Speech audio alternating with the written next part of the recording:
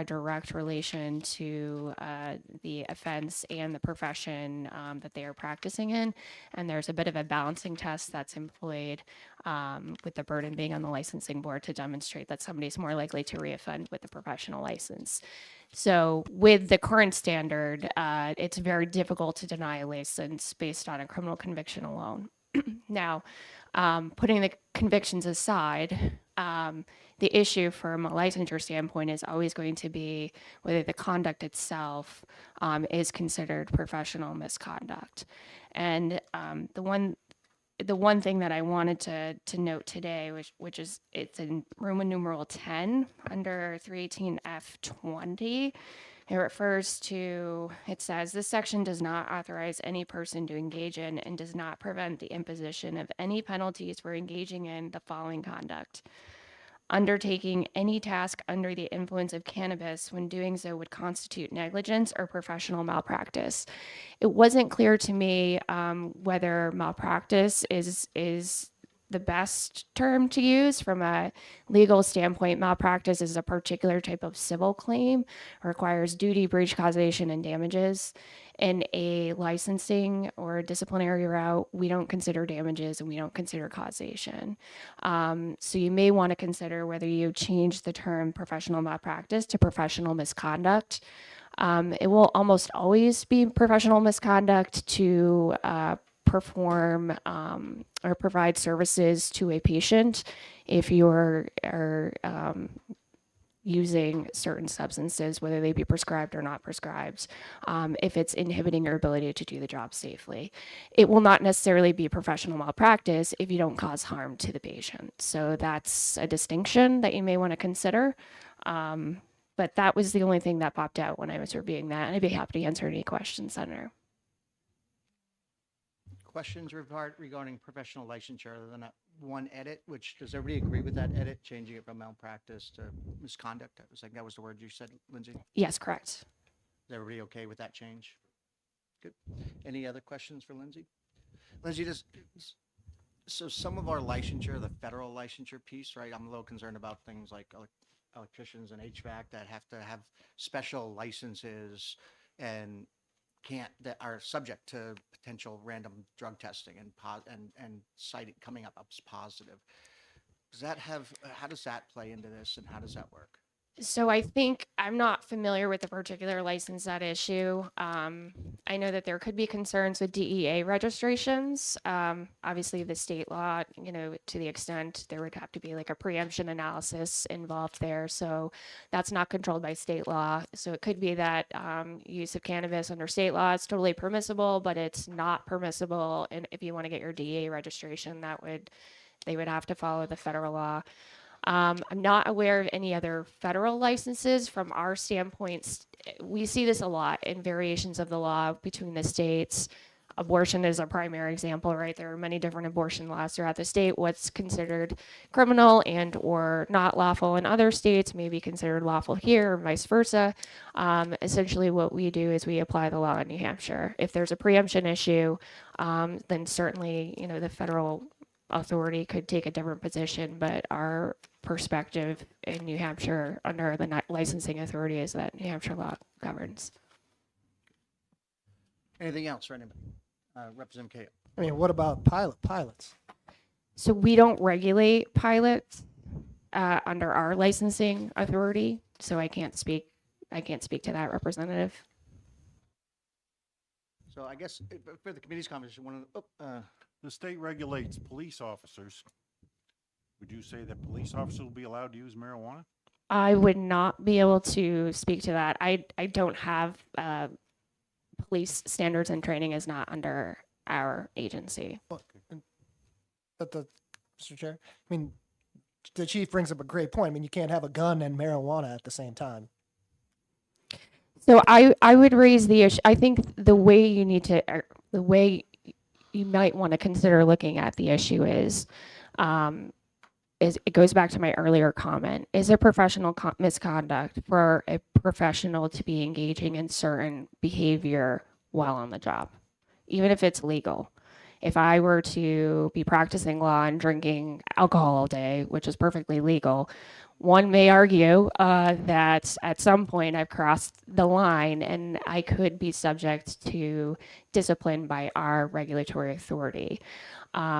So certainly there's all sorts of conduct out there that's legal, but but you need to have, there are ethical constraints as to what you can do, even if it is. I mean, there's a lot of issues we're not really talking about. I mean, for example, I've been injured on the job multiple times due to negligence of people using drugs on the job. I mean, I had an amputation from it. So, what happens when someone gets hurt at work because they're high on the job? You know what I mean? Like, Yeah, so I think that in reading the legislation, and I'm not taking a position one way or the other, just to be clear. In reading the legislation, the licensing authority, assuming there is a licensing authority, would have the ability to take action because the issue is whether that person committed professional misconduct in providing services while impaired, which is something that we routinely take action on right now. And I don't think there's anything in this legislation that would prevent us from doing that if this were to pass as is. And if the commission believes otherwise, we would want to make clear that we would still have that authority. Anything else?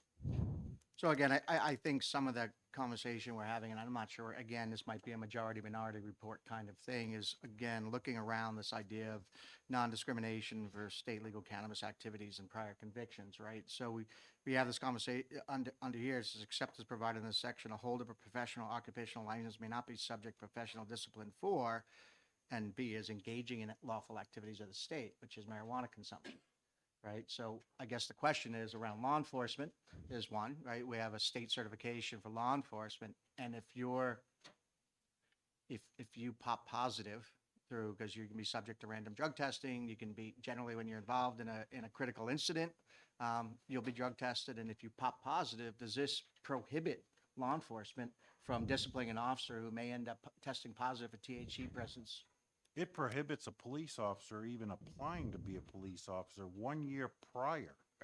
Okay, so if they're using a year prior to applying, they're ineligible to be a police officer. So I think that needs to be So the question is, highlighted how do we that- deal with this non-discrimination language when we have job functions in the state that necessarily would prohibit, would discriminate against testing? If you test positive, you can't get a license. And yet this section would absolutely prohibit that. I mean, don't you think we should discriminate against school bus drivers getting high? Not arguing who we should or should not discriminate against. All I'm saying is that I think we have some discussion that has to happen here, or resolution, or whether we even take it up, whether we leave this language in there at all and just leave it to, instead of having a state law that says you can't discriminate against when we have problems, we leave that as an open item, either for the policy board to take up or for future legislation, not include it in the legalization component. One thing to consider, Senator, if I may, is whether the way we view things in the office is there's a distinction between employment decisions and licensing decisions. Licensing is intended to ensure that you're minimally competent, that you have the basic skills. Doesn't mean that I want to hire you. And so the question that you may want to consider is, from a licensure standpoint, do you find that the non-discriminatory clause should apply to licensure, but allow employers to dictate the terms of their employment? That is something that you can consider. Right, I think this talks specifically about professional occupational licensed positions, right? So not necessarily a parking attendant, right? But again, police officer, nurse, teacher, school bus driver, commercial driver, right? These are all licensed professional or occupational licenses that I can see would want restrictions on. When I worked for the New Hampshire Electric Co-op, I had to get drug tested, right? So it was a condition of my employment. Would they be allowed to turn me down if I tested positive for THC presence? Working as an employer, based on this, I'm not sure they would be able to turn me down or subject me to discipline. So that's my concern, is businesses that have implemented standards, we're now going to prohibit those standards by passing this section. My reading. I mean, I agree with you. And, you know, we could potentially be increasing costs to businesses because their insurance costs are going to go up if they're not allowed to just to have a drug-free workplace. You know, we're going to be hurting small business. I also have a concern that we're really just setting businesses up for lawsuits, just non-discriminatory lawsuits all the time. Well, and I guess I should have asked, I know that once I used the word discrimination in a bill and I got taken to task because we have a whole commission that talks about discrimination and what discrimination is and how it's applied, and I had to change my bill because it had to deal with the with that one word, and because we have a commission that deals with all the complaints around that. You would have to create a special class of people and the whole 9 yards, and it was kind of ugly. So, so that causes me some concern when we talk about discrimination. So anyway, thank you, Lindsay. I think everyone's good. with Thank you. Appreciate your time. All right. So I forgot to go over the minutes. So we're going to back up a minute, and I'd entertain a motion to adopt the minutes as written and presented. Buddy? It's been moved by Senator D'Alessandro, second by Director Malika. Is there any changes or amendments to the minutes of 11:16? Seeing none, all those in favor say aye. All opposed, nay. Ayes have it, and the minutes are adopted. All right. So we're in a hurry up and hold mode. I think Daily, can you check with Ryan and see where we are with red lines? Because we can't really go very far unless we have a red line copy. All right. So why don't we do this? We'll take a 5-minute break. Hopefully we'll get those red line copies back, and we'll be able to move forward with going through the red line copies and make sure we cover all the changes everyone's back. You'll have in front of you, there's some language you probably want to read while we're waiting. You should have in your email this morning, you should have got some recommended languages from NAMI on what they want to see with that word recovery and mental health. You have on your desk, you should have a copy of some language around annulment that was presented by Frank at the ACLU to take a look at as well. And we'll take those changes up also in the red line, because they won't be in the red line copy. We'll be adding those in addition to the red line copy. Great. Thank you, guys. 5-minute break. We'll be back at 9:25. Actually, let's just say 9:30. Let's take a 10-minute.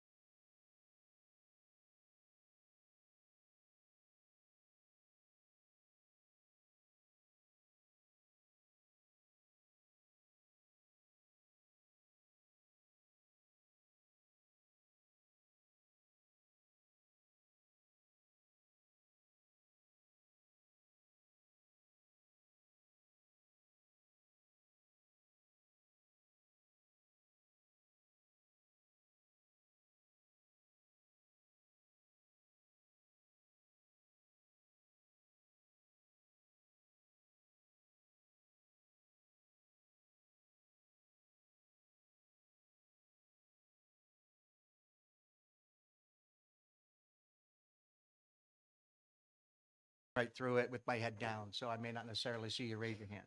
So on the first page, we struck right at the top that whole number 1 in findings. On the down on number F on that first page, we changed will to shall. We missed a change that I had written in, so it'll have to be added, and it was that marketing and advertising the minors will be prohibited as letter G. Should have been in there, and it's not there, so we'll add that to the new bill. So again, on the first page, we have the A through F. We had put in number G. We had added number G or letter G that said marketing and advertising the minors prohibited. Yeah, I had that note. Yep. I And had so that we'll note also, and then I add had that to- on F that we struck tax from And the changed revenue it to portion. fee. No, we just said revenue rather okay. than tax. Just put that, okay? Turning the page to page 2. Most of this involved adding the word treatment in the funds. Yep. Doctor? We had discussed last time also saying substance use disorder as opposed to substance abuse to be in conjunction with the current language. So on page 2, what line number are you So on? it's essentially in probably 30 places throughout the document, Yeah. but anytime it says substance abuse to put substance use disorder. We should do a search for the whole document and replace it. Search and replace, okay? Yep. So if I'm looking at this, just right at the top, right, we talk about line 12, right? So substance, and you want use to prevention or substance? So there's on line 2, on line 5, Oh, on line on 7. Oh, So it on line 14, on 12, 14, it's in a lot of So, different. I'm sorry, doctor, just to be clear, it should go from substance abuse to, Substance use disorder. So any place that says substance abuse or substance misuse, we could put substance use disorder, and that would cover any of so those. for the entirety of the document. Correct.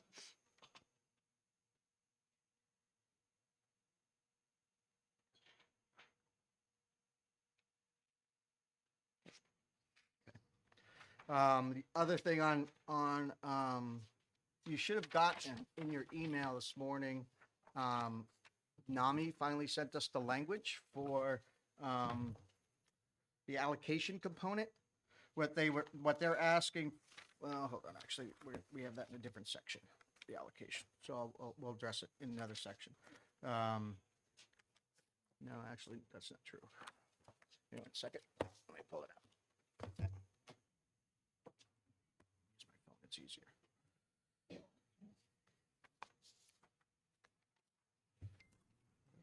NAMI.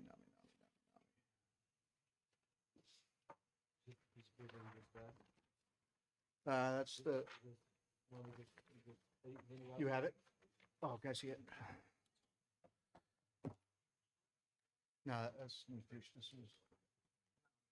So NAMI wanted on, is that the right section?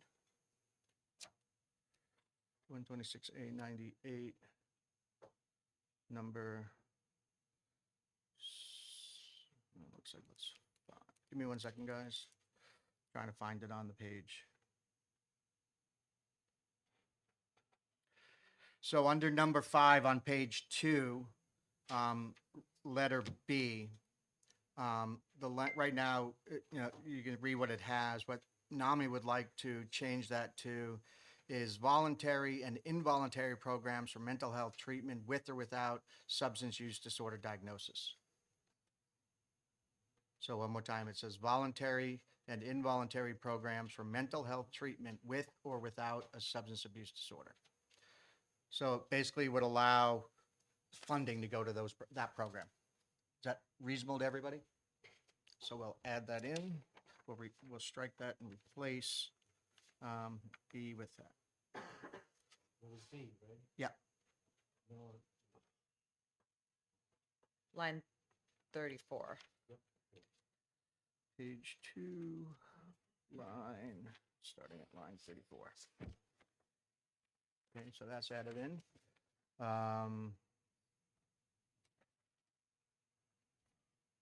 That's a different section of it. Does anybody have any other changes on page 2? Seeing that, I had coming back to 3.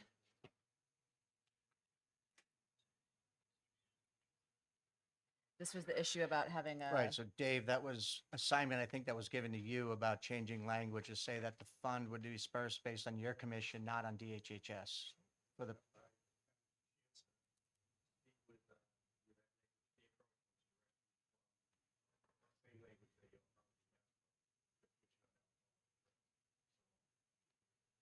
You're good with it? Okay. Great. Page 3, we struck section 5. Yep. We added the word cultivating on line 22. Let me just. Harvesting I and had cultivating. cultivating and harvesting. Yep, it's in there. Sorry. Perfect. They're both in there. Yep. Um,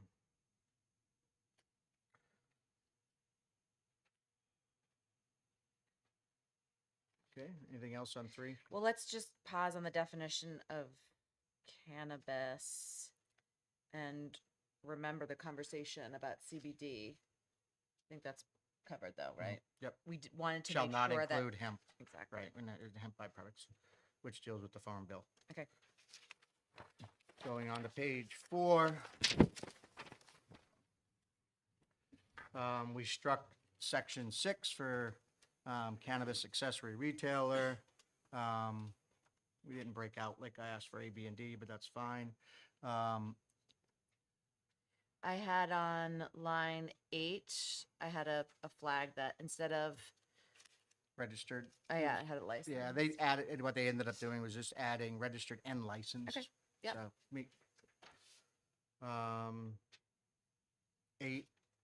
Doctor, I think did you give us a new definition for number 8, the cannabis products definition? It looks like we struck the term shall not apply to cannabis in its plant or flower form. I'm not sure why we struck that, but.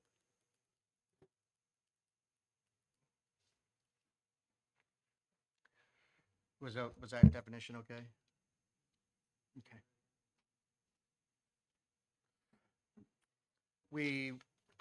Because in the bill, we have cannabis retail store, franchise cannabis retail outlet defined in 2 different places. We just changed the cannabis retail store rather than changing the bill and every location was found, just saying that it refers to the other definition. If you see this, it means that. Could I, just before we get too far, can we just go back to 5 on page 2, Roman numeral 5? I just want to make sure, is this saying that my reading of this, allocation shall be used for one or more of the following? So that, does that limit any of the other funding or anything else except what's listed there?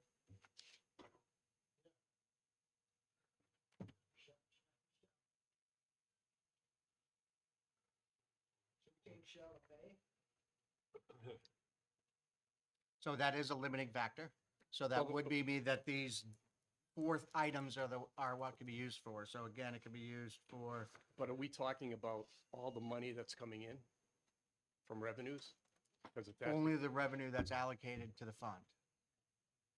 Right, so not 100% of all the money coming in, but the money that's allocated for the purposes of treatment, the 10% or 25 million, I think was the language. That Okay. money could only be used for these 4 subject items. okay, yeah, sorry to interrupt. Sorry, back to where we were. Nothing else on 4, going over to 5. We had a bunch of strikeouts in number 17, 18, 19, all were struck. I did have one note here, and it was, I don't want to start a war, but the question was around, I made a note that online ordering, but in-store pickup. I had the same note. No delivery, but So can do in-person pickup. we want to be able to allow them to be able to order online, but you have to go in the store, show your ID to pick up the order. It's just reasonable retail marketing. So is there a discussion around that? Are we okay with that? We add that language in under the franchise retail element? I have a question. Sure. If you allow this, will you allow someone from Massachusetts to order online Or we'll pick a state that's not legal, Mhm. order online here in New Hampshire and come to New Hampshire and pick that up and take it back home. So the reality is the answer is yes to that. But again, they can do that now. They can drive here and walk in the store and buy it. The only difference is we're on a functional operational level, and we're allowing the store to be able to have basically a pickup line that you've already placed your order, you can just go pick it up for streamlined purposes rather than walk in and have to go select your product. Which But see- that same person would be able to walk into any retail store and buy in New Hampshire if you're from a. I understand that. I think that with the online, it would facilitate the illegal market in another state. And we're making it easier to do that. You're welcome to give a call out note on the, in the report that Yep. you're concerned about that, for the policy committee, take that topic up. Chief, Mr. Malika.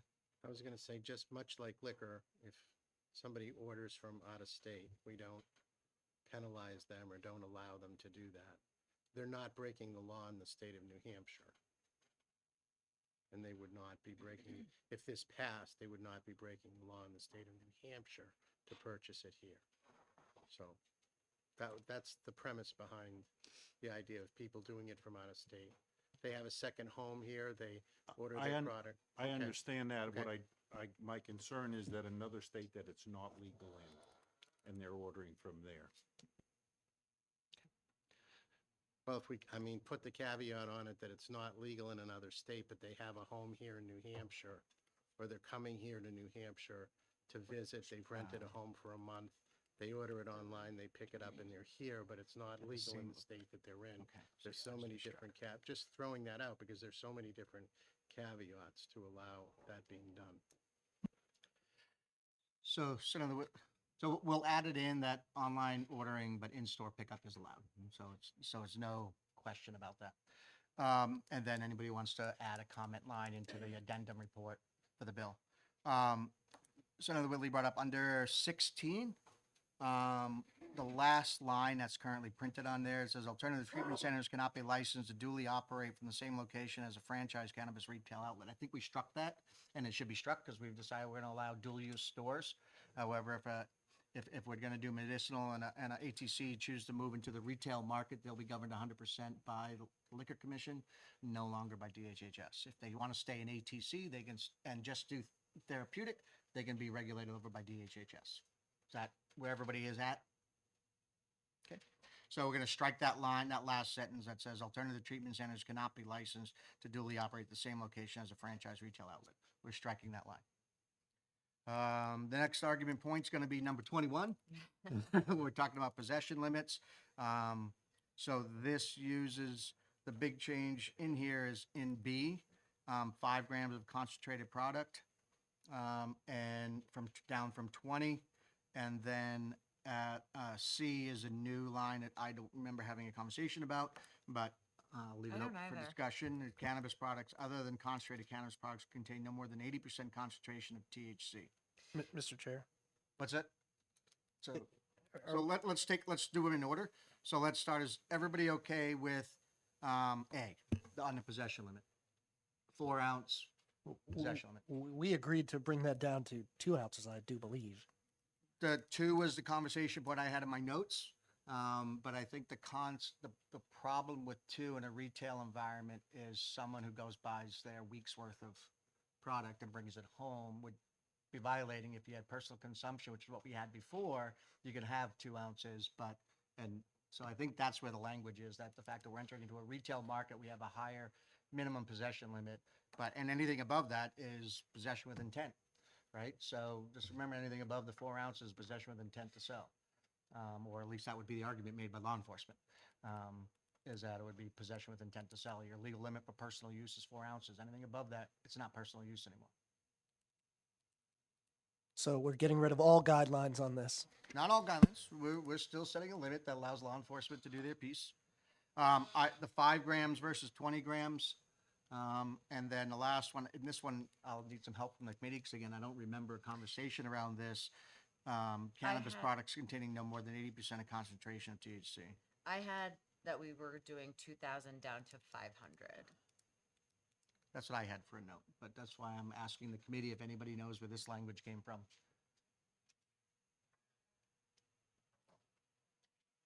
Any of the ATC guys know? The language came from the gentleman in the back.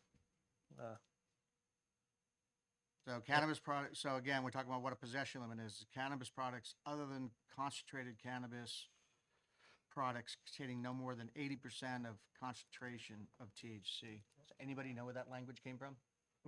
Well, we struck out the 2,000 milligrams because he told Right. us, he Well, testified. I had in here that we were changing, the change was that we were going from 80% I don't know where the 80% came I in. don't know either. yeah. We were just gonna change 2,000 milligrams to 500 milligrams. That's what I had too.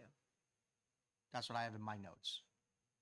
And I'm looking to see where direction we should head. So, what's that? 80% Right. Yeah. So how about we go back to the original language, except for 2,000, we'll say 500.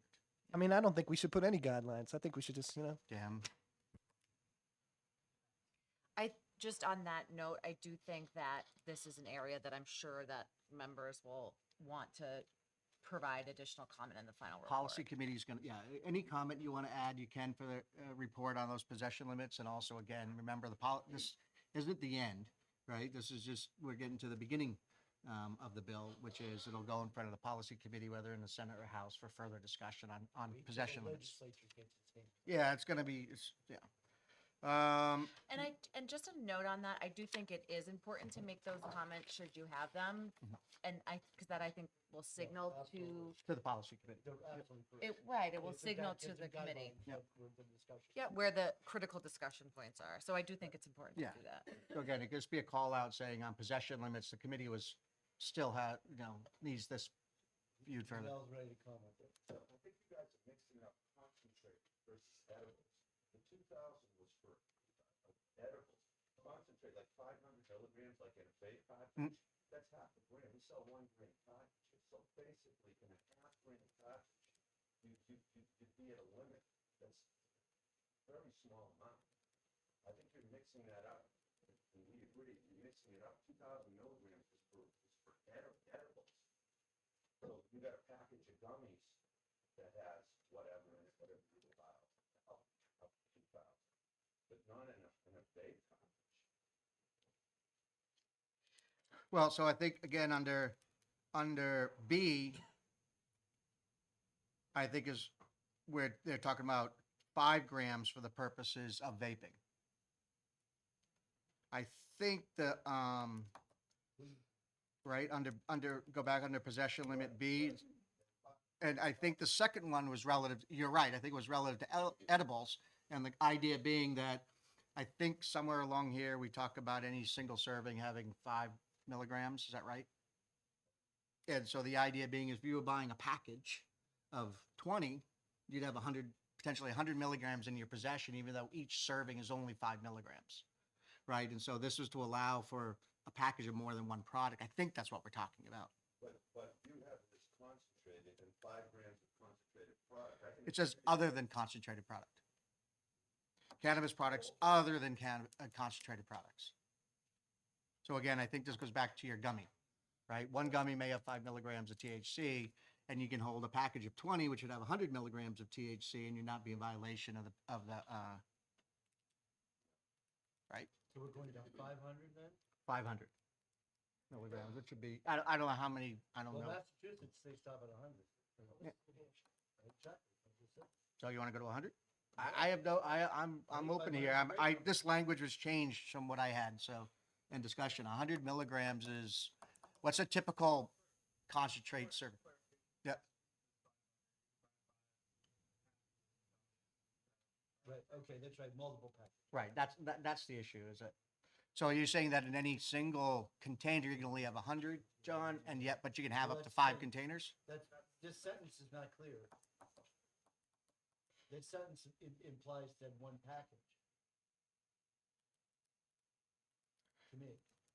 Well, it's just a I'm good total with it. possession limit, so. I'm- We'll leave it at 500, then if we think we need to, again, we can do a call-out note in the bill that just says that in any, whether a single package contain no more than 100, and you're allowed up to 500 in total. That would match, Matt. Yep. Okay. Um,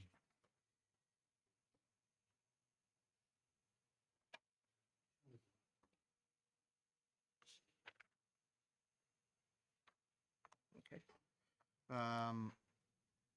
The next thing I had us that we struck the whole resident definition because we already found a chapter of law that Frank brought forward that defines residents, so that should be struck again from the bill. I had that too. Are we okay with that? Then we get into the personal use section.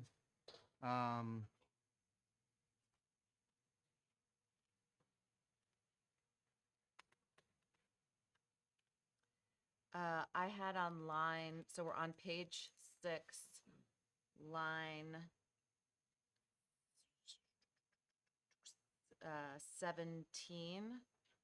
I think we said staffer of a licensed cannabis product I had that as manufacturer. well. So right before the word cannabis on line 17, we're just going to add the word licensed. Make it clear. We struck section 2, which was the sanctuary city language. Moving on to the next page, this is where we have I'm- our, oh, I'm sorry. I'm I'm sorry. sorry. Going back to page 6. yep.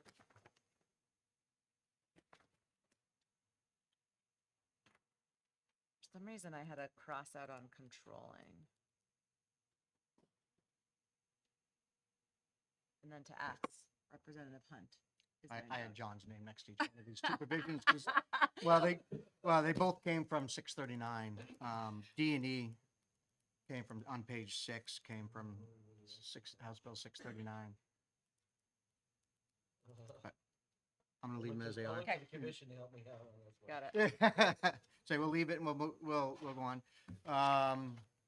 So top of page 7, we have the language again. I'm gonna ask that we change that language to indicate our will that there's a primary and a secondary offense, or a first offense and a second offense, and the second offense should be enhanced penalties. I'll leave a note I'm gonna put it as just a misdemeanor, a violation of the misdemeanor, and then we leave a note to talk about beyond that. I know the law enforcement wants a minimum penalty that's significant, and that can be in the addendum note. So I think that's fine about the note. I mean, I think this was an area of obviously a lot of conversation. And so I think the only consensus that was reached was some sort of graduated approach. So maybe we could refer to it that way. So I think we heard from the AG's office that, again, if you just put the word misdemeanor, the first assumption is assumed it's a B, which is no jail time potential, but, and not necessarily, but allows for a potential filing of paperwork to allow for an A if someone's in their 5th offense on the State House steps, and we could deal with it a little more severely. I'm wondering if, for purposes of just transferring this to the legislature, that we put in what the existing law is with regard to marijuana possession, the decriminalization, I mean, with the 3/4 ounce or less, which is the graduated offense at 4th offense triggers a B misdemeanor. And so we have precedent for that in New Hampshire law. If we just put that in as placeholder. I'd like to leave it to the policy committee. Okay. Right, and so again, I think it's an area we're not gonna find a consensus in here to put down. Law enforcement wants some heavier minimum fines. I think we just put that, it's a violation of the misdemeanor, and let the policy committee decide whether they want minimum fines or anything else. I don't think we're gonna get there. So, Yeah, we're not talking about possession. We're talking about use. we're talking about, But he's talking about possession. He's bringing up numbers of ounces. We're talking about use. We don't want public smoking. right, this is public consumption we're talking about. So first offense violation, second offense a misdemeanor, and then we'll leave it to the policy committee to define it any further. But I don't think that I guess my point is that we didn't reach consensus about violations and misdemeanor, to be clear. Like the conversation started on reducing 500 to 100 to be consistent with the existing smoking policy. I don't think we reached consensus on misdemeanor or violation then misdemeanor. I just don't think we did. So let's do it this way. Let's do a show of hands, because again, I think, who's in favor of having enhanced penalties on a second offense? Well, again, I'm just talking about the second offense. That's really, I think we all agree it's violation on the first offense. When you But say, enhanced penalties on the second offense. enhanced penalties, and they decide what the level of that penalty will be. Right, so it's, right, they can, any aggravated mitigating circumstances can command that why it might be a B and why it might be an A. That's up to law enforcement and in the enforcement action to take. Yeah, I guess just to clarify, I am fine with an enhanced penalty on the second offense, but I'm not okay with it automatically being a misdemeanor, I guess is my point. So you have apparently your homework to write a note Yeah. for the addendum. I already put it in my notes. So, we'll just rewrite that again, just saying that the first offense violation, second offense a misdemeanor with a call out, just saying we couldn't come to an agreement on penalties. Why would we put a misdemeanor in there if we put that language if we're not in agreement I of agree. that? Why don't we put that, there's an agreement that should be a graduated penalty and leave it for the policy people to. And that was Going from a exactly my violation point. to a B is a violation, going from a violation to a B is an enhanced penalty. Otherwise, you just have violation of violation with more fine, which we're already giving the judge a latitude on fine. But I think the point And it was- doesn't mean the officer couldn't plea it down too, sorry. I didn't interrupt. No, I agree. I think the point was like, you could have, we had actually talked about that graduated, going from 100 to 500. That was where we agreed on. And so I agree that the note in there should be that the committee did not reach consensus on what the penalty should be, but we did agree on a graduated. But Is you that what gotta you're write saying? it in. You gotta put it in. You can't say we agree on it. You gotta say what the second use is. I mean, That's why I want to leave it to the policy committee, right? Let's let the criminal justice policy committee, either in the House or the judiciary here in the Senate, deal with what that looks like. I think that we all agree, again, if I just put the first offense as a violation and we don't allow for the potential upcharging to a misdemeanor for any reason, then that's not, I think the will was clear. We want an upcharging of that second offense. I don't know what that looks like. I want to leave it to the policy committee. No, and I guess what I'm saying and what he's saying is that we did not agree about that would be the graduated set of penalties, right?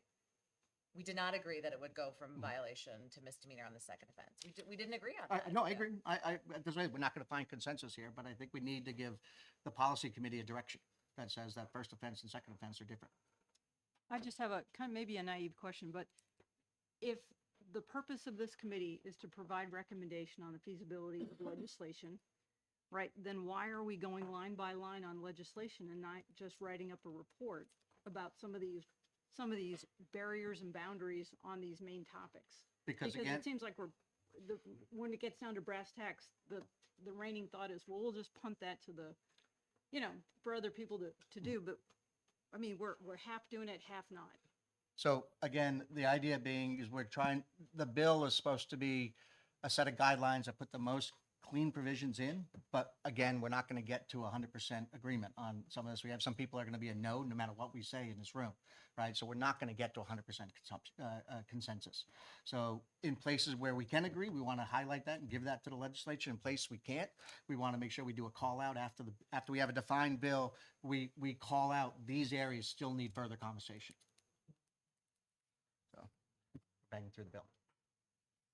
So we're on line 7. We're moving on to consumption while operating.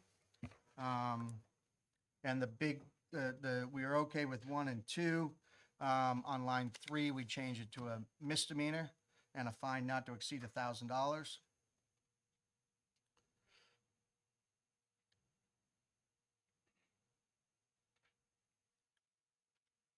there any other changes in there?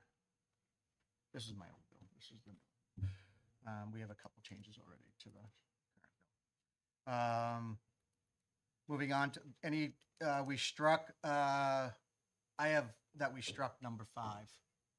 You guys have that on your notes? I have it crossed out as strike. I thought we were going to strike it only if we can find that it was clearly already protected.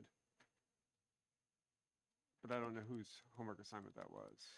I have it crossed out that in the conversation we chose to strike that language. Because we couldn't come to, And that's virtually cut and pasted from existing precedent, so we don't need to codify. Us not codifying that doesn't change the law. If anything, we might make confusion. Right. So there's no need to do that. We'll strike 5. Well, I just want to take a pause on that because I actually I'm not sure I was even part of that conversation. What, can you just express what the concerns were with 5 again? So 265A is the DUI statute in that, underneath there. So, again, if a police officer pulls over someone who's smoking marijuana and it pulls up and the car's hotboxed and they're driving down the road and they have weaving and they pop them for DUI, they should also be able to pop them for consumption if they have evidence of consumption in a motor vehicle. So my concern with eliminating this altogether is that one of the reasons why I am very supportive of legalization is because of the sort of disproportionate, use of stops for people of color and using, cannabis as one of those, I wouldn't say pretext, but the reason. And so I think this is a very important part that is, part of the overall conversation for many folks about why legalization is really necessary. So what I'll tell you is this: if you get pulled over, anyone, doesn't matter what your race is, your religion, and it smells like marijuana in the vehicle, there's no reason to believe a crime has occurred just because the scent alone. That's what the Supreme Court ruled. So it doesn't matter anything beyond, putting that in here any further. You don't have to. You don't have to actually put it in the bill, right? And that's that. Adding that in there, it's unnecessary language. So it's this. We're not saying that. We're not getting into whether it's a disproportionate impact or not. This applies to everyone. Every single person, if they get stopped, the scent of marijuana alone is not probable cause to search because there's no reason to believe a crime has occurred because if it's decriminalized, and that's why the Supreme Court in New Hampshire already made that determination. So, Well, again, so let's back up because Yeah. again, to be clear, we're talking about consumption of marijuana in a motor vehicle is prohibited and while operating. And so the question is, can you charge somebody with consumption of marijuana and impaired driving at the same time? If we leave this in, you would not be able to. If we strike it out, then you'd be able to charge them with both consumption of while operating a motor vehicle as well as operating a vehicle while impaired. I think that's a reasonable law. I think that's a reasonable interpretation. We want to prohibit and make sure people are not consuming marijuana while driving a vehicle. And so if the officer has evidence of both and can prove beyond a reasonable doubt both, we should be allowing them to charge for both. But if we put this in, we wouldn't be able to. You had to pick one or the other. Chief and then Tim. If you include an open container Right. provision, you should be able to charge under that in addition to operating under the influence. So I think that's important to have in here, that no open containers, period. Open containers, I'm not sure how you prove open container from marijuana, but again, I think the consumption component's important, that if you can prove consumption. So we're gonna go to Tim. Frank, did you have something? No, and Senator Whitley. I was just going to bring up, an open container. You can get charged for an open container and at OUI at the same time. So, I think you're right. We should strike this and It's real simple. All those in favor of striking it? Well, I had a comment as Oh, well. go ahead, Becky. I'm Thank sorry. you.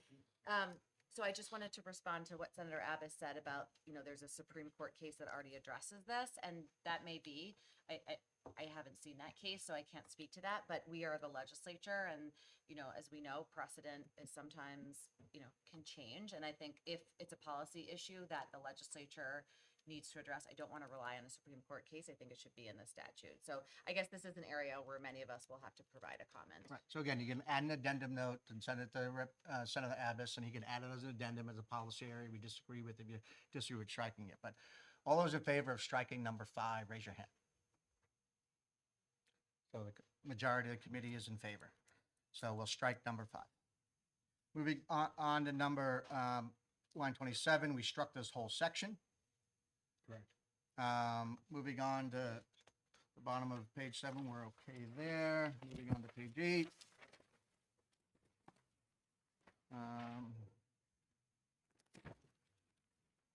We added at the bottom of Roman numeral 2, we added New Hampshire State Police to make sure they're included in that. The rest of page 8 is the same.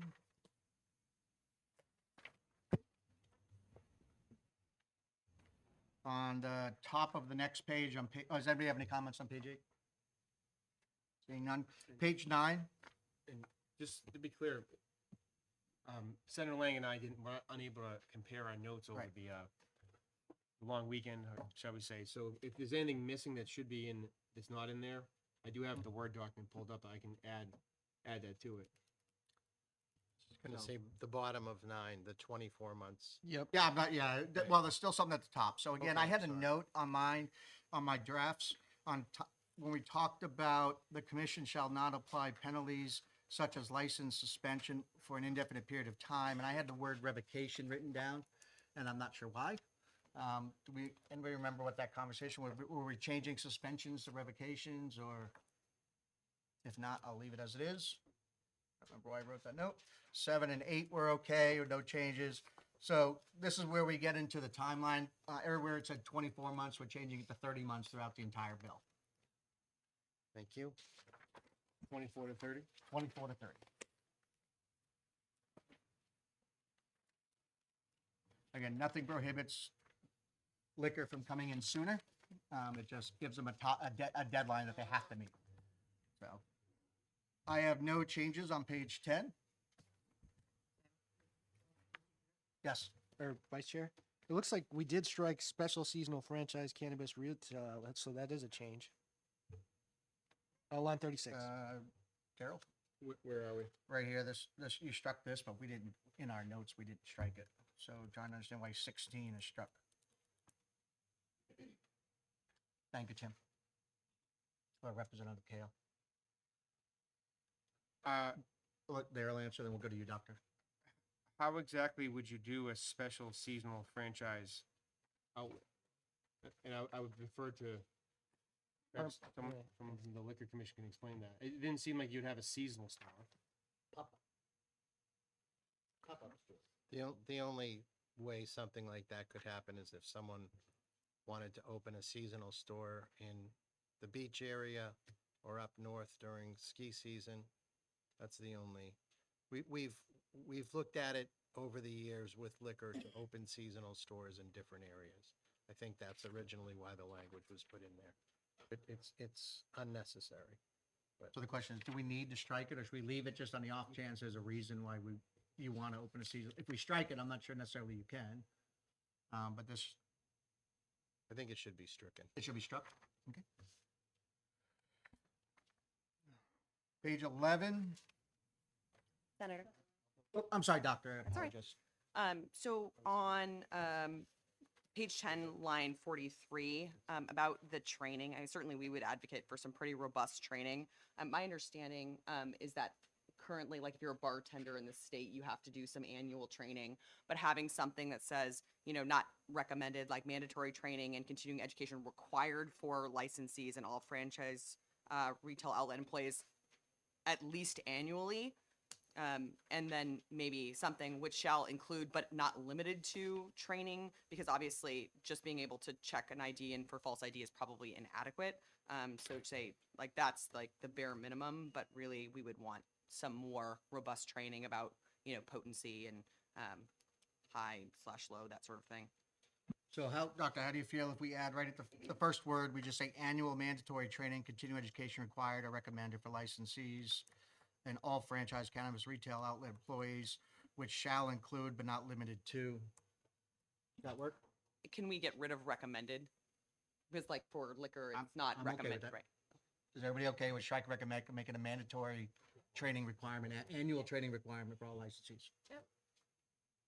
I don't see any no's to that, so we'll strike the word or recommended.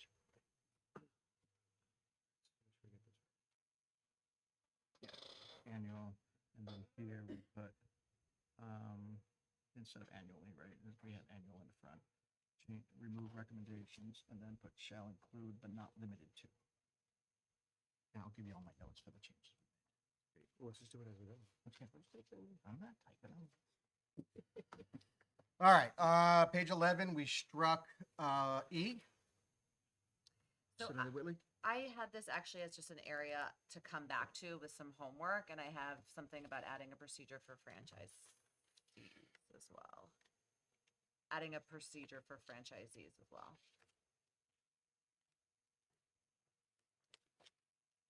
I have it as struck, so I don't have comment on this, because the only thing I wrote was strike it.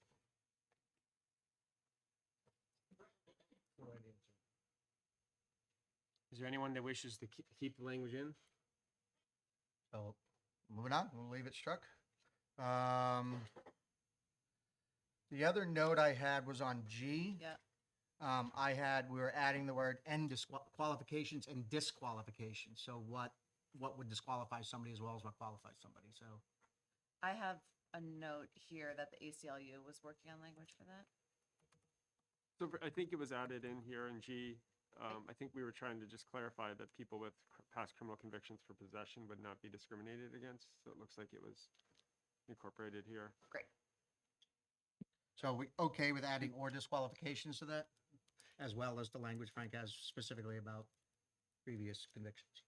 Chief G wanted to make sure that people that were convicted of distribution wanted to make that, That's why we emphasize by expressly saying possession. Yep. By saying possession, possession with intent, distribution, illegal harvesting, illegal trafficking, all that that could still be a reason to ban it or disqualify it. Possession alone wouldn't. And that's that's consistent with alcohol. If you ever, with minor in possession of alcohol can still be a bartender or work around liquor. So we'll add qualifications or disqualification for license that are directly demonstrable, and include the language from the ACLU. On I, we added distribution tracking. Was it supposed to be warehouse and distribution? So that's in the J. So if we can, any recommended language, if you have it, now's the time. Yep. Because I can literally put it in now and I'm not gonna stay at the Well, midnight. so before you got here, Senator Lang and I were both taking notes on this document. So I can I'll give it to give you you all after. changes. But I can type it as we go. Yep, that's fine. Then be less work. Right, so under I, we added the word distribution, and then under J, we added warehousing and distribution. Transported, warehoused, or distributed. Distributed. So those are adds. Anything else on 11? Going to 12.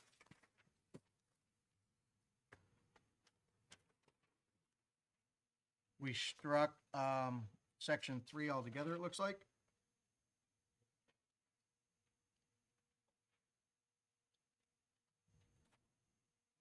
But I think this again goes the idea that you'll either be an ATC or a retail center. You won't be both, but if you're an ATC that chooses to move to a for-profit retail center, you'll be managed by liquor. If you stay in ATC, you'll be managed by DHHS.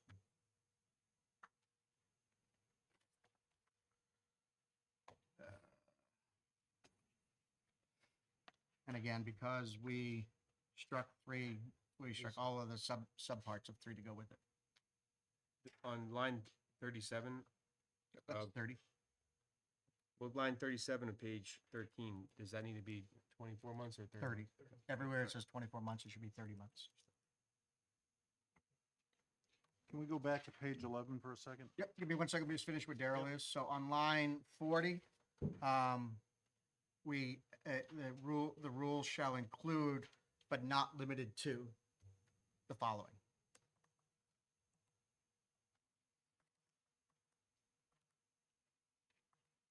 Sorry, go back to which page? I'm sorry, Chief. Page 11. And I'm looking at paragraph L, section L. Do we want to denote in here that it should be an opt-in for local communities versus I think that's later on in the bill. okay, I just want to make sure. Later on in the bill, we have what communities are allowed and not allowed to do. For 13, other than but not limited to on the regulatory stuff. Rulemaking. Okay, going on to the next page.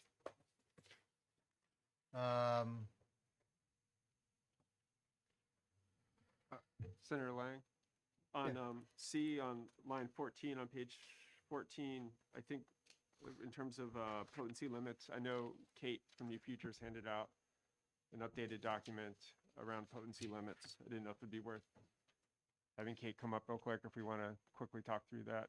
Sorry, where are we talking about? You gotta talk a little louder in your microphone, your Sorry. mask is. On line 11C, in terms of, I'm sorry, looking at the wrong version. Line 14C, around the potency limits, Page 14? on page 14, yes. Yep. So, and New Future submitted? Kate. Kate, you want to come up and just quick talk about, again, the 20 milligram versus, is that this? Kate, is that this document that you gave us? It is. My name is Kate Fry, Vice President of Advocacy at New Futures. I'll be speaking to that document, but I thought I should also point out none of the suggested changes that we had indicated before had made it to this draft. I don't know if it's something that maybe is later on, but on page 14, I just wanted to point out that the committee did decide that 20 milligrams for serving size should be changed to 5. I had that in my notes as well. So again, now we're going back to the conversation of product serving, a single serving, and how much cannabis milligrams of THC a product's allowed to have. I think 5 was the That's number. edible. Yeah. 5 was the number, and the thought was, if we can't go from 10 to 5, that would be problematic. If that is ever raised, to 10, we'll deal with that then. But we can't. It's too hard to go backwards. And I think, Potency. so are we, Yeah. so the conversation was 5 milligrams per serving, basically? We had totally talked about this a ton, and we agreed on 5. 5. Correct. So we'll change that to 5. Just make sure we're talking about the same thing. The way it says included in each cannabis product, is my Serving. memory, this is only edibles. This is only, it doesn't say edibles. To me, it looks like Says you're going product to even, serving. you're going to say even a joint, when someone buys it pre-rolled, there's no way we're limiting that. We don't know how much is in there. This is, if you go back to where the whole conversation around the 5 was, it's about, which is back in page 5. You have 4 ounces of cannabis in plant form, 5 grams of concentrated cannabis products, which includes the constant. So the key word is concentrated. So that this here, when you put in that your new definition, you want to say it's the concentrated cannabis. So I'm going, the not cannabis products, definition is, concentrated cannabis. But the definition of cannabis product, this term shall not include the cannabis in its plant or flower form. So the joint example wouldn't be applicable because That was in the beginning of this paragraph? that is in the It's definition defined. section on Okay, page but I'm just looking at this here, and if you drop that to 5, I'm concerned you've created some confusion in the statute. Well, and I think under the product definition, we exclude plant, so it would not, Okay. provision wouldn't apply. I think 5 milligrams, I'm not comfortable with the last sentence though, except as maybe changed through rulemaking. I think that's a legislative function, and I think we should strike that and let the legislature make a decision on if this goes to 10 down the road. We shouldn't abrogate our rulemaking, our authority to legislate.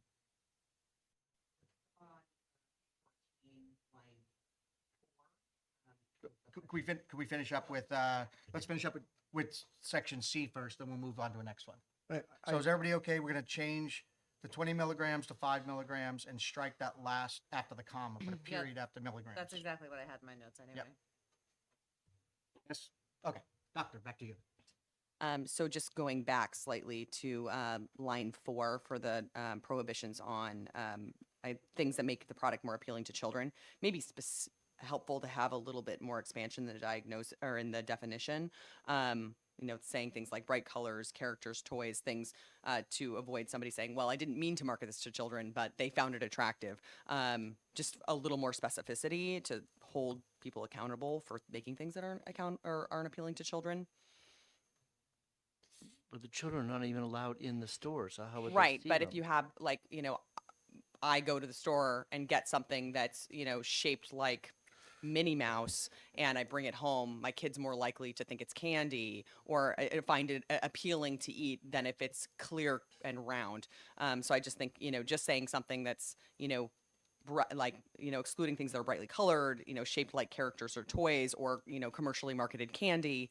So I think we have that in here later on when we talk about the control that liquor has on, when you The get the packaging. get Mr. Malik all upset, but we just saw this in our beer labeling, right, conversation, right? And so Deja vu all over again. we already have some controls and conditions relative to marketing to Right. children in the rulemaking and later on in this Okay. bill as I well. think, yeah. It's Right. spelled out on page 15 and 16 Thank you. pretty well. We Okay. were looking for that as It well. looks like anything in the candy aisle at a checkout line, So I would say that they're Correct. gonna be in trouble and So the commission always has the right to reject, right? Correct. If it's, again, they make it look like a Tim's Gummy Bears over there.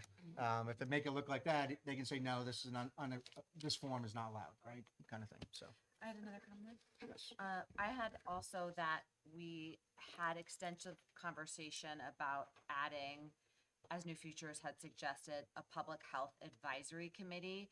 And on their memo, on page 3 of their memo, number 8, we agreed to add that language.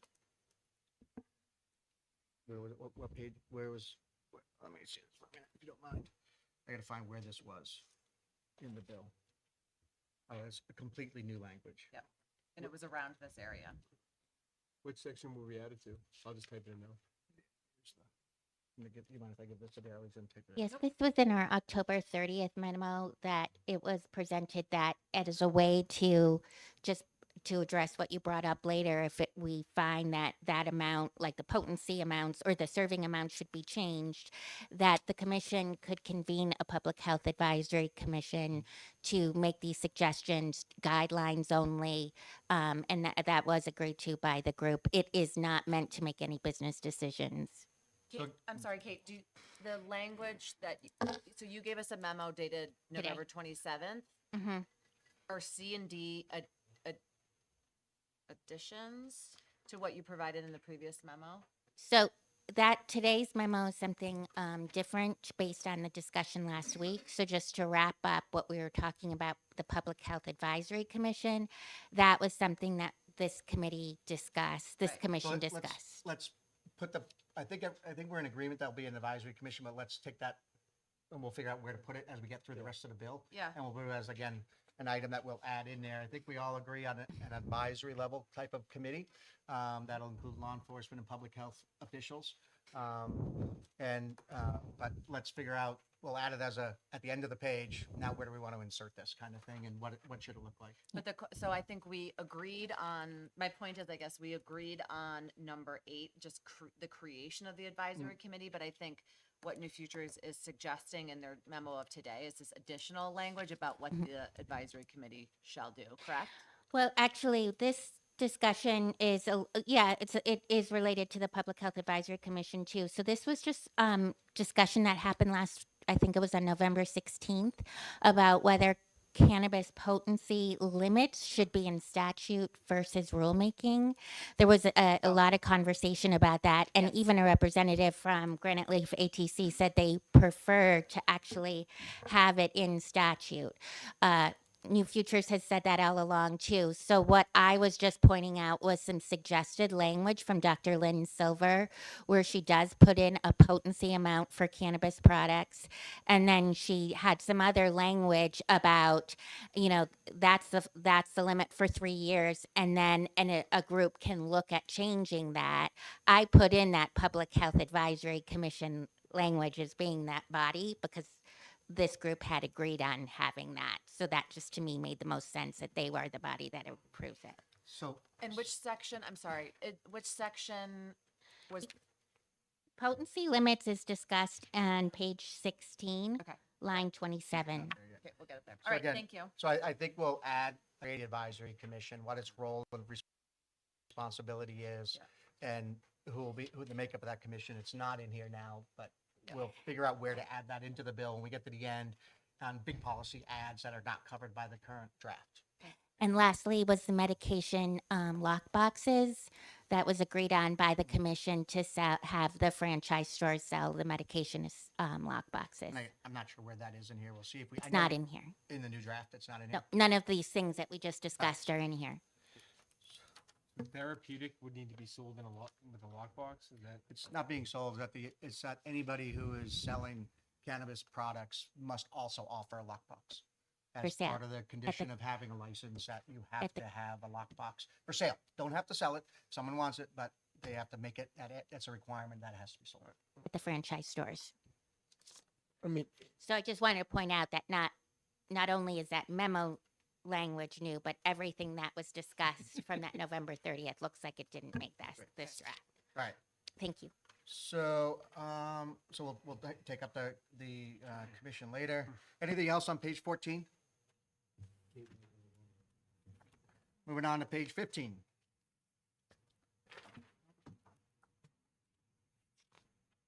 I think I only had one typo on letter A. The word "that" should have been added on line 11.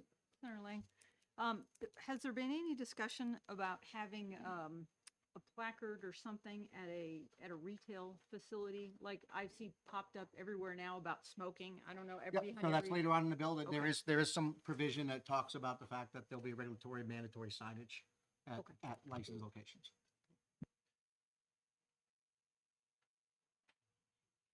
So Chief, back to Mr. Malika, again, on letter E, did we decide that this was drafted out about, again, this is talking about rulemaking authority of the commission to draft rules and some recommended topics to start off with. Again, these are including but not limited to languages. So I just had a call out on letter E about the packaging and minors, but I'm not sure we need any more discussion on that. Well, is this the area where Dr. Youngren would suggest, on line 26, adding a comma such as, Dr. Youngren? So I think that I missed on page 16, line 14, that it's saying, it's a little bit more specific, saying shape of cartoon. Got it. Animal people, which is So we're all set? All set? Cool. Anything else on 15? Nope. Moving on. Page 16.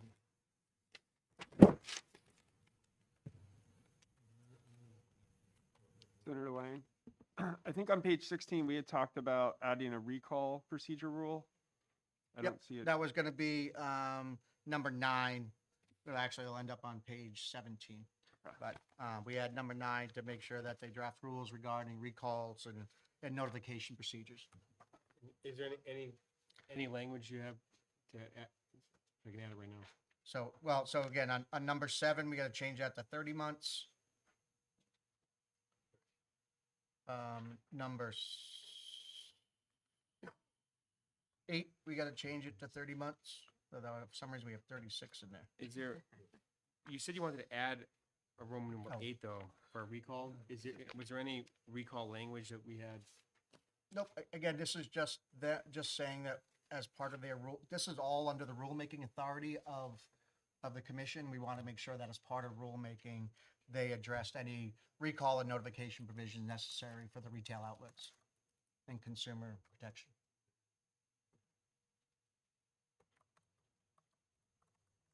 I had a note that back on, page 16, and we got it. So we added just that government issued ID was, I had a note, but it doesn't look like we need to change anything.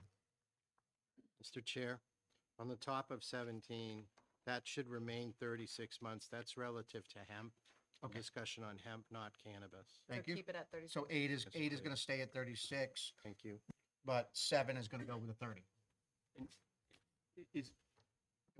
Is the liquor's not gonna be regulating hemp? They're going to make some recommendations though on any possible legislation. Written Again, recommendations, Senator. I think this goes back to the conversation, again, when I talked about Laconia Pumpkin Fest and that sign we saw out that said legal THC sold here. And it was a hemp-based product. And so how we regulate and how we manage that, give them a The chance Delta to 8, weigh in. Delta 9. What's Yeah, it? this Yeah. is Delta 8, Delta 9, which Yeah. right now we have a statute that bars it until the end of this year. So this is just a continuation. There was some question whether we would want to sell it in the stores or not.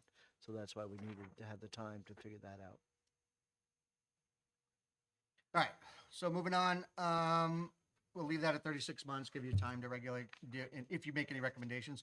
On line 25, because we changed the definition of a franchise cannabis retail outlet and a cannabis retail outlet, I'm gonna ask to strike the second one that says and cannabis retail store. And I'll just read, a franchise cannabis retail outlet shall include, because we have, they reference each other in definition, so it's kind of a duplicative. I have a note on small Roman numeral 1, or down on page 33, line 33 rather. Whether or not, I just have a note that says possible penalty. I don't remember what we said there. So,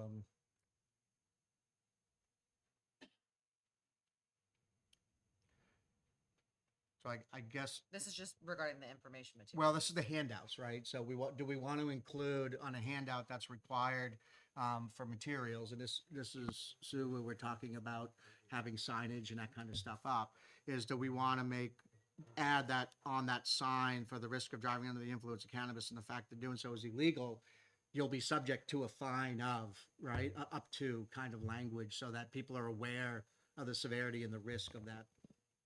But I would say, Mr. Chairman, this would be one of the instances where the Liquor Commission could convene the committee to take up the language of how they wanted the posters put or what they wanted in the store. So we could certainly add that, and we'd be happy to do it. but we don't need it in statute, though. That's correct. This is also discussing a handout. Am I correct in reading this? Was this saying handouts? We already have U.S. Code has handouts that when you get medications, you know, very specific format, easy to follow. I would recommend that be looked at. I will say for the medical marijuana program, the only thing that I have that's with it not being in statute is that for the medical marijuana program, right now there's not a lot of effective handouts being given. And there was actually a bill to do that. And the people that fought against that the most was Department of Health and Human Services. So, and if I'm correct, if I understand this, I don't even think that there's a handout now. So leaving it just to a commission, you know, no offense, but sometimes unless it's in statute, it doesn't get done. Is the poster ready yet? I know there was a poster that was supposed to be made. Yeah, like a 1-year poster. I think it took about, we're about 2 years in, Right. but is the poster actually up in the Hold on, therapeutic hold on. places? Okay, so again, I think what we can add for language in here, again, I think this is one of those things that can fall underneath the advisory council for public health and law enforcement to add this handout and have input with the liquor commission on the making of this handout. So we can add under the duties of the commission that they'll work with reviewing reviewing the handouts that'll be going out. So we have a public health and a law enforcement input into that process. Well, all I'm saying is unless the handout requirements are put in the statute, it probably won't get done timely. I think to that point, if the poster is not done yet, which it doesn't, since no one can answer that with absolute certainty, which makes me believe it's not done yet. That poster should have been done 2 years ago. So I think putting it in there, and I'm confident that won't be a problem, making a handout. It says that it could be identical to what the poster is, but that poster needs to exist. So the only other comment and change I had in this area was on line D, I had a note about chronic cannabis use disorder, including some sort of language relative to that under letter D. How to recognize problematic usage of cannabis and how to obtain appropriate treatment. Again, I just have a note that says chronic cannabis use disorder and including some sort of language around that, doctor. So I think that we had just said how to recognize cannabis use disorder instead of problematic use of cannabis, since that's what the medical diagnosis would be, and how to obtain appropriate treatment and services. So it'll read how to recognize cannabis use disorder and how to obtain appropriate services and treatment. If we can just backtrack on page 17, so where the franchise cannabis retail outlet. I'm on line 28. It shall include information handled designed by the commission. Now, it's in consultation with the department. Department means DHHS. So when you put in consultation with the advisory committee. I guess my point is that the holdup may still happen. So do we want to require the consultation with the department? So I guess the question is, again, if we're gonna establish an advisory committee, I think we should have one point of contact, not multiple points of contact. So if we're gonna go back, if that language, and I think Darryl, what line were you looking at? I'm looking at line 29 on page 17. And that doesn't mean there can't be consultation, but requiring it under statute, I think that's the point that was kind of raised. So actually, it's 26 on on page 17 on the printout where it says informational handout designed by the commission in consultation with the department, and in this case, the department means DHHS. The question is, do we want to change that to the advisory council? Yeah, don't we want to remove DHHS completely and get stuff done immediately? So let's change it. Does everybody think it should be the advisory council? The cannabis advisory council that's being created? Yes? No? I will add to that, according to that handout that I was referring to, it was the Therapeutic Cannabis Oversight, Medical Oversight Board was not on board with doing this handout either. So I'm just letting you But know. we're requiring it, so I think we're okay there, That's right? fine. We're saying they'll make it available and they'll design one. The only question is who has input into what that handout looks like at this point. Do we want it to be liquor and DHHS, or do we want it to be liquor and the new advisory board that we're creating, the Cannabis Advisory Board? That's the question I think right now we're sitting around. Okay. And no handout, they can't sell. So I'm sure they'll work So it let's out. go Frank and then Doctor. I mean, I think it makes sense. I mean, I defer to you, but I think it makes sense to have it as the advisory board with the commission. And I just, can we circle back? Who is on the advisory board again? We'll work that out. But there's gonna be So- public health officials, law enforcement, and Department of Health and Human Okay. Services. Yeah. personnel. I have a comment. Doesn't the ATC, the HHS already have an advisory board? Don't you already have an advisory board? So if they already have the advisory board, then I'd just say take this away from the liquor commission. This is, the ATCs are the ones who've got the high potency product. They should get this poster made and they can use their advisory board and get it done. And So I the don't think they problem is can. They won't make the poster was sort of been made 2 years ago.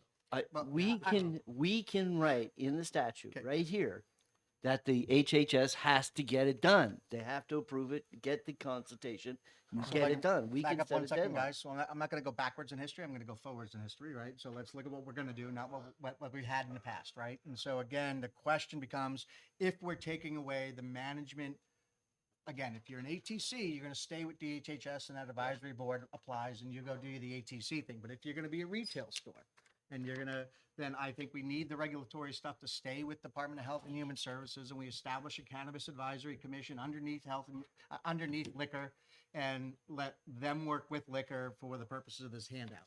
I think that's the easiest way rather than go between departments, because we've taken away the regulatory control of a store if an ATC chooses to become a for-profit retail store that sells both therapeutic and retail product. We've taken away the regulatory oversight of that building or that facility and put it in the hands of liquor. So my recommendation is just in consultation with the Cannabis Advisory Board. And we'll figure out what that board, again, that's the last item we're going to go back to. It's going to say board or commission. Whatever, either way. Commission. Cannabis Advisory Commission. CAC. The Public Health Advisory Committee? Yeah. Public Health Advisory Committee. Which we Forgot the we agreed upon creating. Yep. Then We'll deal with that at the end, but I'm just saying I that just think Mr. the creation of the handout, Representative we wanna Hunt might keep have been in on liquor- vacation when we the agreed. creation of the handout, we want to leave in liquor's hands, not have two different agencies going back and forth trying to figure out what it looks like. And we established a commission that includes public health officials and law enforcement to help with the handout. Sorry. Sorry. My daughter's calling. I was gonna say, you better take that. No, I just silenced it. She's used to that. All right. So, we're on 18. Want to catch up here, go back where we were. Any other? So I had a note that on line, oh, hold on line 35 of, on page 18, I had a note that the up to 2 hours was we agreed to strike that. And just say, caution, when eaten or swallowed, the intoxicating effects of this product may be delayed, and not put a timeline in there. So we're striking up to 2 hours, may be delayed. Yes? Yep. Okay. Yep.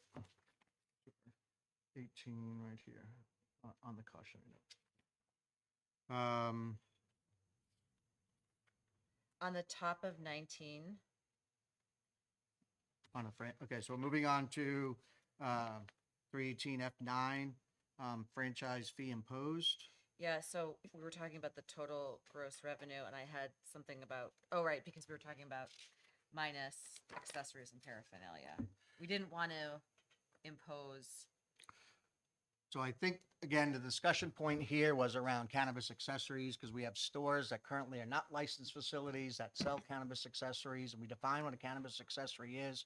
So the question is, if we're charging a retail store, if a licensed retail store, marijuana retail store, cannabis retail store is selling accessories, should that be taxed or not taxed to make it on par with non-licensed? Strike that too. I did, yeah. So the question is, Mr. Chair, do we think we should exclude cannabis accessories?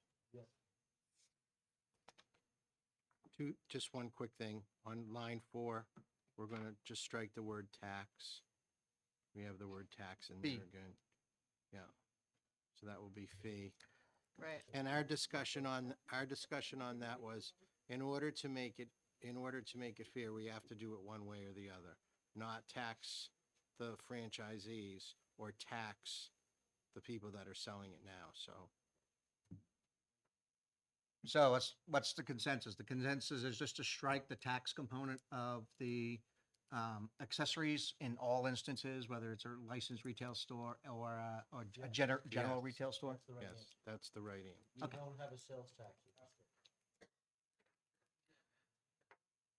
So sounds like that's a consensus of the committee.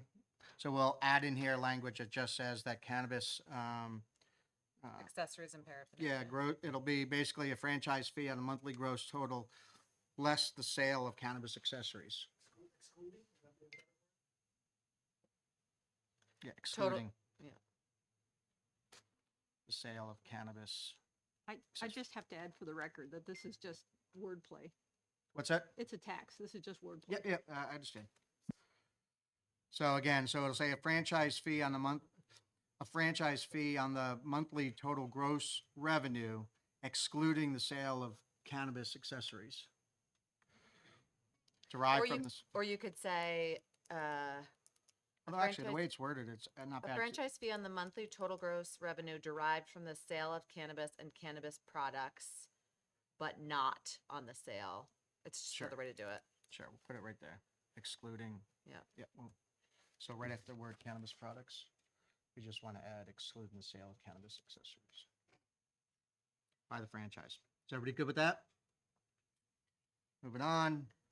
Just know that there's a couple places here where we again we have two different definitions of retail store in the language, and Daryl's going through and just striking that second reference all at every place it's found.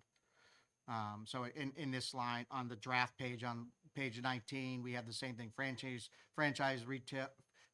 cannabis retail outlet and cannabis retail store. So we're just striking and cannabis retail store everywhere we find it, where we're defining them both. Yep. All right, where were we? 19. No other major changes on 19. Chair, couple of quick changes Yep. on the bottom. On 318 F12, line 31, the commission shall require all cannabis establishments to utilize, we'd like the word put in, an electronic inventory tracking system. So everybody does it the same. Our inventory is one way. That makes sense. And then on line 35, and the sale of cannabis and cannabis products from seedling to sale shall enable separation of tracking. That way we've got it from beginning to end. Okay, so again, we're gonna, that sentence will read, starting on line 34, the system shall ensure an accurate accounting of the production, processing, and sale of cannabis and cannabis products from seedling to sale and shall enable. Yep. Correct. Thank you. I have a question. Yes. On the transferring of cannabis between cannabis establishments, how will law enforcement that stops a truckload of marijuana know it's tracked, it's a legal grow, quote unquote, or an illegal grow with the electronic tracking? Will law enforcement have access to that tracking? I wouldn't see why not. I don't think that that would be a problem. I think it would be anyone within the law enforcement agencies that wanted to see that tracking would have the availability to see it. Our folks would certainly have it and be able to share it with And anybody. that would be 24/7. That's correct. Thank you. Yeah. Mr. Malika, I assume that the licensing component of this, li- there'll well- be some sort of card, right, or some sort of placard, some sort of something they have to have if they're acting as, transporting the product between cultivator, the manufacturer to distribution to retail, to store. Anybody who's doing that activity will have some sort of card or some sort of way of proving I'm licensed to do this. Much like when you go into a restaurant today, there's a requirement of a license on the wall that's signed by the commission. That would have to be at the establishment where the product was cultivated, manufactured, and in those vehicles that were transporting it. So in theory, the driver will have some sort of. So, all right. All right, so 13 is where we start talking about enactment clauses, and there were some changes in here. So the first change is on line 2, and just say at the biennial election, we got rid of the held in November of 24. We didn't Yeah. want dates on there. The next change was the second half of the sentence, getting rid of where it says, shall we allow the operation of cannabis establishments within our city or town? And then we struck the whole second question from the word and all the way through to city or town. Is that everybody remembering that the same way I am? I wasn't here. I wasn't here for that state, so take your word. So, I had another strikeout here. If the majority of the qualified voters present and voting in the municipal signal their approval for operation of a cannabis establishment, then the cannabis establishment may start. I had struck all that because I think it was duplicative. Once they've approved it, there's no date that's necessary.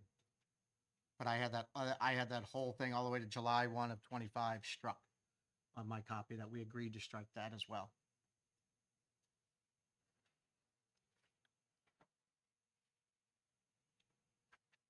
Okay, and then we left the rest of the provision alone. So there are significant changes on 14. Yeah. So we're also striking all the way to from there Here? all the way to here. All right, 14.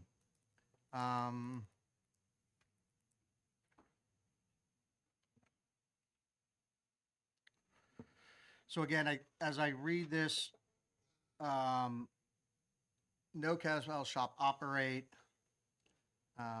We had a section there. I wrote 171:1 for some reason insert, but I don't know what that was. So I don't remember.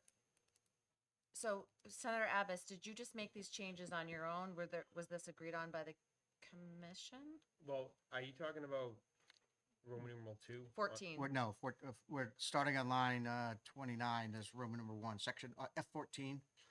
1 is talk about distances where you can operate a cannabis-related product So location. that was not discussed, but I'm sure it was gonna come up today. So in consultation with many of the people that have been reviewing this, my understanding this language is will be needed to get it over the finish line. So it's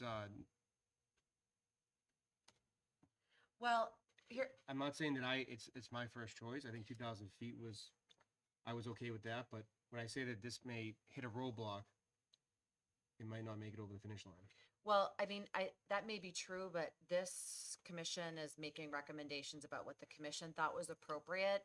You know, there will be political, conversations, which is why, you know, Senator Lang had suggested at the very beginning that folks will provide comments, but I don't, this is a change in policy that this commission didn't discuss. I think Frank had a Yeah, I comment. thought we had talked about putting it on in par with liquor. I think it was 250 feet. Right, so I just looked up the RSA, right? So I had to remember why I wrote insert 177:1, and it talks about the state liquor stores. It says the commission may lease, purchase, and equip in the name of the state such stores, state-owned warehouses, supplies as defined in blah, blah, blah, and other material goods and services are necessary for incidental to or related to the operation of liquor commission, retail, and wholesale operators. The commission may lease in the name of the state space for state stores for the purpose of installing an automatic teller machines. No newly established state store shall operate within 200 feet of any public or private school, church, chapel, or parish house. So I think we were talking about adding that language about 200 feet in here, so it's so state liquor stores and state marijuana stores are on par. And then have the fight out, you know, again, call that out as a area of discussion for the policy committee to have. And I understand Daryl's point that this may be a roadblock for some people. You know, if it's not at least as big or small. I would say that if we're gonna establish a new standard beyond what we use already for liquor stores, then that should be a separate policy discussion by the policy committee. So, Let's go to, we're gonna go to Dave, then Tim, and the chief. Frank had a- So, We're tasked with coming up with recommendations that we feel would be the safest and the most efficient and all those things for the state of New Hampshire. So I don't think 200 feet for a selling marijuana really protects a school with a high school. You have a high school 200 feet away, you walk out the front door, you walk a block, you're right there. And talking about an enticement every time kids walk by it to go to school. So I think it is necessary to have it. And I think it makes sense where it says, you know, half a mile with 50,000, a mile with less than 50,000 residents, and a half mile with for over that, because it would make sense, because with you know, you have cities, you're larger, like take Manchester for instance, you have at least, I think it's down to 12, but you have 12 elementary schools, you have the junior high schools, and then you have 4 high schools. So I think that half a mile, you know, makes a provision to at least allow it if Manchester decides to do that. So, Tim? You know, I just want to say, you know, we've pretty much removed every other guideline protecting the kids for the most part. This commission should not make it 250 feet. That's clown-like. I'm not arguing either way. I'm just saying with the existing laws for state schools, and we have the same protections in theory for alcohol, right? We don't want kids drinking beer, 16-year-olds, so that's why we set a 200-foot limit, but now we're gonna change it and create an increased limit for a other specific product. That's all I'm talking about, consistency in messaging. Chief? I will say that the chiefs are in favor of the 1 mile, but with that being said, if we're going to look at the alcohol limits, why are we bringing it down to preschool, elementary, and secondary? Let's just say schools, so it includes colleges. We've heard testimony that up to age 25, it's going to affect your brain development. Why are we going to allow colleges? Well, again, under the current 177.1, it doesn't specify. It says schools. It just says schools, Right. period, which I would agree. include college. I agree. Right, So it so should be again, so we schools. went to the 177.1 language, it's, shall be, no state store shall be operated within 200 feet of any public, private, school, church, chapel, or parish house, would be the language. The question is whether we agree with that, and we can argue about the distance if we want, or we can use the distance as an addendum note, make it consistent with current law, and then have it as an addendum note of policy committee needs to discuss how far away this is. So let's do Frank and then Sue. Thank you. I think that makes sense to have it, on par with existing law. I think one other thing, this is more of a question. Do we know what currently exists with regard to ATCs and any distance requirements from schools, others? Ask somebody in the audience that might know, maybe Mike, you might know, do we have a distance requirement for ATC to be away from schools, churches? Prevents an ATC from being located within a drug-free school zone. Does not establish a limit or a foot limit. A drug-free school zone, to my understanding, is 1,000 feet from the property line of one of those schools. In the report that we put out, we can put that the policy issues are not agreed upon by, that's, whether you support, So, if you're a yes vote on the report, but it doesn't mean you support all the policies like this. so So- would, again, Sue, be I the- just want to add in, we're trying to make this equivalency to the liquor laws, but the reality is this is a federally illegal drug and liquor is not a federally illegal substance. So we really, I think that actually justifies having two sets of standards. so would the argument, would we agree that if we, oh, sorry, Tim, go ahead. He brings up a great point over here.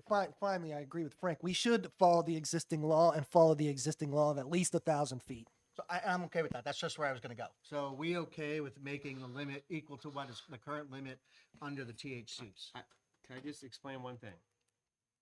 If there's certain things I'm aware of that are deal breakers and certain things that are not. If this language is, I'm just telling you, it's not, it's part of a compromise. And if we're gonna compromise, there's a lot of people compromising in different directions here.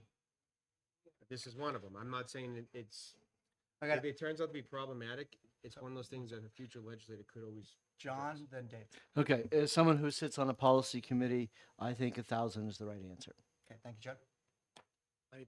I think we had a great deal of discussion on marketing to young people and how we have to really do our best to make sure that doesn't happen. But by allowing even 1,000 feet, I believe, especially at a high school, I think that's the best marketing you could ever have for a marijuana shop, where kids have to go by it and they see the signs in the whatever in the windows.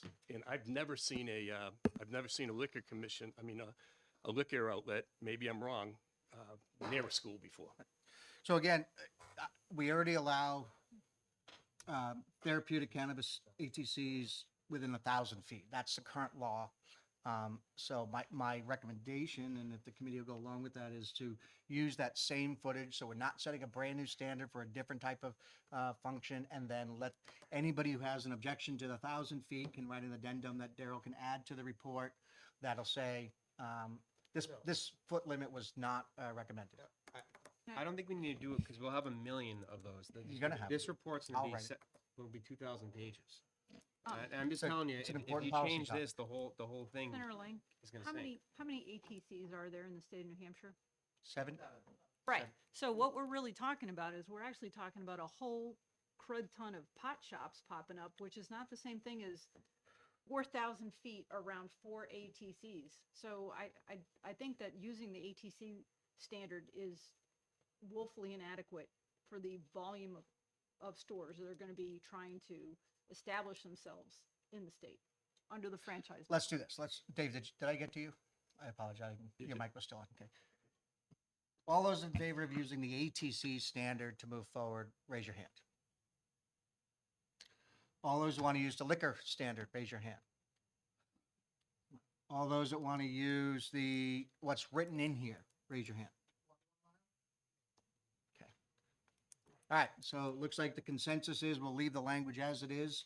And then anybody who wants to write an addendum can write an addendum to the bill. As a call out note with the policy committee. Can we change it to schools versus preschools, elementaries, et cetera? So do you want to use, the question is, and again, so we're going to be a little bit of parity. Do you want to use the language that's in 177.1, which is, so we would change property line of any public, private school, church, chapel, or parish house? Yes. Would that include a preschool? Yes, Yes, that'd be a okay. public school. Thank you. Oh, no, well, yeah, private, not all preschools are private. What about the, I'm sorry, just, I'm looking at we're only talking about for municipalities with less than 50,000 residents, and then half mile for municipalities with more than 50,000 residents.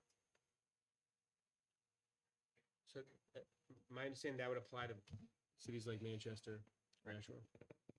It's more condensed. So it'll leave existing language. We're just going to change that to include the language from 177.1 on what type of facilities you have to be a distance from to make it more inclusive. So if you add those other, like the religious institution, I'm not saying it's a bad idea in general, but the 1 mile and half mile is taken into consideration only schools. So if you add other things to that, you may cancel out everything. So I don't know. That's our intent. Well, that's why I wouldn't add everything. I would just leave schools, because I think that's All right, what So that distance was let's for. do this again. So the question is, do we want to leave it? We're going to have two different stances. We'll take a quick vote on by the committee. The first stance is to leave the language that is currently in there. It says pre-existing public or private preschool, elementary or secondary school in municipalities. Or do we change it to say, instead of that provision, preschool, that says instead, any public or private school, church, chapel, or parish house. So everyone's in favor of the existing language, raise your hand. Everybody who wants to use the liquor store model that includes public, private schools, churches, those things, raise your hand. There's a lot of churches that have schools in them.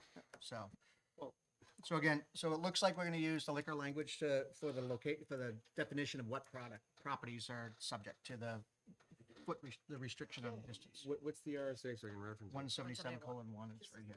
Here's the language. Also, we're adding striking the public, any public, private school, church, chapel, or parish house. All right, moving on. 177:1. 318F15. Only thing I had was in here, we were adding the word license throughout the entire thing. So it said, from a licensed cannabis cultivation facility, delivering or transferring a licensed cannabis. So everywhere where we're talking about a facility, we just want to make it absolutely clear, we're talking about licensed product, licensed locations. What room numeral? It's through the whole section, right? So it's 1A, anywhere it says like whatever's an actual facility, it's.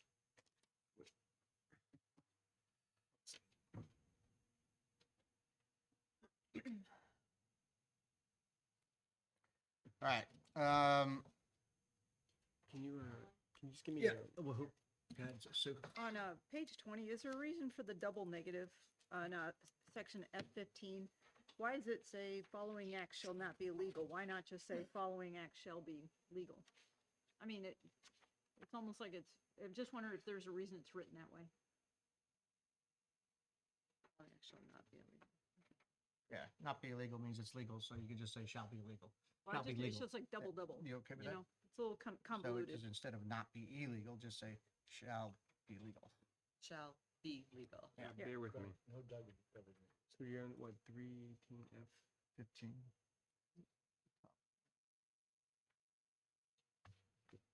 Shall be. Instead of saying shall not be illegal, just say shall be legal. Move the word not. All right.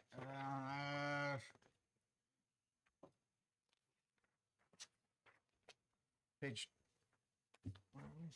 21, 22.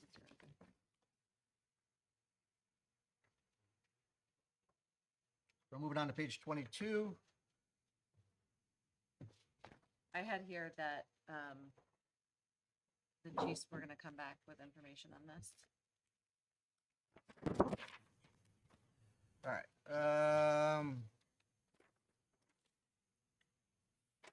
So talking about, we're under F16, proof of purchaser's identity. Was there anything in here that we need to change? Chief, I had that we just wanted to make sure it was consistent.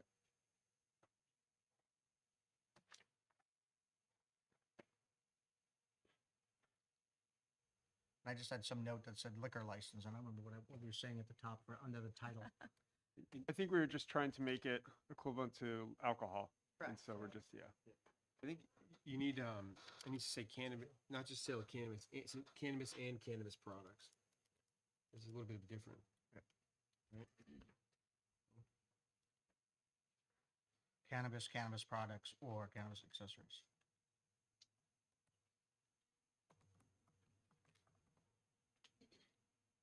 Okay. Anything else under proof of identity?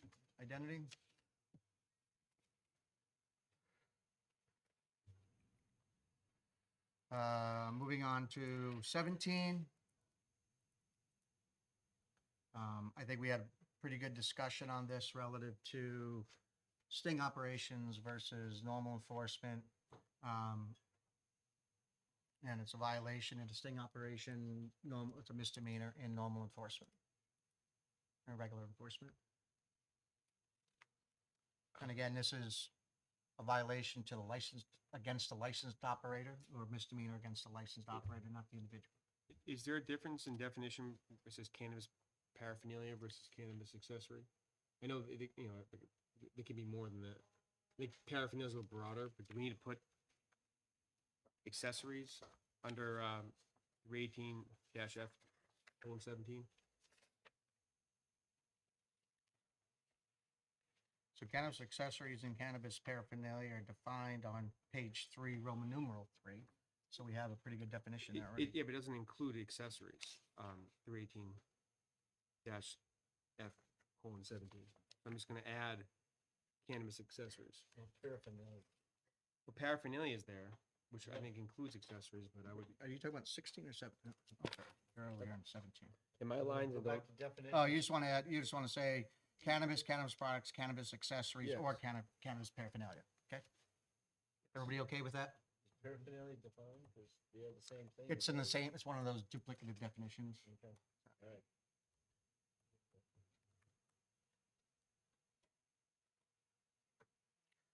All right? On Roman numeral 2, Yeah. line 26, I had an addition on here that says, except as permitted by RSA 126X. I had the same. Right, so this is people under the age of 21 who have a medical card are allowed, they are not going to be subject to that. Where are you right now? Line on the new bill, line 28, right here, nothing is chapter shall construe to permit a transfer, blah, blah, blah, someone under 21, except as provided for. So right, under this section right here, at the end of there, we just say, we need to add, except as provided for by RSA 126X, chapter 126X.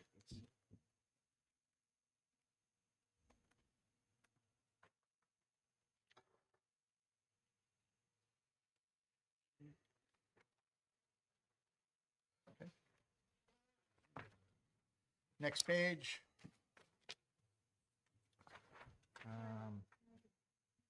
If I could, I just want to make sure I understand I'm reading correctly on 37. What page and what line? 23, page 23, line 37, it looks like.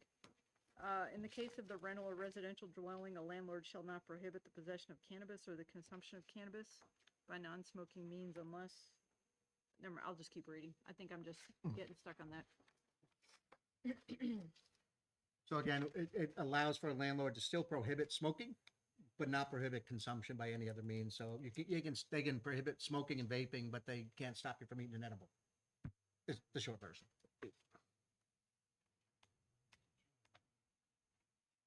And we want to leave that in there? Yeah, I'm okay with that.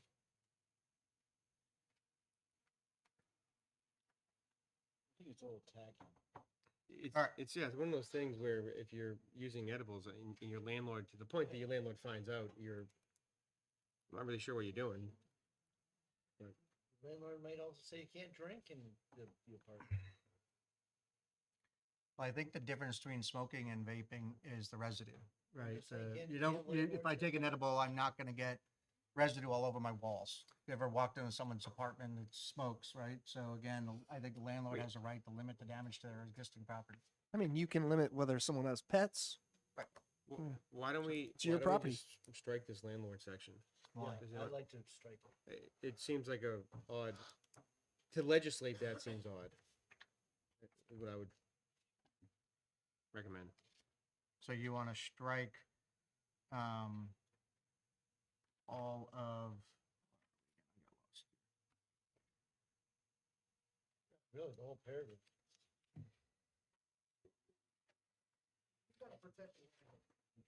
Yeah, if there's not something in statute that actually allows the landlord to say whether or not they want to prevent cannabis smoking on their property, then does that open them up to liability of getting sued for discrimination?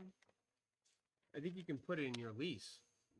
You put it in your lease, just like you know pets. No Well, drinking, no alcohol. Somebody can, You can right, put but it in could your somebody lease. challenge that legally saying, well, there's no, it's a discrimination against cannabis smokers?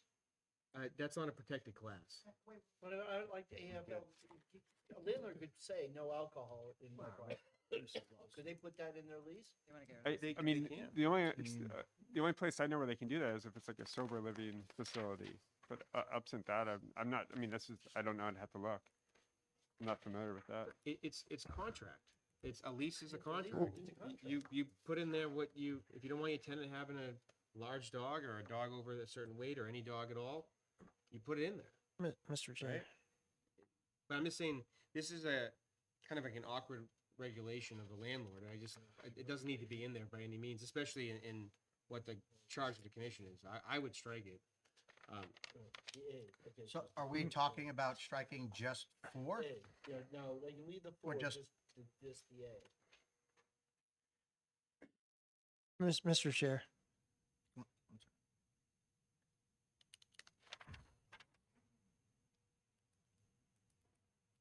Yeah, does not mean you have to allow. All right, so you want to just strike letter A, Yeah. all of letter A? But then, and then that includes a little one.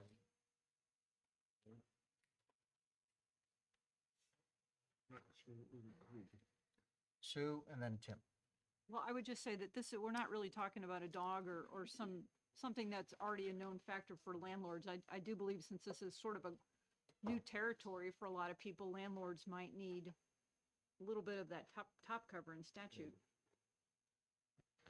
And I also agree because in our last house session, we heard people testifying on the house floor that their religion was doing drugs. This was part of their religion. So that's a protected class. So that you can go watch the tapes. We had representatives testifying to that. So It doesn't, listen, it doesn't. we quite- have but to that's not- protect. that's not a- We have to not an protect the excessive landlord. Slow down. So if we strike A and leave B, right? B still says this chapter shall not prevent a landlord from prohibiting cannabis smoking or cannabis cultivation. I don't know, we need cultivation because cultivation is now a licensed function. So they can't allow it anyway. But are we okay if we choose to strike A, just leaving renumbering B and C?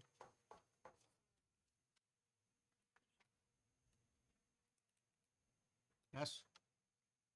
All those in favor of striking A, signify by raising your hand. All right, so we'll strike A, and then B becomes A. And C becomes B.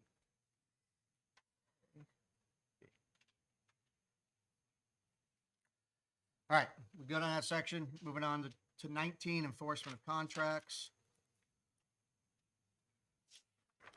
I have no notes on this. It was accepted by everybody. This next one will be an interesting conversation regarding licensure. Part of me feels we should just strike the entire thing. You're talking about The non-discrimination? non-discrimination activities and prior convictions. Part of me wants to just strike the whole thing, so we're walking into a giant minefield of licenses and professional licenses and state licenses, federal licenses, and I'm not sure, we should. But I agree. comments, I'm under, chief? My thought is if we chose or choose at this point to ignore it, we're setting up so many agencies for failure. It's just not right. I think that you have to address this with the licensures, school bus drivers, police officers, people carrying weapons, security guards. There's limits, there's federal limits, and I think that you have to look at those and address them now versus down the road when it happens. Right. Senator Whitley?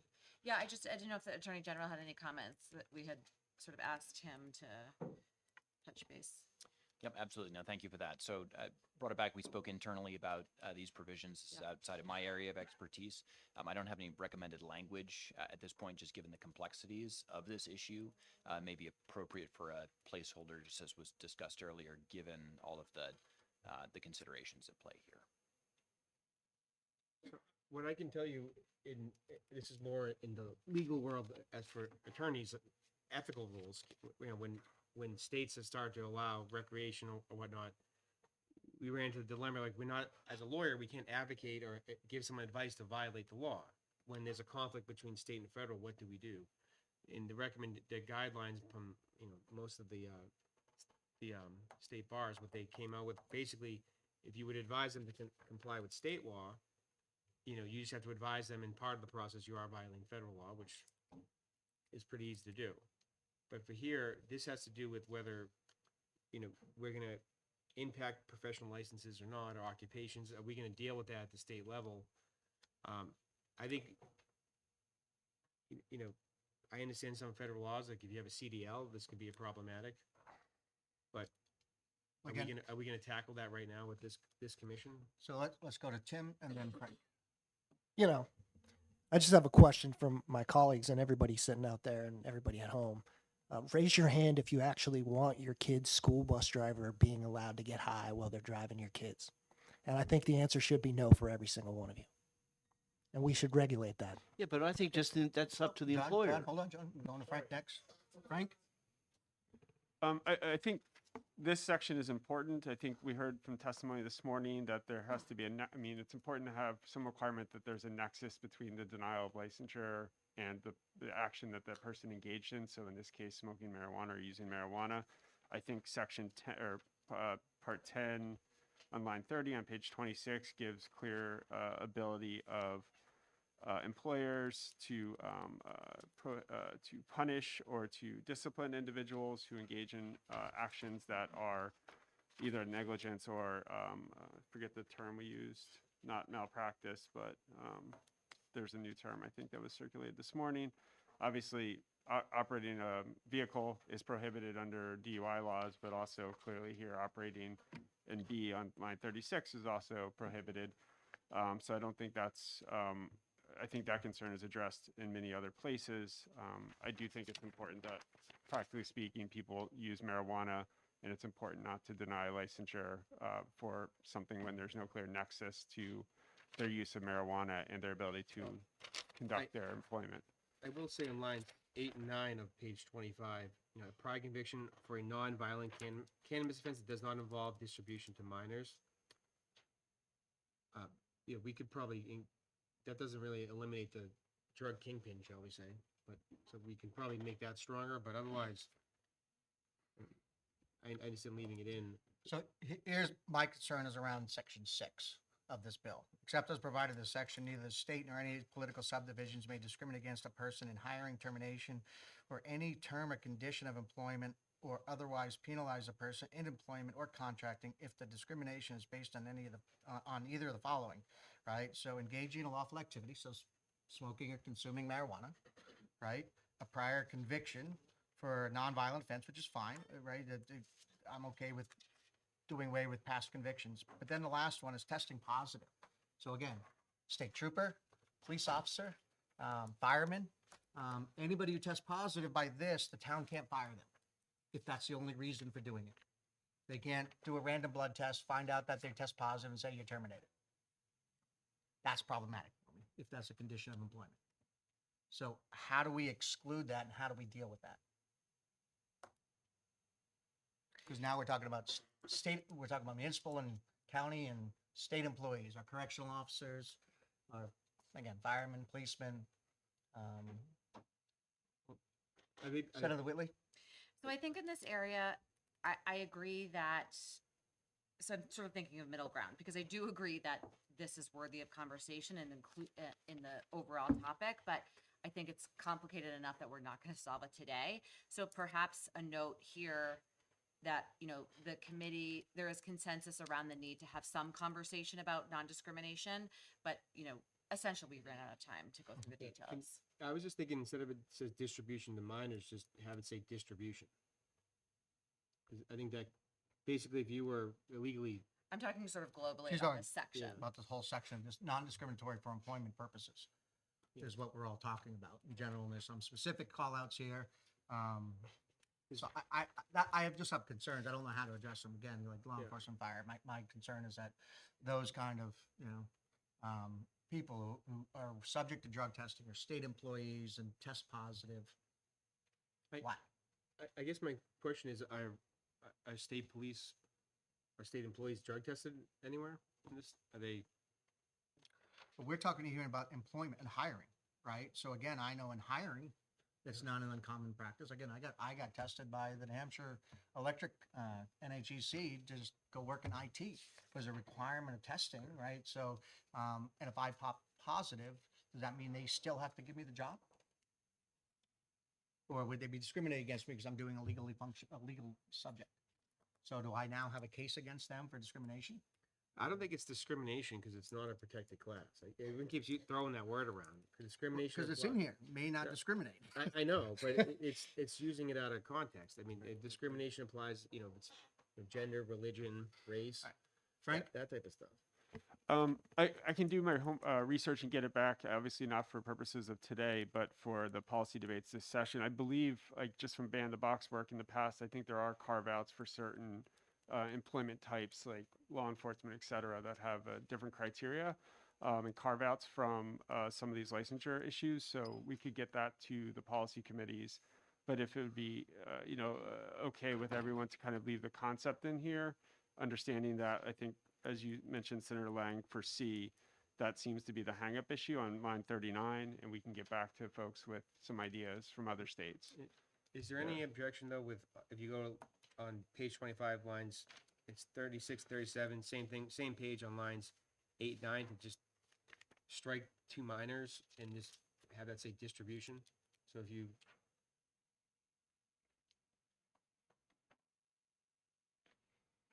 I'm okay with that.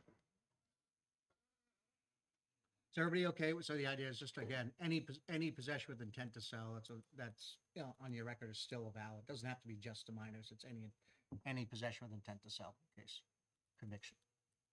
We're good. All right. I'm sorry, was there consensus reached? I'm sort of going back to the entirety of the section.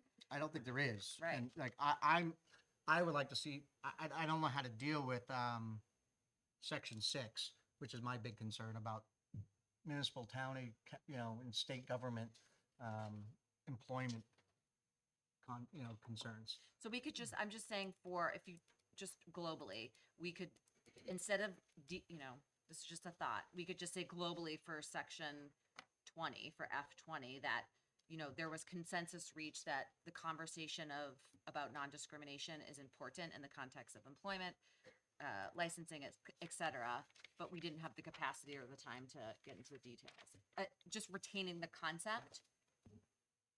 What we would need to do is just put in the bill as a study committee to create and have a policy for next year. That's the way we normally do it. Again, so also remember that we have a 30-month push out on this, so there is Exactly. more time to deal Exactly. with that. Just we have plenty of We time. could do a commission, you know, Solely a for that separate issue. bill for a commission on this topic and let them delve into what the detail is on their licensure and public license. We could just I act- strike the section in its place, or we could leave it.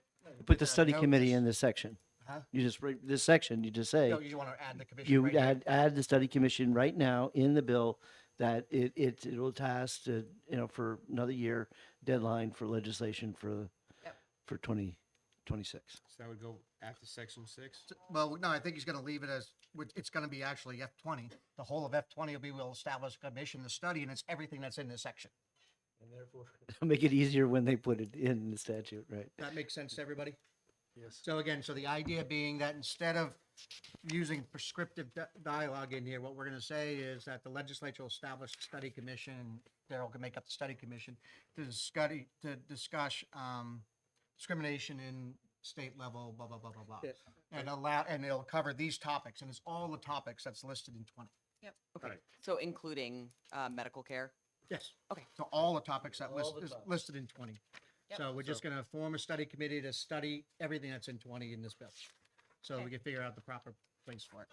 Again, we have 30 months before, as an end goal, so we'll have some time for that. The ultimate punt. Yep.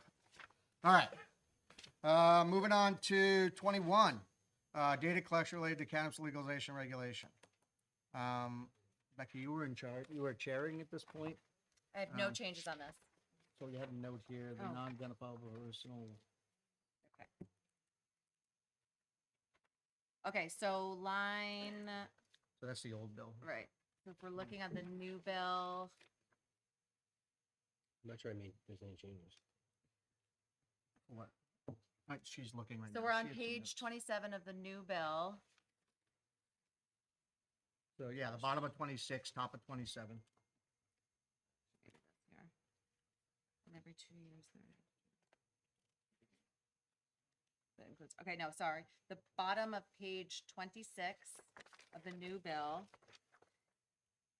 This was a privacy concern we wanted to include here to ensure that's non-identifiable information. So includes, okay, so on the bottom of the page, 42, after the word includes, non-identifiable personal or individual baseline data. So right here, under the word includes, non-identifiable personal individual data. Or individual baseline data, personal or individual. Mhm. Everybody got that? So bottom of page 26, line 42, it'll read, no later than 6 months after the effective date of this chapter and every 2 years thereafter, Department of Safety Information Analysis and Drug Monitoring Initiative shall produce and publish a report that includes non-identifiable personal or individual baseline data and the most blah, blah, blah. Sue? Will any of this, in this section of, F21, will it include, hospital reporting? For any sort of, acute care, cannabis use disorder issues? Will that information be gleaned from hospital, intake? I don't know that this includes that. Let me finish reading the whole thing. Okay. So it says what the report will include, but not limited to, is high school graduation rates, youth and adult rates of alcohol, cannabis, and illegal drug use, rates of maladaptive use of cannabis, rates of alcohol abuse, opioid use, abuse rates, the number of type of youth and adult convictions for cannabis offenses, and the rates of individuals needing but not receiving substance. That should be substance use disorder, cannabis use disorder treatment. My only point is that if you really want some actual data, that you would get it from the emergency rooms. Mr. Chair. Would you agree? Tim? Do you have any point on that? I also think maybe we should include data from traffic fatalities that people are. I think that's in another section. So we're gonna make one change to that section. It's just gonna, we're gonna add the privacy data and we're gonna change that, but not receiving cannabis use disorder treatment. Right, cannabis fund established. Okay, so again. Senator Whaley? Yeah, oh, thank you, excuse me. Thank you, Mr. Chair. We discussed and reached consensus on this section, referring back to the New Futures memo dated October 30th. We agreed to add the language on page 2, number 6. So let me take a look at that.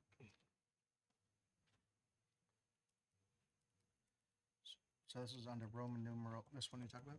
Right, Roman numeral 5. So this is under Roman numeral 5. The recommendation is, let's see. That's just- Striking and then replace. 10% shall be allocated to the Substance Abuse Prevention, Treatment, and Recovery Fund established under. So instead of the, Roman numeral, let me go back here again, sorry. So it's just a reallocation of the funds instead of it going to, so we're talking about after deduct the appropriate charges to the fund, the cost for administering the costs of the remaining funds under B. We're looking at section, the small 3 on page 28. It's about that 10% or 25 million, whichever is less, shall be credited to the Substance Abuse Prevention, Treatment, and Recovery Fund. And instead, the language wants to read, 10%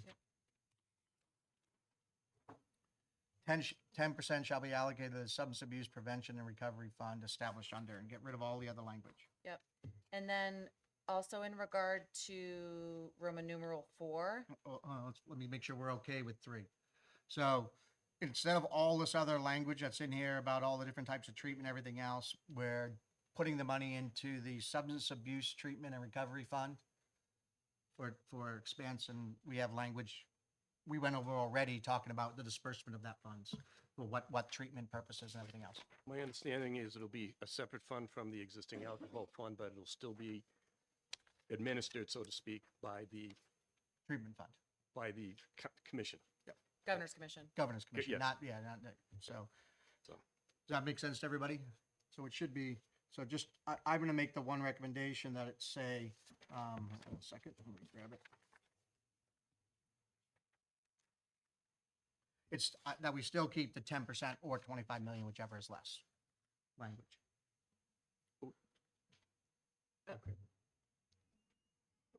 As far as the amount goes, we did have a discussion based on a couple of speakers that we had here that 10% really doesn't cover the cost. $4 million roughly.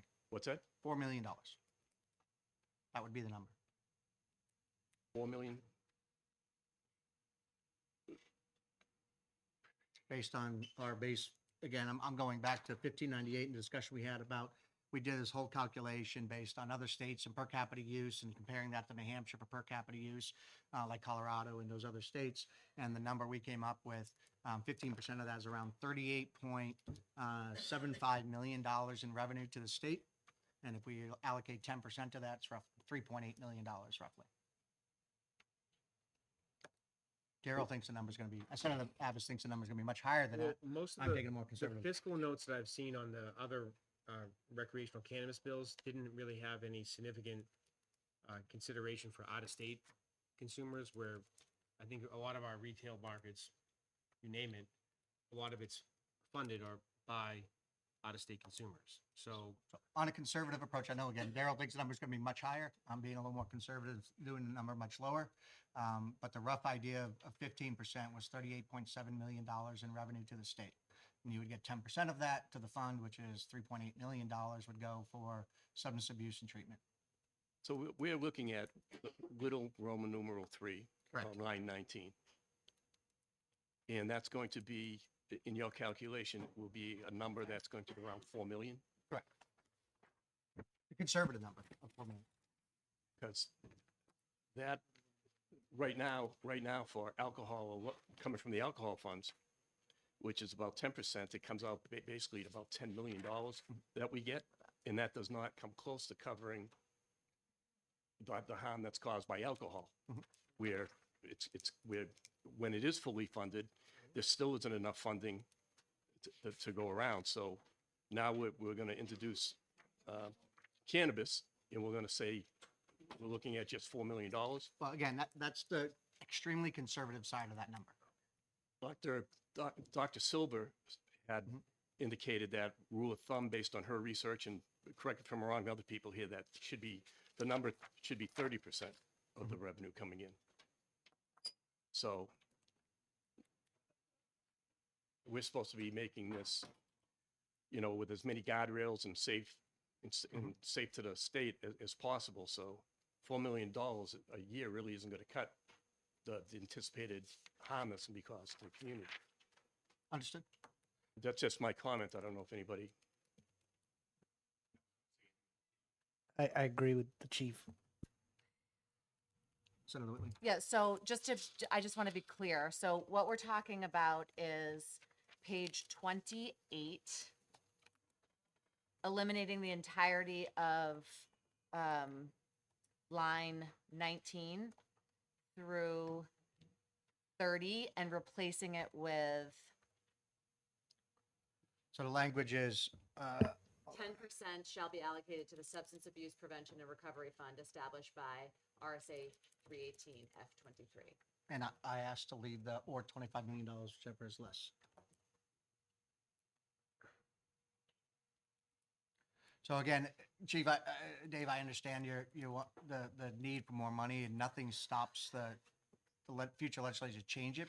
If the fund is being depleted and being overly consumed, no pun intended, then we can change the section a lot and change the allotment for, but I think on the initial blush, in the House, this was the recommended language that made it, 1598 made it through the House with this distribution of funds.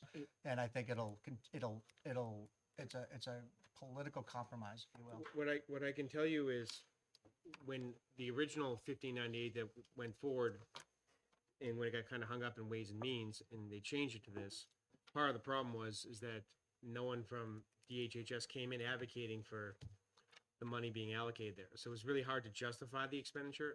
I believe it would have been justified, but we need someone, if someone came in and provided some testimony of how that money would be used, that would go a long way. I think, and I believe Senator Lang was on the Ways and Means Committee in the House last term when I did testify, and I was asked that specific question: where does the number 25 million come from? And being brutally honest, we kind of just pulled it out of the sky. So if it can be some specifics as to what that money would be used for, I think that can go a long way. And Senator Lang is, I believe, chair of a Ways and Means Committee now. So I understand what you're saying about the prior legislation, but the result of the last legislative session was for us to listen to, we've had testimony here. We ourselves had testimony with the need for that and what it would be going towards. We heard from the doctors from Massachusetts. We heard from Dr. Lynn Silver. So I think we have the information here from very credible sources that 30% is, at the minimum to, would be the right way to go. Any other discussion? Yeah. Go ahead, Becky. I think much of the conversation in this commission has been about public health and making sure that whatever model that we do, puts public health at top of mind. And so I would agree with what you're saying about this amount. And so I don't know if the recommendation of it being 10%, I think is a very fair start. And then, should it go to finance, which it likely will, maybe that's where they want to place that limit. That would be my suggestion. Keep it at the 10%. And if that limit wants to be placed on at the finance committee, do that. And this is by no means final language that, and I think when it's in front of the Ways and Means Committee with the House or the Senate, that's the time to really fight this one out.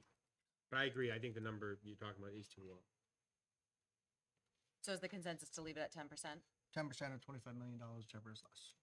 Well, I think it's that latter clause that we're saying we don't need, that could be done at finance. Is that what you're saying, Chief Mara? He wants 30%. Oh, you want? Yeah, he wants 30%. So I don't think it's the 25 million or less that he's fighting over. I think it's the conversation of the percentage in and of itself he's not happy with. So. Well, why don't we split the? One second, let me go to Frank and then I'll come to you, Tim.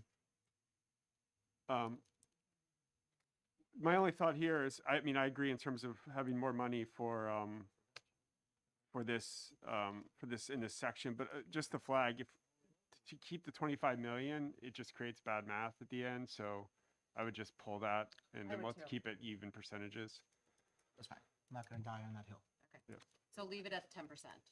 But to the people out there that want that number higher, when it's in front of the Ways and Means Committee, if I'm the only one there, we saw what happened. I was just sitting there and no one else showed up to ask for that or justify. So at this point, we've adopted, we've agreed to adopt the, was the new futures language? Whose was it? Well, before we do that, NAMI just indicated that they had language on this as well that was emailed. We adopted earlier in the day, early in the bill, No, I some of think it NAMI's was language related to about what it this. could be used for.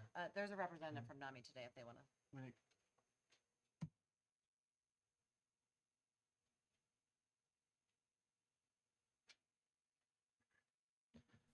Hi, Holly Stevens from NAMI, New Hampshire. And we just had some language in this section that would indicate that 50% of that 10% would be used for mental health, mental illness treatment, regardless of whether there's a co-occurring substance use disorder or not. The reason for that is just so that the Governor's Commission would be aware that the money could, well, that 50% of it would have to be used for mental health, and that in addition to that, that it wouldn't matter whether there was a co-occurring substance use disorder or not. I did send that language to some folks this weekend, as well as asking for it to be sent to the full committee, and I do have hard copies with me. So it just adds one sentence to that this- section. So when, if you have hard copies, why don't you pass it out so we can all look at it? So we end up with the exact language where it goes. So are you okay with what we've adopted so far about? the Yes, it's tightening of just that adding, language And then add a second sentence to there's what you're one asking? sentence that's added, yes.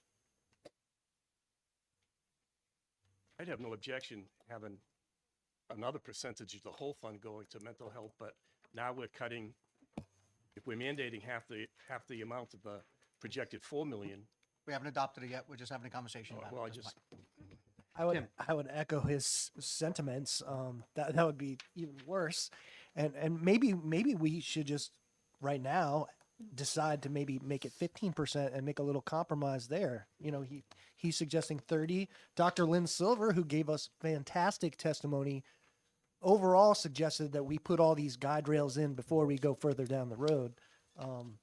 And her testimony was phenomenal. But why not give them 15% instead of the 30? Further, I want to wait till, is the NAMI, is that coming around?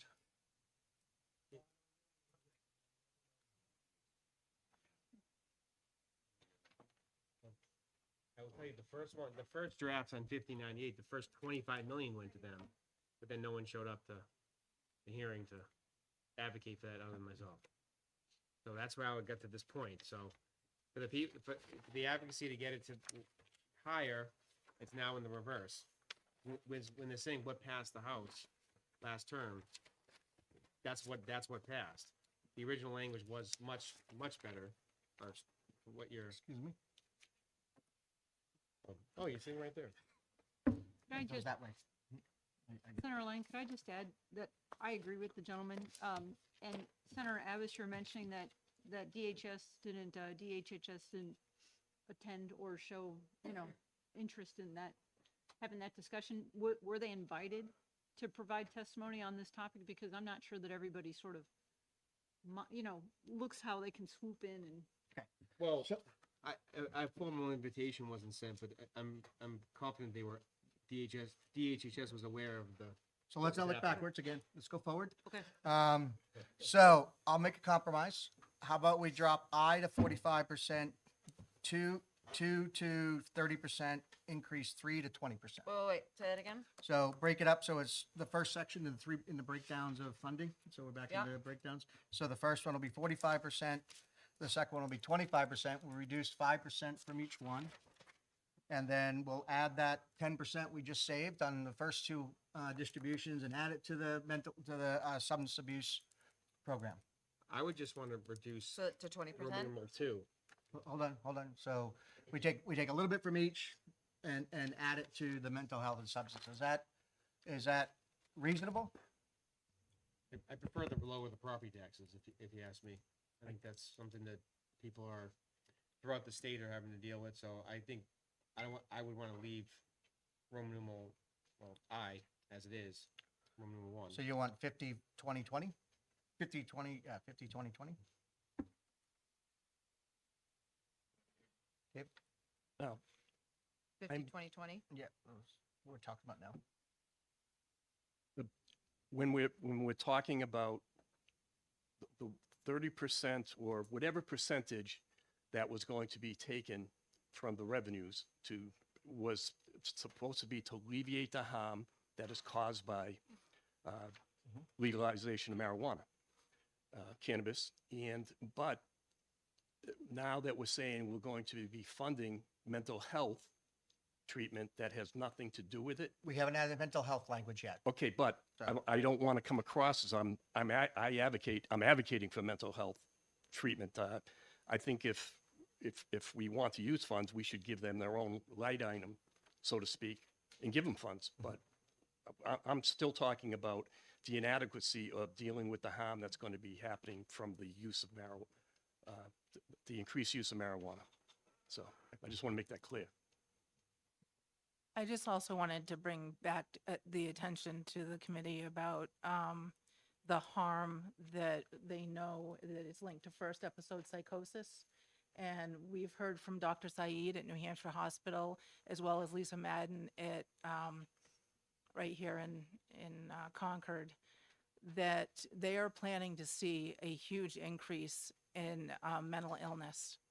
And with the first episode psychosis, if somebody only smokes once and they end up with that condition for the rest of their life, they may not have a co-occurring substance use disorder because they may never use again. And so that is why we think it's extremely important. For one, for the prevention of substance use disorders in the first place, we know that a lot of folks who have depression, anxiety, and psychosis end up using in order to alleviate the symptoms. And we also know that it causes certain, now we know there's a correlation between use and the uptick in mental illness. And that's the reason that we're making that request, because we think it's so correlated that it's important that half the money go to mental health treatment. All right, so let's see if we can corral this into some sort of vote for a position so we can move on. Chief, did you have something? Okay, so right now the discussion is 50-20-20 is the proposed change to allow, I will say that as, again, I was in Ways and Means last term, and the amendment that changed these percentages was my amendment that set this up. And again, I did it based on conversation, who came in and testified, and who came in and for the state of New Hampshire about how money was going to be used and what was going on. And to Senator Abbas's point, nobody showed up. Like even this, I was a little nervous about even this language because we didn't have whether or not the agency was agreeing to it even. And so I'm going to recommend the 50-20-20. I'd rather not include the mental health provision. I'd rather you work with the commission to figure out what the best use of the funds that they have are for, whether mental health is that component. I wouldn't want to split it up to another percentage. Mental health is enrollment. That's for children specifically. So and remember, we do have a second line of 5%. The very next bottom line, number 5, is a 5% distributed to DHHS for this explicit purpose of mental health for children. I need to add one more wrinkle. Apologies. We did also agree as a group to add the Justice Reinvestment Fund that was on the memo, the New Futures memo that you have, Senator Abbas. Can I see that language? Page 3, number 10.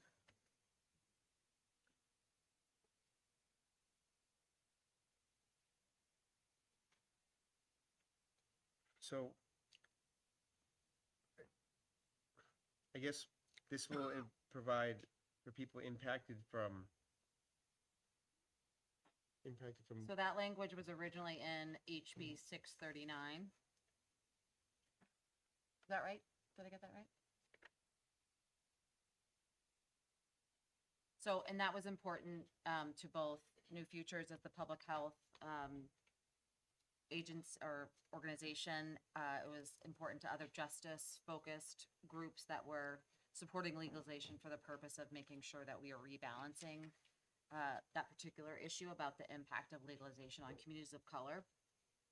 So that was a tenet that was agreed to, I think, by, I don't know if. So what percentage, where's this money coming from? Well, and that's the conversation. That's why it's a Right, so wrinkle. now we're going to strip down the percentages even more. Can I ask? So it says the fund shall be used to support communities and individuals impacted by poverty, unemployment, and underemployment, and cannabis enforcement. So this is just.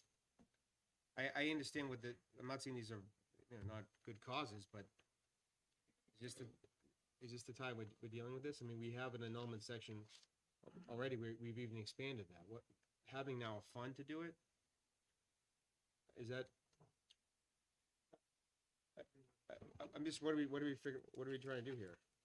I think the thinking of this is beyond the individuals who are impacted by past criminal convictions. It's kind of the global impact of the war on drugs and how it's been disproportionately felt by certain communities, certain individuals in certain communities, and it's an attempt to start to create redress for that history. And so because of underinvestment in those communities and over-enforcement in those communities, having the ability, Over-enforcement? I'm sorry? Over-enforcement? Well, if you look at disparity rates in terms of marijuana arrests, for example, we know black people and white people use marijuana at roughly the same rate. In New Hampshire, black people are over 4 times more likely to be arrested than white people, looking at the most recent 2022 FBI UCR data. Who are people getting arrested in New Hampshire still for marijuana? I'm not hearing about any. According to the FBI data sets, we're at almost Are you saying 1,000 people. FBI? FBI, yes. How many people were arrested though? Almost 1,000, 960 something. 1,000 people were arrested for using marijuana in New Hampshire in 2022 when it's been decriminalized. Are those being prosecuted at the? I'm just trying to get hold up here. What we're actually going to be allocating. I'm not sure of the distribution of those. Those straight up arrests wouldn't be prosecuted at the Attorney General's office, Right. so I don't have specific But information. yeah, I mean, I can say Talking that about this is arrests. Let's get Yeah, control of sorry. the committee again. So, Frank, go ahead. You respond to the AG, and then Becky. Yeah, so this is just off FBI UCR data portal for arrests in New Hampshire. 2022 is the most recent, and it was like 960 arrests. So I don't know the outcome. I don't know quantity. This is only possession, not possession with intent or distribution or things like that. And so this fund was an attempt by a number of advocates to set up some type of process and some type of revenue stream that could go towards redress for those historical injustices that have happened here in our state. Senator Whitley? Yeah, I just was hoping that Kate from New Futures could come up and speak to that issue as well, because it was in her memo. Okay, hold on. Representative Hunt? John? Yeah, because I like to move things along. The problem I'm having is we're debating numbers, so we have no idea how much money we're going to bring in. So my preference would be that we create these funds because we think they're public policy that these funds should exist. Put in a minimum dollar amount that we pretty sure we will get within the first 3 years or whatever this thing is. And then knowing full well that things change. And 3 years from now, where the best place to be putting money is might be different than what we think of today, and let the Ways and Means committees in the future years then decide to put more money in the funds that are most appropriate. But let's just create the funds, put some minimal amount of money into each one of them, and then let the process play itself out. Chief? These numbers that you're reciting are from state police numbers being entered into UCR that are actual short summonses for violations. These are not arrests. These are part of the decriminalization process that we've gone through. So it's not arrest, okay? It's enforcement of what we're supposed to be doing. It's not we're picking on individuals. We're enforcing the laws as they're currently written. Sue, I think you had a I comment? just want to add that it looks like the categories that are already listed here are known, concrete, tangible things to put money towards. And when you start working off of a social justice framework, it ends up being something with good intent, but a total boondoggle at every turn. And so I would recommend just keeping it with the actual concrete things that people can see on a tangible level, like retirement systems, education, substance abuse treatment, et cetera. Further comment?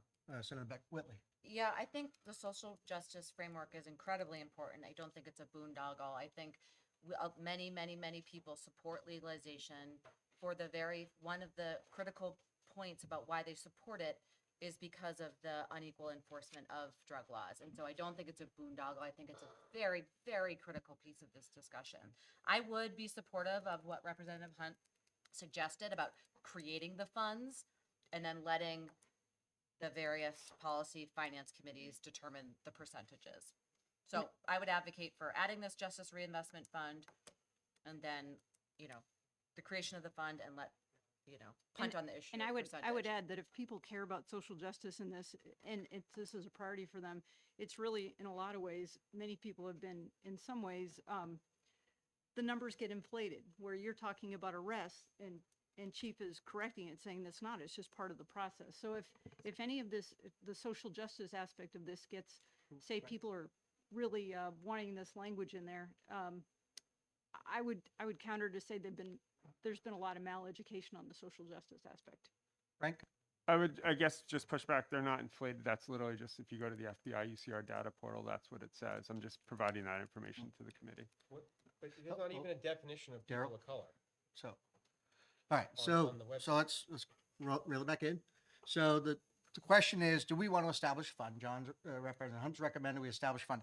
I tend to disagree with this concept, and the only reason being is it's a bigger, broader, larger conversation than just this one topic of marijuana. We have programs already to deal with poverty. We have programs already to deal with underemployment. We have programs already to deal with all these things within the state. And we're going to carve out a little more money and stick it somewhere that doesn't make a unified program accessible or given directed towards this. So I don't think this is the place to have this kind of conversation myself. I think that someone wants to bring a bill in to do this, have at it. And, you know, they come to my fees and funds committee over in Ways and Means. I'll be happy to have that discussion. But I'm not sure that this is the right bill to start having a social discussion, which is what this is, a social discussion. It's not an enforcement discussion. It's not a legalization discussion. It's about social policy, and I don't think it belongs in this bill. My personal belief.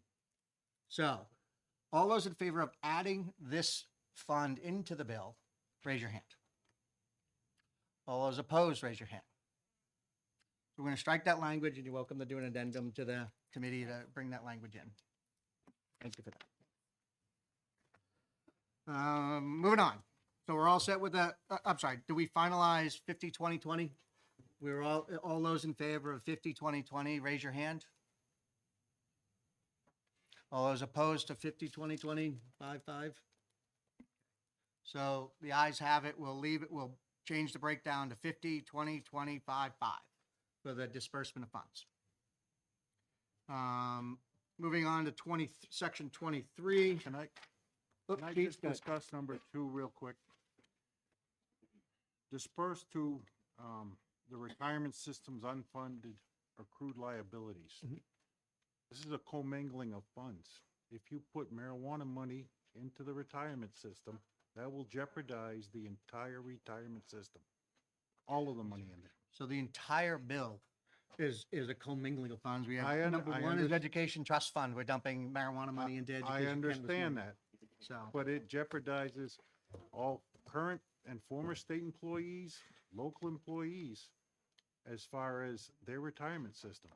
so I think we heard from the treasurer, the state treasurer, who said that this could be done without that risk.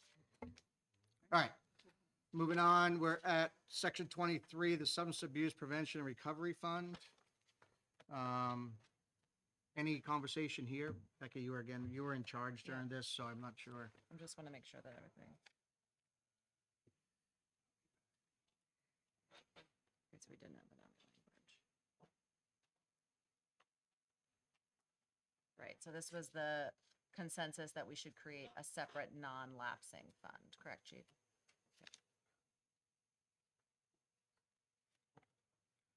So how about we add, there's hereby established in the state treasury, the non-lapsing, right? Well, make sure it says non-lapsing. Mhm. Substance abuse treatment, prevention, treatment, and recovery fund. Yep. Did we change the name of that? We did, yeah, we did it all through the bill earlier. It's substance abuse, prevention, treatment, and recovery. That'll be distinct and separate from all other funds. Yep. So again, the 20% that we allocated is what's going to go into that fund.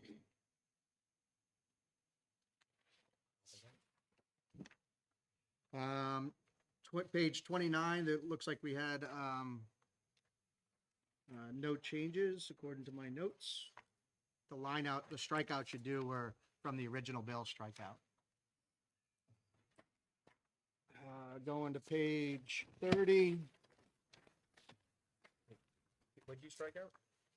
No, we didn't strike anything out. We just said the strikeouts are already in there were from a previous strikeout. Correct. That wasn't based on us. So Becky, you had a conversation around the definition of marijuana, it looks like. Yeah, You had something- we got rid of the definition, right? And we were just gonna add a reference, because there was conversation about we use cannabis and marijuana. So the idea being to just say the subject marijuana includes the definition of cannabis products? Or? No, we were gonna use, instead of the definition for marijuana, we were gonna use the definition that we already created for cannabis. No, let me go back to. What page is that on? We're on page 30.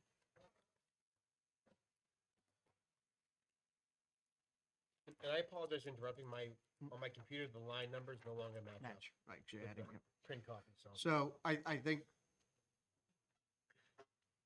instead of, you want to do a cut and paste, I'd rather not have the definition referenced, have two different definitions defined. I think it's smarter to say marijuana and do just a reference to 318 F1 Roman numeral 2. Yep.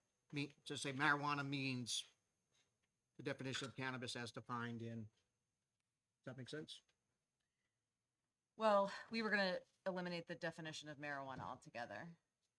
I think the problem we have is it's referenced in other parts of the No, statute. it's not, because this is the area that we're talking about. So, I think, 318-B2 is at the beginning of the bill, right? Right. That's in the definition section? Yeah. So we want the Controlled Drug Act to define marijuana as The definition we're using in we're using. 318 F1. What we're trying to do is use consistent language across all of our statutes, so we're switching all of the references to marijuana in current law to our current new definition of cannabis. So again, so the recommendation, I think, if I'm reading this right, it will say, instead of this big long from 14 to 20 we have in here now, the statute will say, for the purpose of the section, marijuana will be defined as in RSA, what is the 318 F1? Yeah. Roman numeral 2. We gotta change it.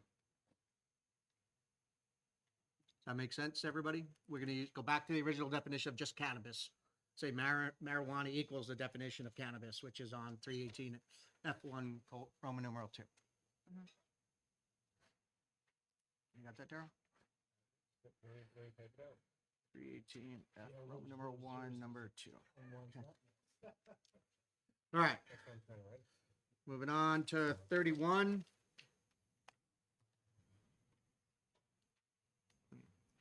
This is again, But if we reference the definition, it doesn't matter.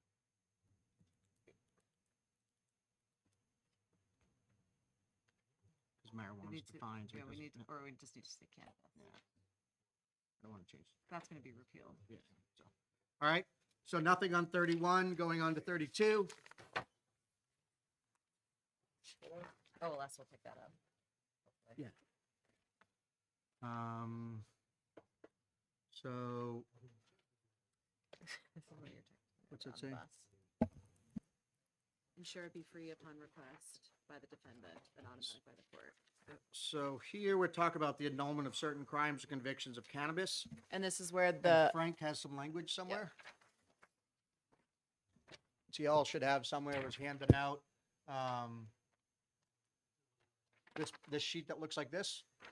And talks about the annulment process. Frank, why don't you walk us through this real quick? Definitely. So, the first part is just definitions section. The second part has to do with arrests and convictions. Includes a process to challenge, particularly in the context of distribution to youth, if the past conviction had to do with that, and giving prosecutors in the court the ability to not grant the annulment if those facts are relevant in the individual case. the next section is just an automatic annulment for, and this is just misdemeanor and violation level offenses for marijuana. Third section, you can just strike because this is resentencing, and I know we talked about not doing resentencing in this bill. And then the fourth section is the what we had talked about in our earlier conversation around pending marijuana cases and just the dismissal process. And so this was the product of a number of folks working on a standalone bill, and so we thought this might be more appropriate to try and incorporate in here, and also to kind of work through the way the current courts operate.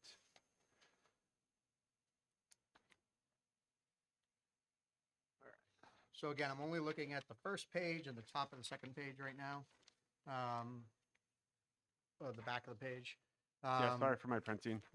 That's okay. So we're talking about basically anybody who's been convicted of a crime that's now going to be legal is eligible to submit a petition to the court for an annulment of the previous conviction. And that law enforcement, that upon receiving that petition, the court will notify the prosecutor. The prosecutor then have a right to object based on the grounds that are in here. The offense is not eligible for annulment, that kind of thing. And then absent that, it'll automatically be granted. I think that does create a legal problem. So Which is that what? means the court's going to be required to go around and find every single possession conviction that's happened, and then they're required to then basically annul that. Which I understand some people may feel that that conviction was an injustice in the first place, but I'm just saying it's every single one. So- And I'm not even sure the court has a mechanism of finding, of pulling them up that way. Now, if someone applies for an annulment. Well, and this is an application process. Right. Yeah, This is an application okay, so process. it has an application. Yeah, so again, it says any person who was arrested or convicted may at any time petition the court. Yeah. So again, this isn't a universal wipe. This is the person who is subject to the criminal offense has to request the annulment. And then upon request of the annulment, the court will begin the process, which is to notify the underlying arresting authority, let them object if they choose to, and if they don't object in a timely fashion, then it's presumed to be allowed to be annulled, and the court will just annul it at that point. And if the law enforcement does object, there'll be a hearing, and the law enforcement can present its evidence to why it should not be annulled. Chief, do you have a comment on that? Are you good? I have no comment. Okay. And do you mind emailing that? So are we okay with that, Dave? Just out of curiosity, it outlines what would be, it seems like to outline what would be grounds for an objection to be made. But I see nothing if somebody has had a subsequent and steady criminal record. It doesn't allow the prosecutor, it seems, by reading it, this doesn't allow the prosecutor to say, well, this part of getting an annulment is that you haven't committed any crimes since then. Our thinking here is that it's no longer illegal, and so the presumption should be in favor of clearing the record. And so if there's other criminal things happening, obviously that record would maintain.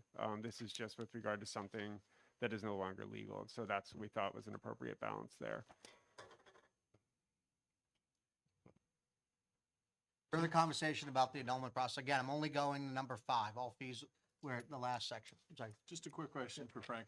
Why 2 ounces? Is that on the first page right near the beginning, you had 2 ounces. Why not 3? Why not 1? Oh, sorry. I think that was thinking that was the amount we were gonna, so that would just be tweaked to reflect whatever the legalization limit is. Okay. So thank you. again, earlier, we recommended 4 as the number, so this number should go to 4. Right, if you have 4 ounces or less and you're convicted of a, because it's now legal. So is there any objection to includes, well, let me do this way. All those in favor of using this language as presented up to number 5, that's as far as we're talking about that for right now. So I want to talk to Frank about the rest of it. Who's in favor of including this annulment language? Frank? So So who's opposed to including this annulment language? All right, so we're not going to include, so we're back to the existing language that's in there. My recommendation is, again, this is another thing that it's been debated, and I think the conversations are healthy, but when you have a very complex policy bill like this that we're putting forward, perhaps the annulment section is one that we revisit separately and not let this be part of the stalling process. Mr. Chair, you mean like Representative Hunt suggested making a study committee for annulment? I'm not sure this one needs as much studying, but yes. Or punting might be the other term that's been thrown around. It's just, we don't agree on which one to go with, but this is not really related to the state-run franchise model. And that, for that reason, I think I would take the annulment section out, not saying that there shouldn't be, I mean, I think having consistency there is, we should do that, but do we do it in this bill? I would say no. So is your recommendation, Senator Evans, that we strike the entire section, the number 15 on page, starting at the bottom of page 31? New section, sentences, annulment of certain arrests and convictions, we strike all of that? Yeah, and then that's not a criticism to the policy. It's just maybe that's better off as a standalone. I know, Senator Gannon, you have a bill on the nanograms for driving. It's a separate bill altogether, and I think it will go through the policy committees. Okay. Frank? I think we would object to that, I think, for a lot of the reasons that we talked about with regard to the investment of the Social Justice Investment Fund, because there's a legacy of discriminatory enforcement in New Hampshire, I think is one aspect, and also just the practical reality that I think part of what we're trying to do is remove hurdles, unnecessary hurdles to people being able to succeed in their communities. And we know from substantial research that both access to housing and access to employment are key markers of successful ways to reduce recidivism. We also know that having a marijuana conviction on your record makes it more difficult to both get housing and to get employment. So I think, from our perspective, if we're really focused on public safety and creating a harm reduction prior to bill, then ensuring that we have a clean process for annulments is key to that. But we have that for 3/4 of an ounce or less, right? So, do we want to change that now or not? Representative Senator Whitley? Sorry. Yeah, I would be opposed to taking this section out. I think also we are now making some, this is making something legal. And so it's a fundamental unfairness about not addressing this issue about, people that were arrested for now conduct that will now be legal. I think if we don't address this, I think that's a huge gap. That's a punt that I'm not willing to participate in. All right, so any other new comments? Sure, I'll make So the only thing I'll say is, again, I think that nothing prohibits anybody from filing already for an annulment. If this was to become law, they could file for an annulment. So nothing prohibits them. So we're not prohibiting any activity by a person already convicted. The only thing we're saying is that there's not going to be an automated process for annulment. Could we just change the existing annulment law and it says 3/4 an ounce? Couldn't we just change that to say, whatever the number we come up with? I mean, why are we having this whole new section? Well, the question is, we're going to take it out now and leave it for someone to file a bill, which, again, we have 30 months before this is potentially going to happen. So anybody could file for an annulment anyway, as it exists. So I was just about to offer, I says, let's just not reinvent the wheel, because we know nothing's gonna happen for 3 years.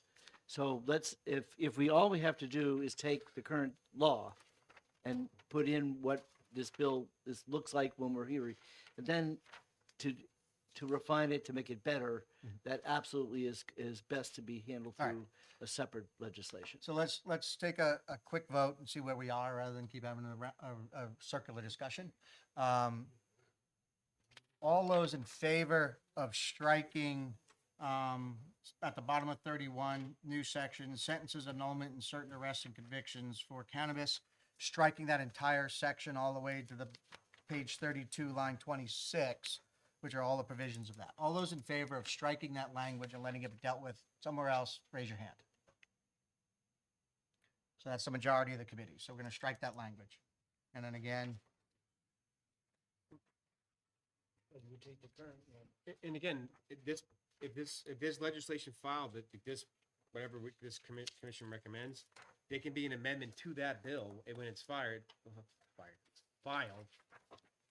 to address the annulment section. So again, we don't have, the conversation's not over, but I think for our recommendation, we're just punting on. Does that make sense? Again, doesn't stop anybody who currently has conviction on their record, if this law was passed, to file a petition and do it anyway. And the court may or may not grant it. All right, moving on. Assessment education tax, all this says is that the standard state assessment of tax for education trust fund for the statewide education property tax is $363 million annually. And this says that going forward, it'll be $363 million less the appropriation that we made of the funds in the revenue stream. That number's still correct, right? That's all correct. That's still correct. So there was no changes recommended there.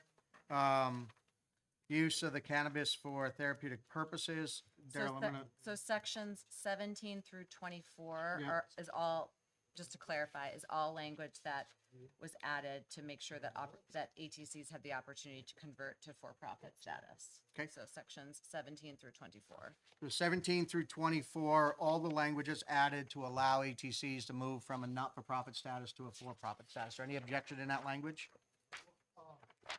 I thought we were going to allow them to I'm sorry? file for a franchise. Right, but in order to have their same company now be a franchise, right? Because we have an LLC underneath that, they need to move to a for-profit model. And so that's what this allows for, is them to be able to do that. Correct. Because otherwise they wouldn't be able to participate in the retail store. All right, so moving on to section 25, liquor investigation training. It looks like there was no discussion around any changes there.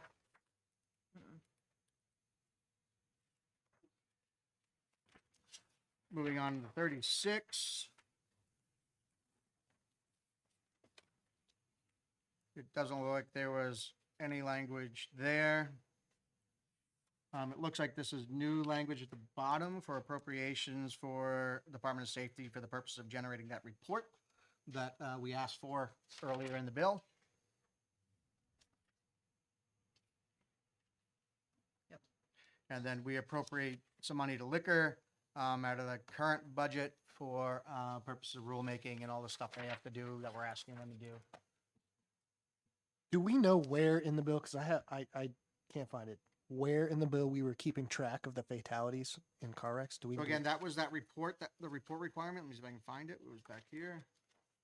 It was the one Representative Humla was asking about. All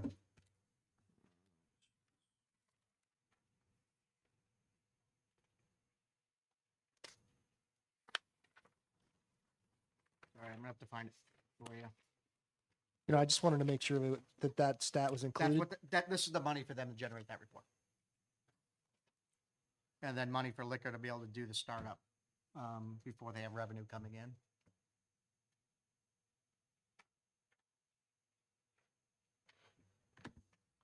All right, so that's the language of the bill. We have one major topic to discuss, and that's the creation of the advisory commission for, Cannabis Advisory Commission.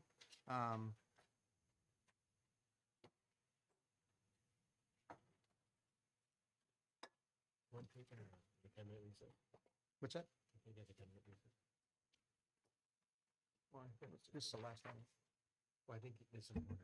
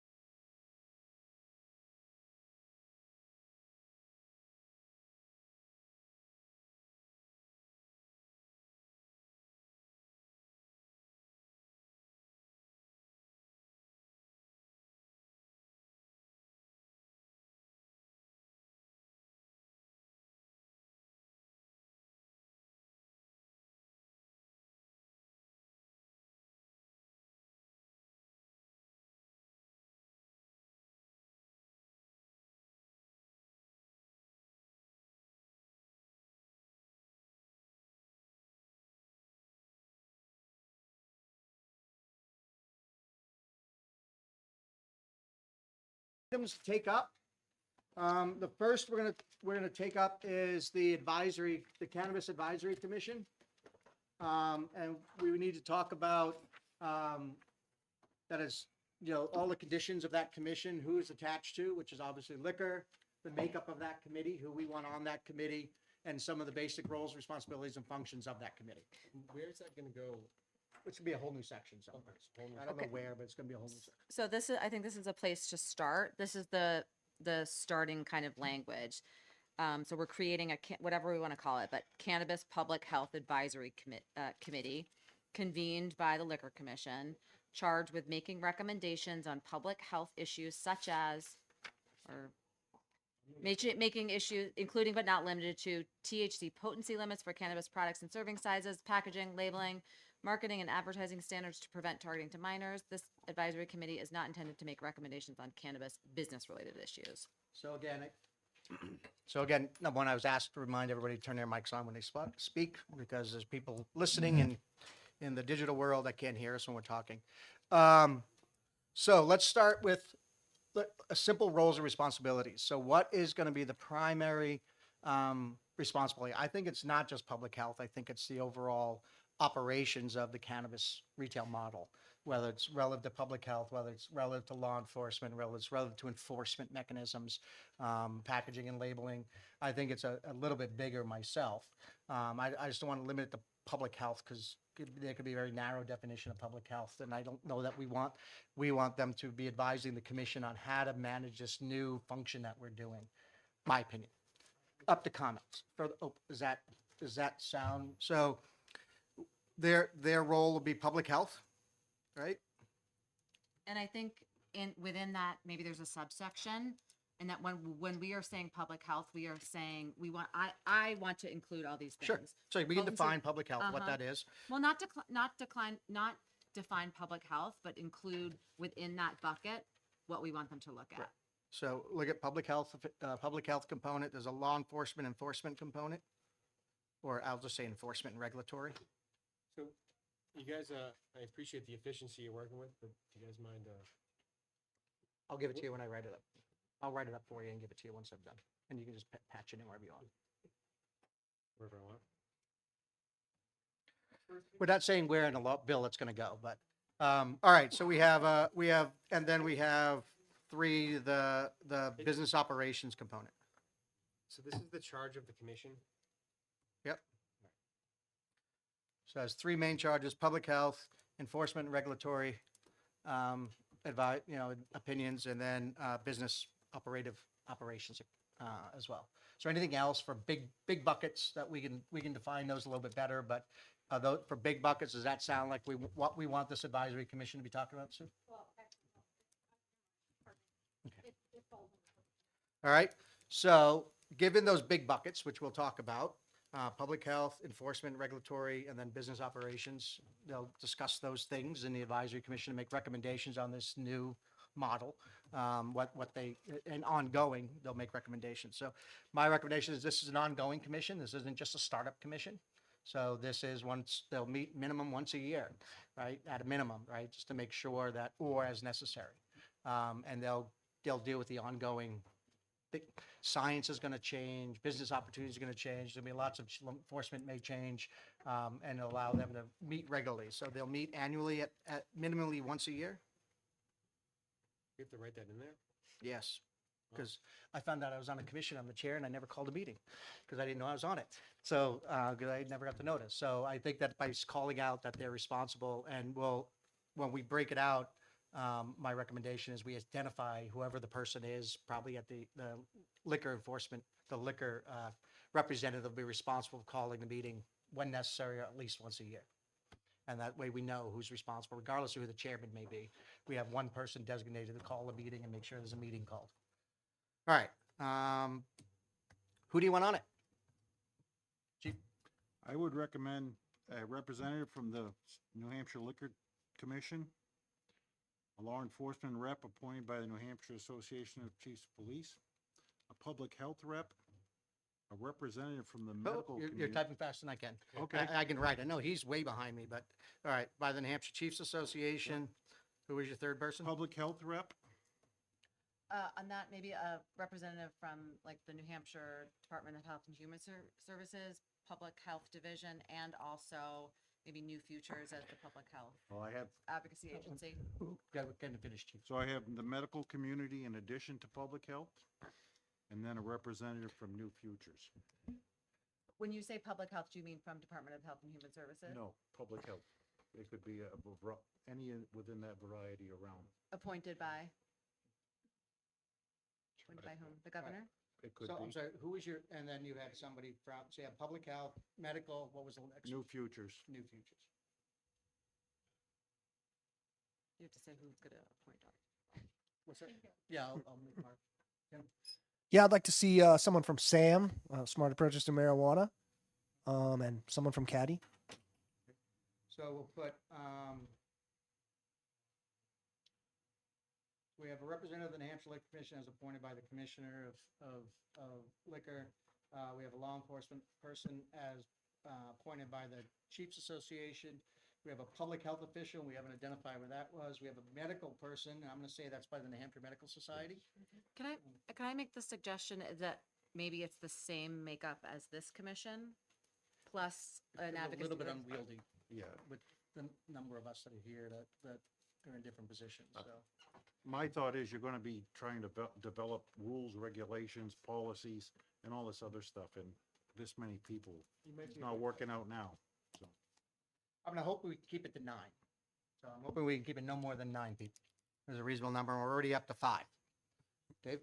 Perhaps somebody from education, so due to the fact that they'll know whether or not what's going on in the schools. Perhaps. So an appointee of the Commissioner of Education, New Hampshire. Yeah.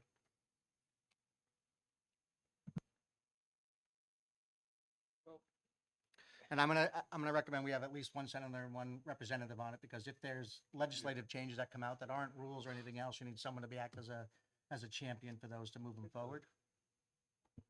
So 7 and 8, we have one more position if we keep it to 9. We have a senator and a rep. Sorry to potentially throw a wrench. Just one thought is, I think kind of the global or the broad mandate that I think it sounds like we're trying to put on this group, maybe a little bit too broad. I think, liquor has expertise in enforcement already. Liquor has expertise in the business side, but where there is where I think, and I think New Futures' original recommendation came from was a recognition that on the public health side of this and how marijuana and public health intersect and how to create good policy was a place where there was potentially a gap. And so the need to create a new kind of discrete advisory body to fill that gap.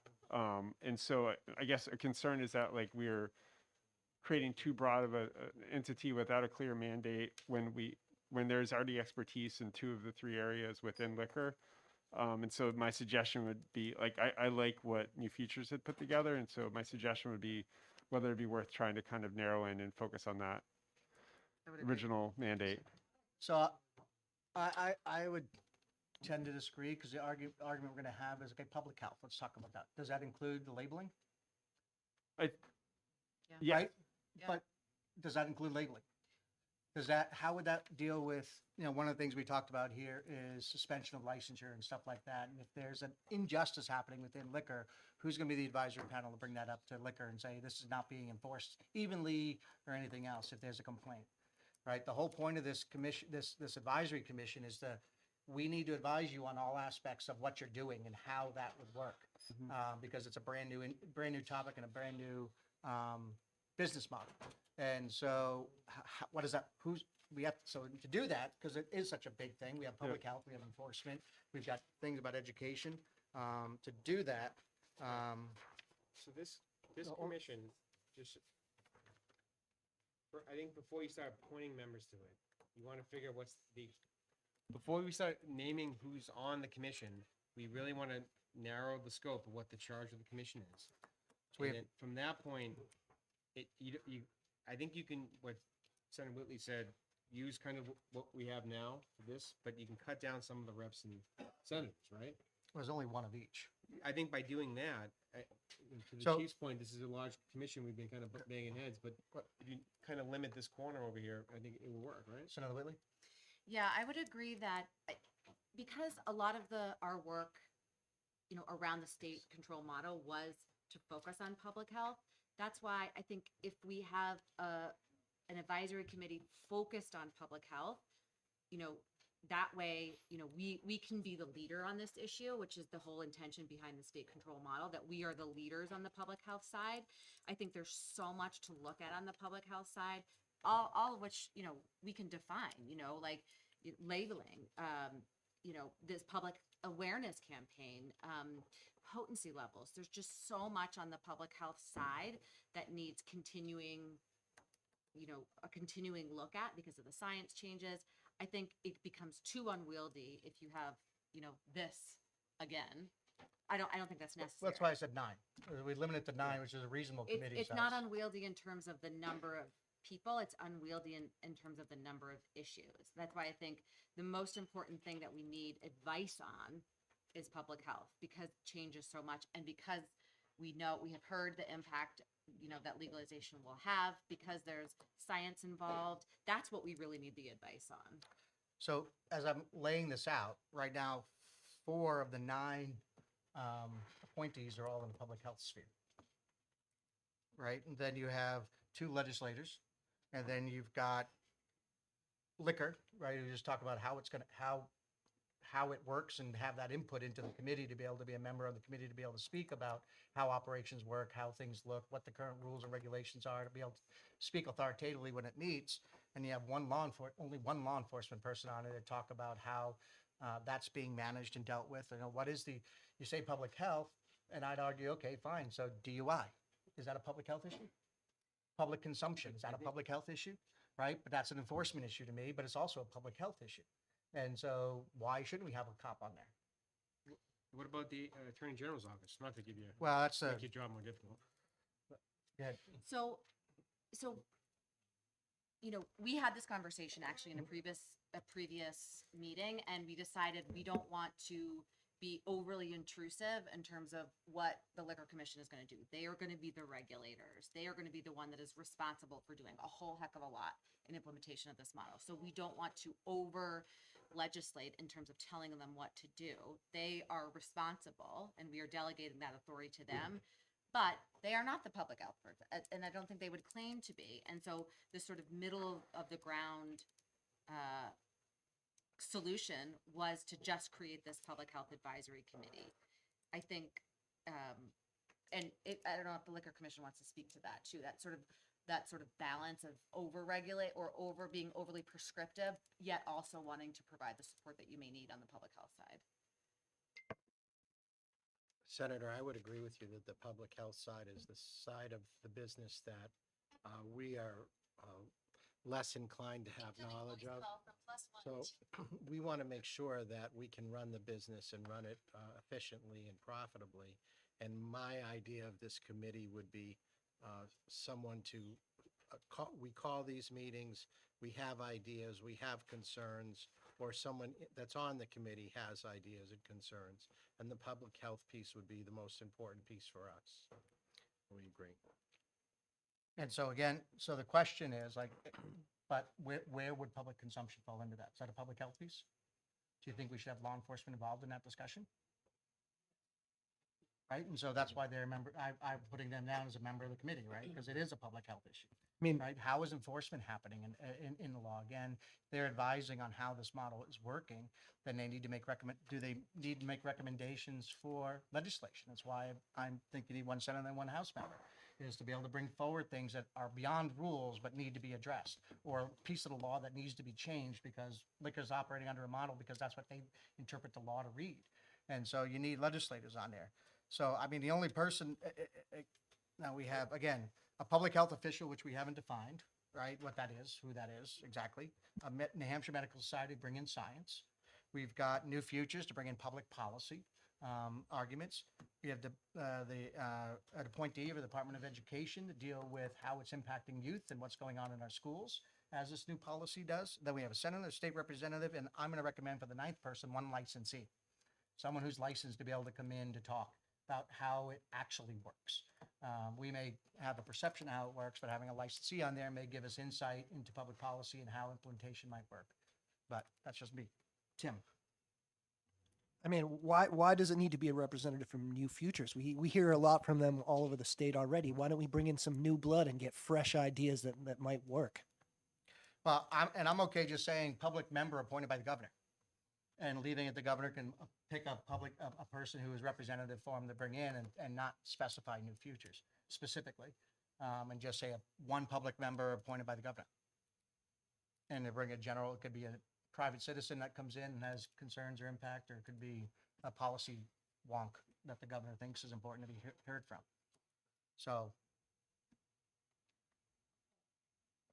Is there a Department of Ag component to this in any way with, obviously, when you start getting into testing a product and things like that, if these products are to be grown in New Hampshire, does that involve, is that under some purview of Department of Ag in any way, or? So right now, testing is, as we're talking about, are relative to a third-party testing at this point, as administered by the Liquor Commission. Chief? Senator, I have to disagree with you about a member of the people selling it.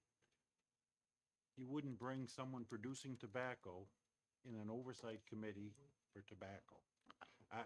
I'm okay with that. I think that, I'm just I trying think to. there's gotta be a separation, there's Okay. a conflict there. Sure. You always bring somebody into the. Right, you could bring them in and ask them for input, but So I'll strike that one. I'll just say one member of the public appointed by the governor. It does need to be a balance though, Right. because what looks good on paper doesn't always work in the real world.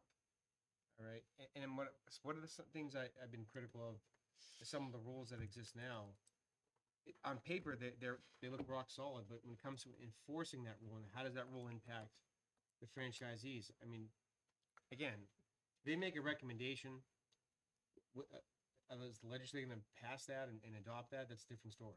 But I think it's important to make sure you have every angle here covered.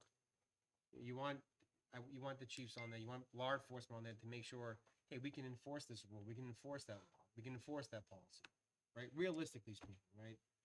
Same thing. Will that policy even? How will that impact the franchisees? Is that something that they think will be too burdensome?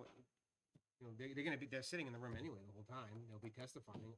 So whether they're on the commission or no, I don't think it's going to change their input, but I think it's important to have everyone involved. If I could ask, wouldn't that be covered under the Liquor Commission though? Since aren't they representing in some ways as the main franchisor, wouldn't they be representing those logistical issues? Again, I'm okay with taking off the person from the licensee. I just added that because I had a ninth slot and I was trying to figure who was a good fill. I have an idea for But, that. and I'm okay with Two house recommending just a member of the public is appointed by the governor and just leave it at that. So it could be just a regular old taxpayer. If the governor thinks we need a policy wonk, he can appoint a policy wonk. Make two house reps. So 2 members of the house. Now I we're know- at 10, I know. so that means we got to go to 11, so we don't have a tie. Yes, Senator Whitley? I'm a little nervous we don't have enough public health on there, so we need a certified public health specialist. So we have, What we really need advice on is potency limits, these campaigns, labeling. This is like the nitty gritty thing, so we need that expertise on there. all right, so, Certified public health specialist. all right, so Dave, did you have somebody on there from prevention? I just, actually, so I crossed out the public health official. I said, the public health official as appointed by the chairman of your commission, the Commission on Treatment, Prevention, Substance Abuse.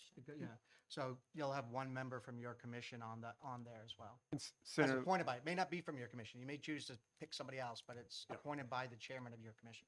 sort of one other group I think that we haven't included, which we've heard a lot about, is mental health, and so potentially NAMI or a group like NAMI to make sure that we have that angle covered. All right.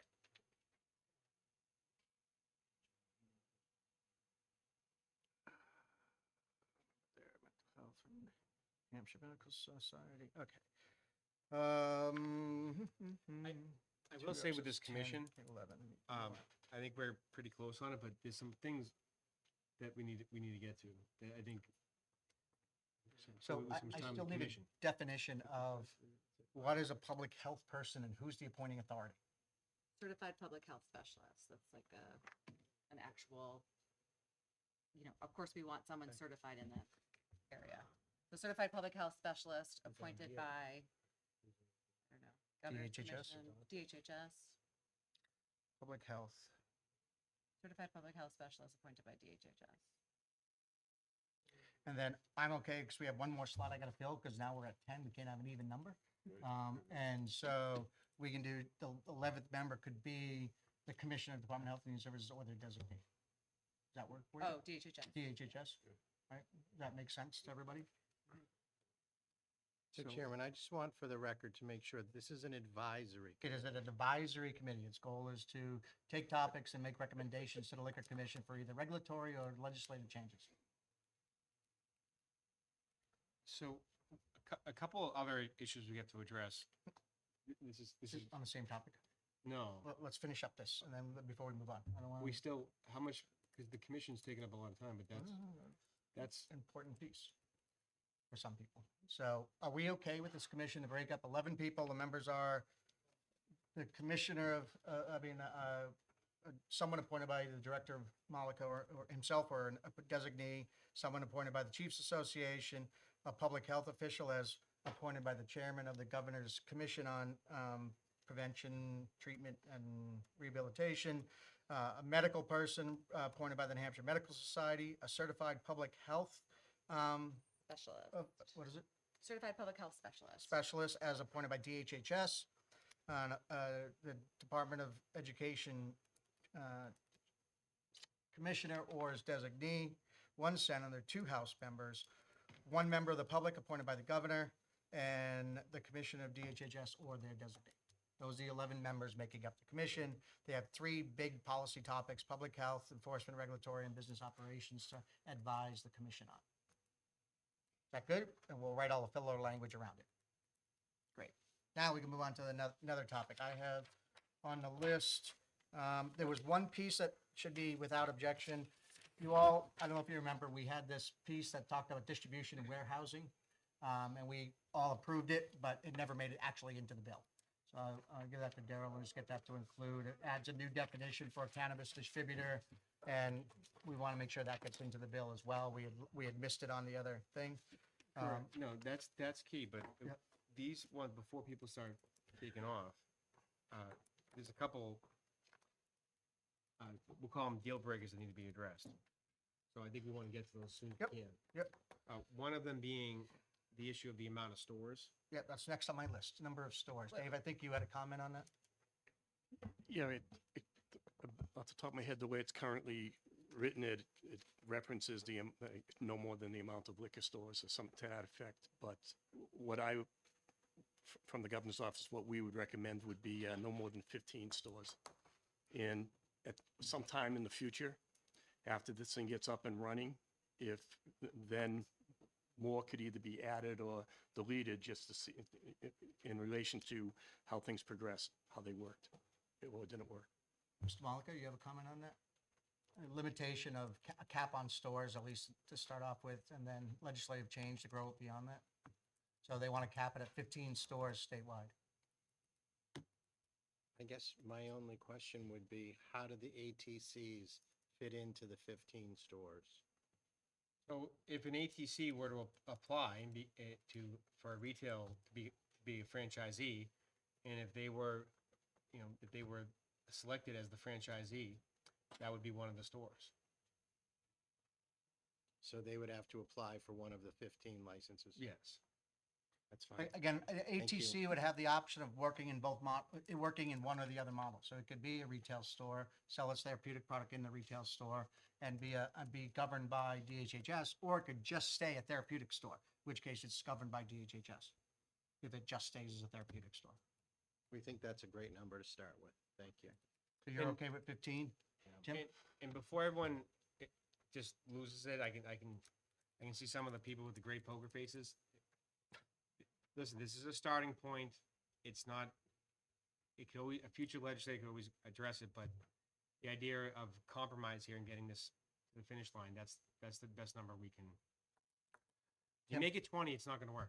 All right, hold on. Tim, go ahead. I see a flaw with this. We came to compromise and work with you guys in good faith that we would never exceed the number of liquor stores. That language allows for exceeding the number of liquor stores. No, it's not the opposite. No, it's just the opposite. You're It saying- limits it to just 15 stores, period, Just 15 stores. not 65. But you're saying another legislative body in the future could raise that number. But they If always it, do. it needs to have the Hold on, limit, hold but on, hold not on, let's more. go than- back and forth. So So, you want to leave that limit in. so hold on, John. So Daryl? Well, but even as it was written before, the future legislator could still change it. And that applies to every law other than anything that's in the Constitution. John? I agree. I mean, yeah, in terms of 15 is just what, you cannot bind a future legislature, okay? To put it in and say, but don't exceed 64, it makes it sound like we're okay that to raise the number, and it then begs the question, well, how you do that? Well, the only way you can do it is through legislation. So don't sweat it. The number's 15, the number's 15. I can tell you from the governor's office point of view that, we're adamant about that number 15. Can I just make We don't want to see a proliferation of what's happening in other states. Okay. Becky? I have a global sort of concern here is that we just spent many months going through a 37-page document. Many people have to leave. I have to leave at 2. And we are now going to take up a list of issues raised by the governor's office last night.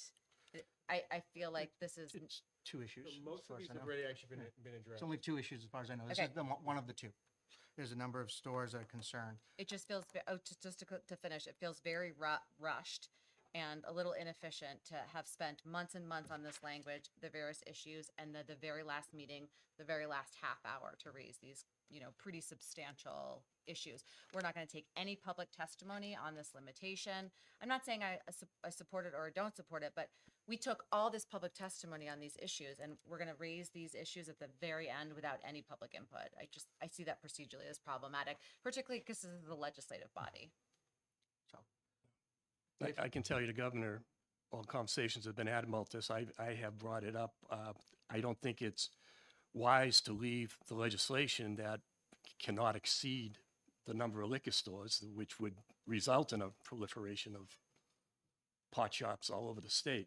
I think this is something that we got to move slowly on. We want to make sure that the safety of the citizenry is taken care of. And as you said, perhaps in the future, when the legislature could always change that, but at this point, we're adamant about that number.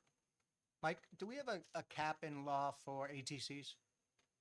Yes, 4 ATC licenses, and each licensee can have 2 dispensary locations. So maximum of 8 locations. 7 currently operational, 1 is still open. So it's not new territory we're breaking, new ground we're breaking. It's already been the model we're using with Therapeutic now. Just the question is, do we expand into retail to allow for more stores than we do for the Therapeutic, which is only 8? So, They have some issues with some of the definitions, just how the therapeutic program would blend in, but we can do that. We had one other policy issue. let's stick with the 15. Let's stick with the 15 stores and let's get that topic too. Who's in favor of amending the bill to allow for up to no more than 15 stores? Okay, so that's the majority of the committee. So Daryl, will you draft that language? And again, you'll need to insert it wherever we have the language currently for, I inserted it, well, and we'll cap the number of stores at 15. it's under. You want to speak? 318-F:"F. Does he want to come to the microphone? When do you come to the microphone? So again, so people from, This does not affect the ATCs and their 7 locations. right. I understand that, but this is my question. This is my question for you guys, right? You had 65 stores or whatever it was. Now we're down to 15. You've projected the take for the Liquor Commission to do this. I can tell you from someone that has a whole bunch of stores that you aren't going to collect the tax that you're projecting near in 15 stores. It's not even possible. So you're setting up the Liquor Commission potentially to fail by limiting the number of stores that they start out with. How many stores do you think we would need? 50. Because we were 100 in Maine, we're about the same size, and it's been retracting, right? And we're down to about 80, but it's still not a healthy situation for the population and the customer base that we have. I think 50 stores. Now, again, I'm asking for competition for what I'd be looking for, but I'm just telling you, how are you going to collect the tax that Chairman Malika is supposed to collect if you got 15 stores? They'd have to do $2 or $3 million each a month in sales. How long did it take for these stores to open up from when the program began? It's not the stores that's the problem, it's the cultivation. It takes 2 years to build the cultivation out of any sizable size and quality. Okay, so anyhow. To be clear, so again, I think, number one, we're not talking about cultivation licenses, right? We're talking about retail store But locations. it's all connected. Retail operations, right? Not, and when you look at the geographical size of Maine as compared to New Hampshire, there's a significant difference as well as to why you may want more stores in Maine than you want in New Hampshire, because just getting from one end of Maine to the other, you can't get there from here. And so I think that there's a reason why they might have more stores for access to the community versus New Hampshire. We No, got it wasn't. 40 in Portland. Yeah. It's just ridiculous. We could do Portland with one. So- Okay, you guys know more about it than me. So That's hold all on, I got to hold on. say. Wait, I'm gonna go to Question for you. Representative Hamla and then over here to Senator Gannon. I was going to say, I think the basis of having this conversation initially was because people were distressed that we were losing money from our surrounding states. So 15 is better than 0. And if the whole premise is that we're losing so much money from Vermont, Massachusetts, and Maine in these sales, then 15 should be adequate to start Thank you. with the model we haven't seen before. Senator Gannon? In my opinion, and you can correct me if I'm wrong, do you not do a disproportionately high volume of business at a few stores? So I'm thinking if we have one on Route 3, 93, Route 1, a few other places, they're gonna do a predominantly large portion of the business. So we're prudent about our location of the 15. That's absolutely true, but then you guys would have to dictate where the stores go. You understand? That's what we're doing. But yeah, again, liquor always has that on licensees on location to decide where stores go and don't, so. Good enough. All right, so as a consensus, we had, for a majority of the committee, we're okay with adding language to cap the number of store locations at 15. Again, this isn't breaking new ground. We do it with the ATCs. We also do it charitable gaming for retail sports betting locations. We're allowed 10 in the state, and that's it. So it's not new ground that we're breaking, where we've limited it on startup to see what the impact was. So I think it's a reasonable adjustment. The last one was, do you want to do this one? I'll let you do it. Yeah, thanks. Throw it my way. So we have some language out of the governor's office talking about political contributions and licensees. So I'd ask that everybody read it, and we'll take some input on it. The language just says, no recipient of a state license to operate a cannabis establishment shall lobby or attempt to influence legislation relative to cultivation, testing, manufacture, packaging, or sale of cannabis or cannabis products, contribute funds to any entity engaged in these activities, or participate in political activity. This prohibition shall not apply to entities that have not had a license for at least 18 months. So again, that's the language that's being put forward. Open discussion. I have a little concern about Citizens United and that conversation that speech is money is speech, and denying that might cause some conflict here, but I'm open to discussion. So before we get the Attorney General's office weighs in, the franchisee purpose, right? You're essentially acting as a government actor. So you can restrict speech on the government, but not on a private individual.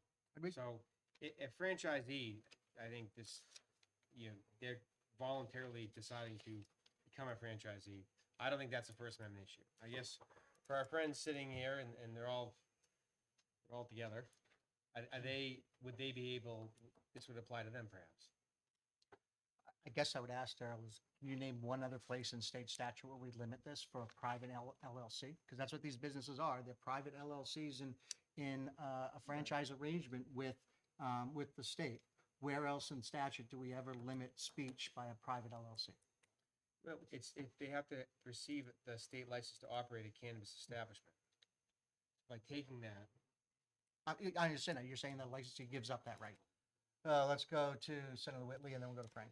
Yeah, so I also have constitutional concerns with this, First Amendment concerns, and just because these are private businesses that are getting, they're getting a license, they're getting a franchisee, that doesn't make them government. In no way does it make that government.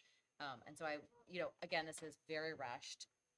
Folks have to leave very soon. This has potential constitutional problems. I think this is this is not right for decision point in such a rushed way right now.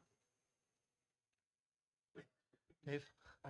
I mean, circumstances does happen when somebody gets a federal grant and they're not recipients of federal grants. A lot of the times the condition is they're not to do any lobbying or any of those type of activities. The worry here is that we don't want to create a big tobacco atmosphere in New Hampshire that is happening in other states. We don't want it to be where a lot of money is being thrown around. We don't want that to happen here, where the whole conversation is taken over by people with a lot of money. You heard the gentleman say he owns a lot of stores, and he's going to have an unfair advantage if he's able to put up all kinds of lobby activities where we are trying to make this, one of the reasons we're trying to make this a franchise model is so we don't get a big tobacco. We don't get that big money coming into New Hampshire and polluting the conversation of what's best for New Hampshire. Further conversation. Frank? I definitely see the chief's concern in terms of influence. I do think, though, we have potential First Amendment issues with this. I definitely want to run this by our legal team. But I think that, the chief's point, I think, is why I think it's so important that we, on the commission, like the commission that we're establishing, that we don't have certain people on that commission, that we limit throughout other aspects of this legislation, the power and influence of certain entities, or, so that we have, like we decided not to put a member of the franchisee on the oversight. I think that's a great way to limit their power and ability to influence, but I think this has some potential issues. Tim, and then Daryl. Just a couple questions. We don't limit the opportunity to lobby for the gambling establishments that have licenses or any other kind of license. I think this might possibly set a bad precedence. So let me just explain one of the rationales for this. I'm just explaining the rationale. So you have 15 franchisees, right? They may not agree on every policy, but they're kind of operating on, I don't know if team's the right word, but you don't want, picture other franchises, right? If they're all arguing amongst themselves, lobbying for different things, part of it is trying to keep some cohesiveness amongst the franchisees. Now, that's just kind of how this came about. Now, is it an actual First Amendment violation? I think if they agree to take the state license, they're doing so in advance. That's why this shall not apply to the entities that have not had a license for at least 18 months. It's applying to anyone who decides to apply for a license after the fact. If they do that, they know what goes along with that license. They're doing it voluntarily. No one's making anyone do anything, right?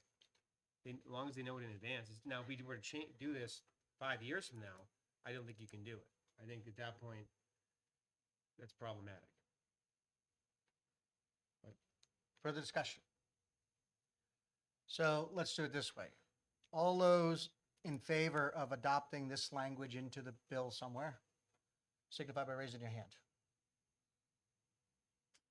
1, 2, 3, 4. All those opposed? It's 4-3 with a whole bunch of people not voting for understandable reasons. So why don't we do this as an addendum, because it's not a majority of the committee that's done it. So we'll do it as a talking point to be added into the bill and the committee report, saying there was discussion about the influence of the industry through lobbying on expansion and prohibiting that lobbying efforts.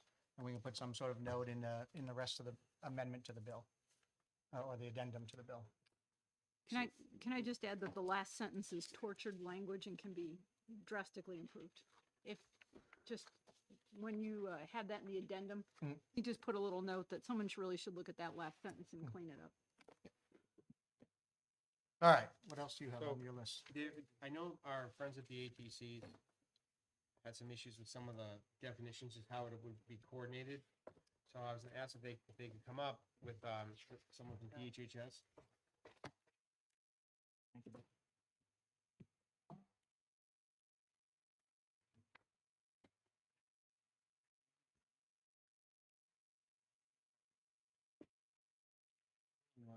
it's poorly written.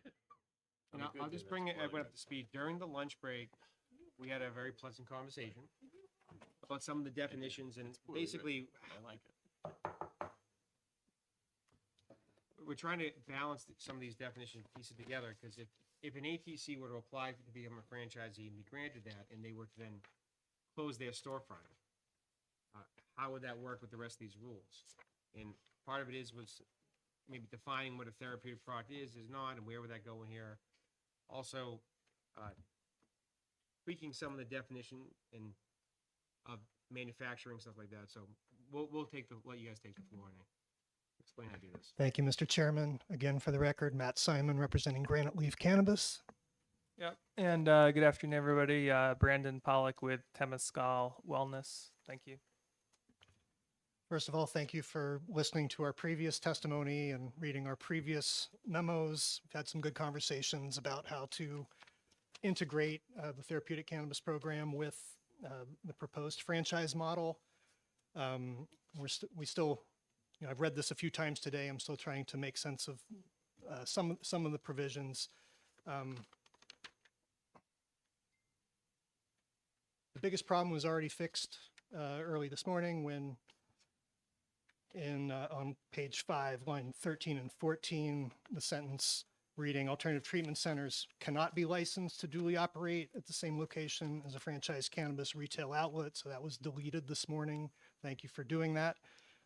That gives us some clarity and restores my understanding of overall what my understanding is. And please correct me if I'm wrong. The ATCs have agreed to give up the store branding, to no longer have branded ATCs.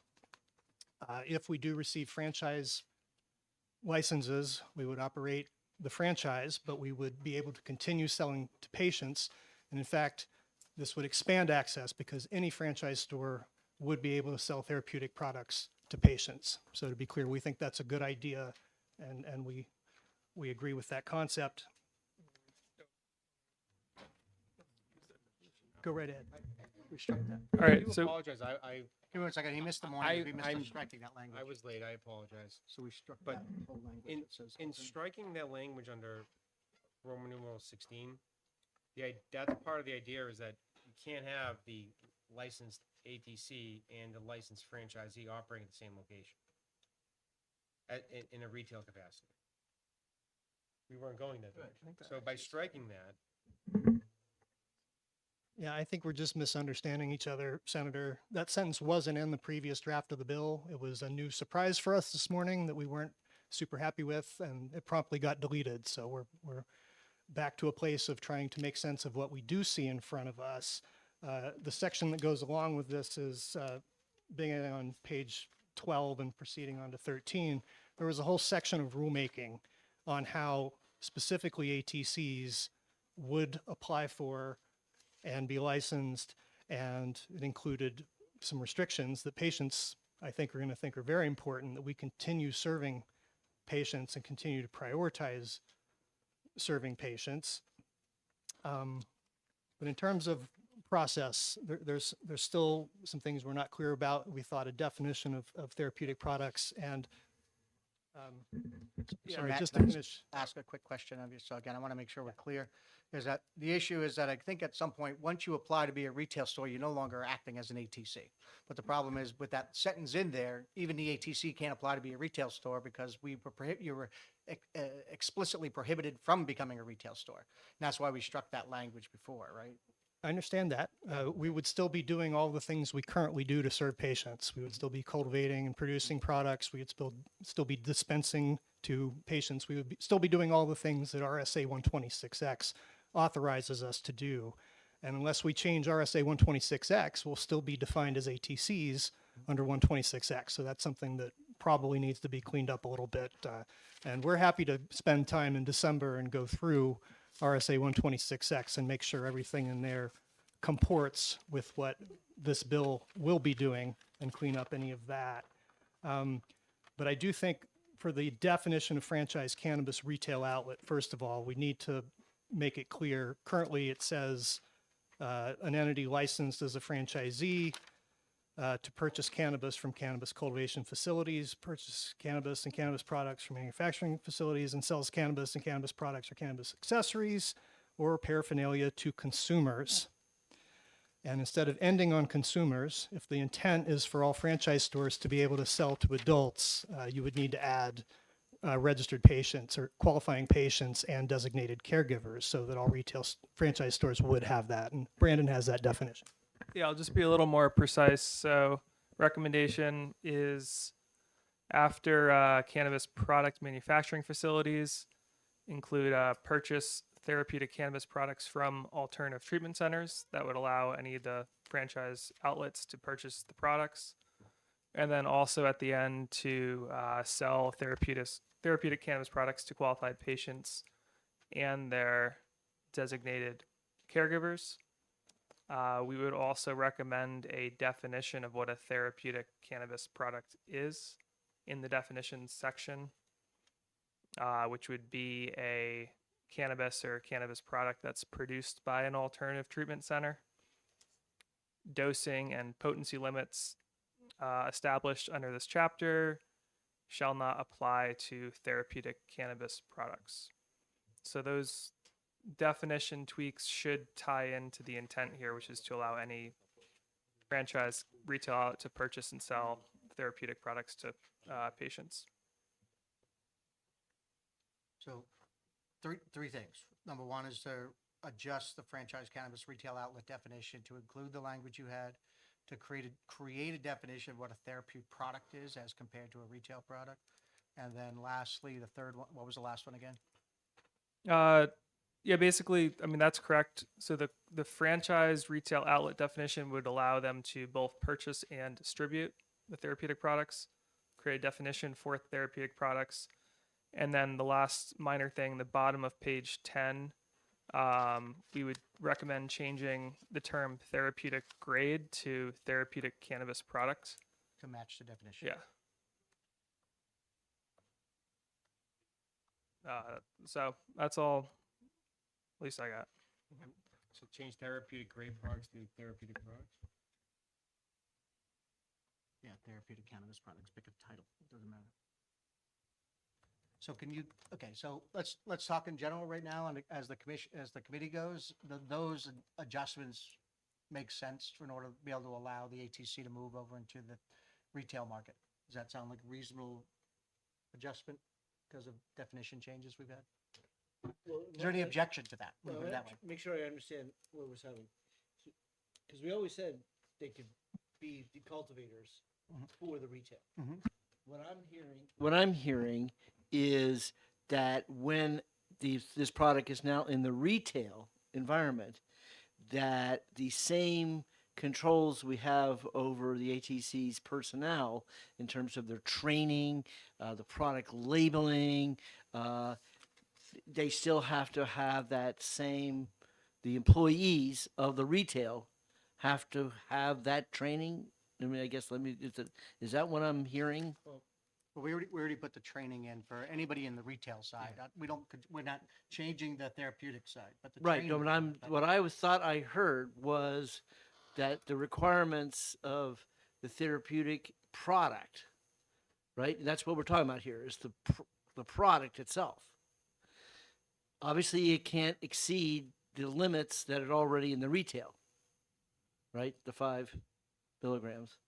Can't exceed that. So even though therapeutic products have very high dosages, you can't exceed it in the retail environment.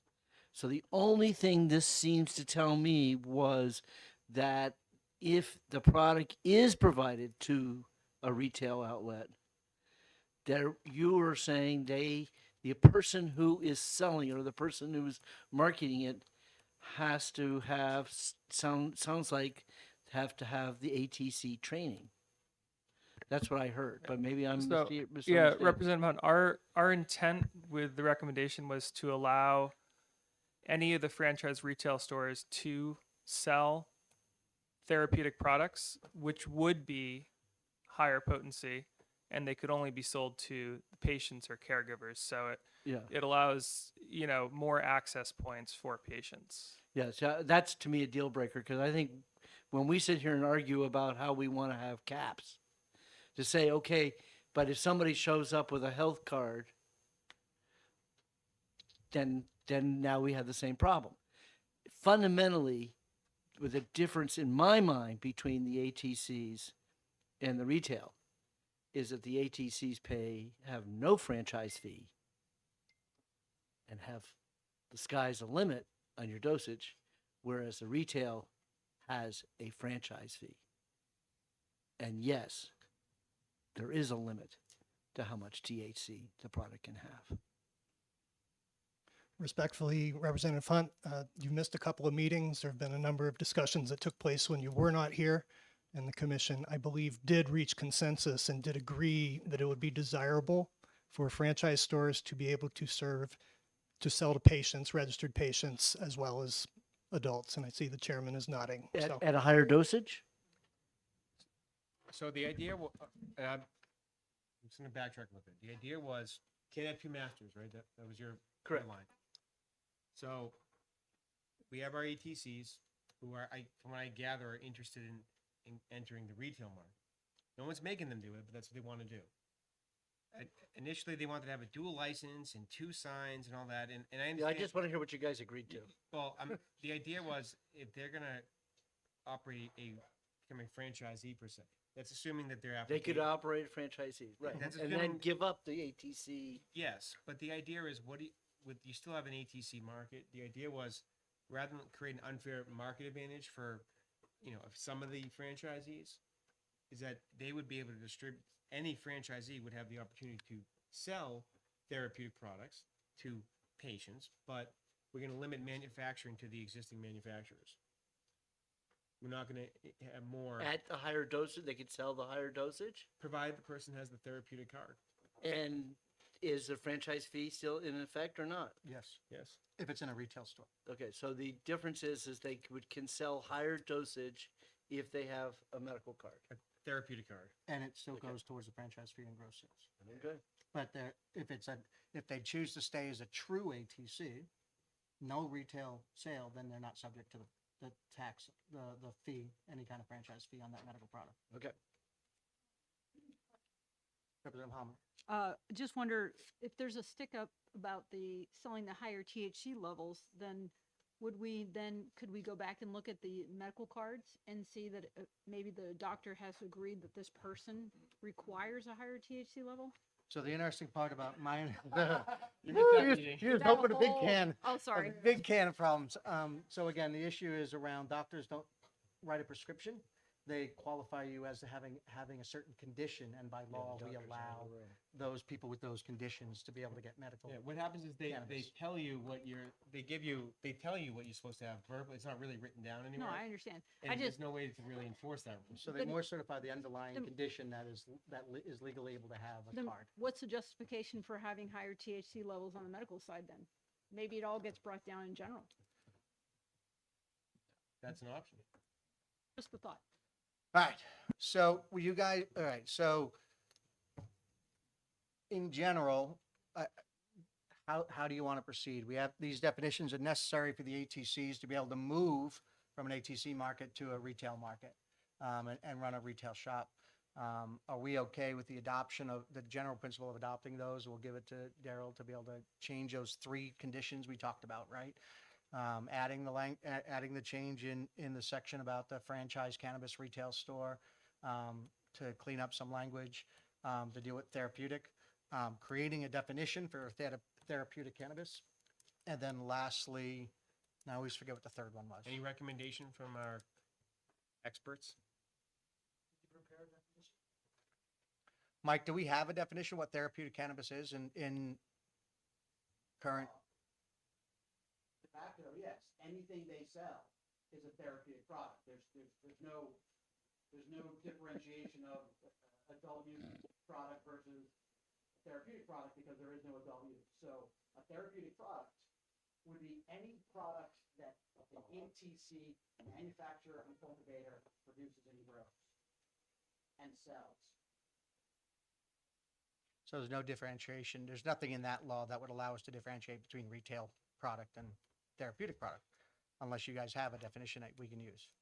Yeah, so our recommendation with the, 7 minutes we just thought about it was to essentially preclude dosing and potency restrictions from a therapeutic product. So it's any cannabis product that an ATC produces, and that the dosing and potency limits don't apply to those products.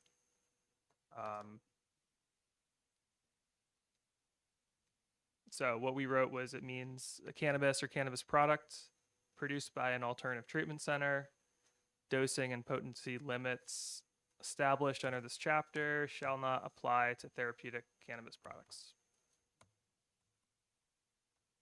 Erling, I have a concern that we're going to be creating a schizophrenic system to where, this booth sells this and that booth sells this. And if we have THC limits, let's have THC limits. Right. So again, I think the concept was allowing the the retail stores to be able to sell therapeutic product as developed by the therapeutic industry, and be subject to what they give up is the fact that it's subject to taxation. And you have to have a card. You can't walk in and say, I want to buy the therapeutic and not have a card. You have to have the card, which means that you've met with Mike or gone through the process with DHHS for what that looks like. But you also can still have, for an ATC that chooses not to and just wants to stay in the not-for-profit world, they could just stay over there and sell just the therapeutic product and no retail product whatsoever. Just out of curiosity, quick question. So if somebody comes in with a medical card and do you get any direction from what their medical provider suggested, recommended, or they can just come in because they have the medical card and say, I want the highest potency? So as a matter of policy, we can sell them anything on our menus. In some cases, a very small number of cases, the medical provider does provide notes and does provide specific instructions. In cases where they do, we are required by law to follow that, and we do. So that's an issue that could be addressed in rulemaking. That's one of the reasons I was concerned about the rulemaking being pulled out of this draft, but that can something we can deal with in January, perhaps. But yeah, we are required to follow the provider's instructions when they do provide instructions. But the vast majority don't have instructions, so it's the choice of the consumer with the medical card? That's correct. Thank you. Further discussion. And just so to be clear, that's how it is under the existing therapeutic program. So, the doctor's not allowed to write it down. The patient just walks in and hopefully is honest with the ATC, and they have the option, although it's encouraged, to have a consultation. The system in place that we require the ATCs to follow the instructions that providers give them, the inspect on. Yes. It's a requirement of the ATCs to follow the provider's instructions. Correct, but the doctor's not allowed to put it in writing. But he said, The doctor does put it in writing. Sometimes. Really? Oh, we heard different testimony. So, Dave? he just, not to argue, but this gentleman just said that most of the time the doctor doesn't give instructions. So it just seems kind of ironic, just as an observation, it's supposed to be a quasi-medicine, not a prescription, but the consumer chooses what his dosage are. So, yeah. Cannabis is a unique product. The fact that there are no lethal overdoses means that Right. I'll just stop saying. I'll stop talking. So, again, the question is, do we change this language to deal with this transitional issue we have with ATCs being able to get into the market? We have some base definitions that we can add. Daryl can send them around to everybody once he's drafted and brought it into the bill. Well, therapeutic grade cannabis products means a cannabis product which is already defined, that exceeds the potency limitations created by this chapter. And manufactured by a licensed ATC. Sure. Right. That's it. All right.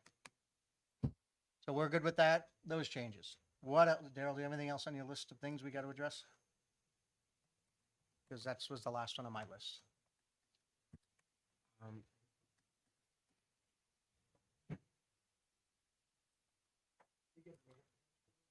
What's that? No, you just get to eat your gummies. All right. anything else? I'm waiting for Daryl to finish typing, but does anybody other than Daryl have anything they want to bring up? Yep. I would just, with regard to the Cannabis Advisory Commission, Yes. I think it would be very helpful to include language in there that would prohibit people from having financial incentives from receiving some sort of a conflict of interest kind of language that maybe perhaps the board members have to be, maybe they can't have investments in marijuana, they can't have certain things, there has to be some sort of disclosure so we can trust that people are working in their best interest. I'm going to write that section up and I'll give it to Daryl, and I'll Thank you. include that there'll be no conflict of interest, either by financial or financial matters to be a member. And Anybody and else? If I could, and you may even want to consider immediate family members in that as well. Household members. But, just ethics language that we use for standard ethics language. Anything else? So remember, if you have a call out that's beyond the bill, that was an item you didn't agree with, and you want to call it out for the policy committee to adopt, then you need to send it to Daryl by Thursday because our report's due by Friday. And the report's going to be under Daryl's signature, not the committee signature. So he'll do it as chairman, saying this is what was discussed. And just so everyone knows, I am actually leaving the country on Wednesday. So Wednesday night, but so if you are expecting to reach me Thursday morning, that's not gonna work. So out. try to get to him as soon as you can if you have a call out for the addendum. I think we have to, as a commission, still have to make a vote on a yay or nay, right? Well, no, we don't have to. So we can be, the report can be under your signature as the activities of the commission. And the bill is the Well, majority of the report. I with think addendums. it's important. Some people, there's a majority and a minority report. Is what Well, I- that's why they're going to send you an addendum language. Here's the bill we drafted, Yeah. right? That we had general consensus, the entire majority of the committee. And then the second piece will be as a committee report, not bill, the addendums that are call outs like consumption and. I think we still need to take the actual formal vote now. You know, this bill, again, this is not even a bill. This is just a hypothetical. It's not a final product. But I think we need to actually vote as a I have a problem voting on something I don't have in writing. I've always had in my committee. It's always been when we vote, we don't vote on what we think the amendment's going to look like. I have to see the document before I. Would you like me to have this printed out for you? Yes, Oh, please. so But right, just this right, language right, was CC. this understanding what this last process. I make sure I understand it correctly.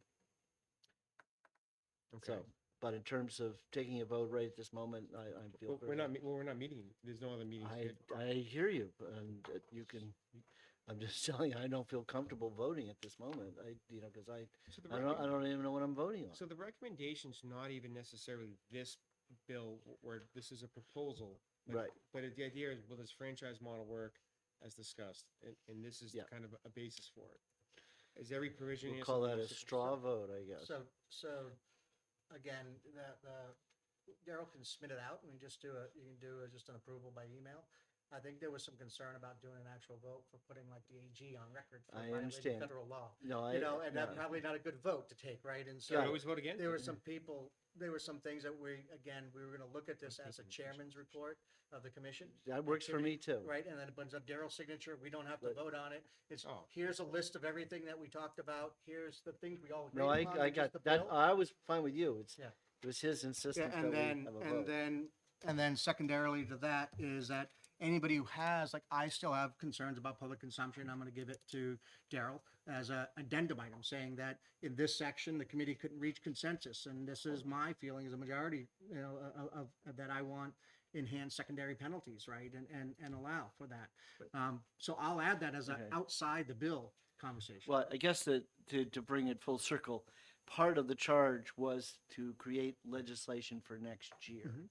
So the question is, we're not necessarily voting on that because we don't know who's going to bring that bill in. So we'll have a bill without actual being a bill, but it's just the language of, if a bill was to go forward, this is what we think the bill should look like. Yeah. Except for these provisions where we we couldn't come to a full consensus. So there are people at the annulment provision for the ACLU, right? They may want to create a little call out that says that we think that the annulment should be in, and this is what we think it should look like. Okay. But it's outside the bill because as a committee, we voted not to include that language, Okay. right? And that gives the policy committee some direction, whoever gets it, to say, here's the bill, the starting point, and here's some things that are still left open to discuss.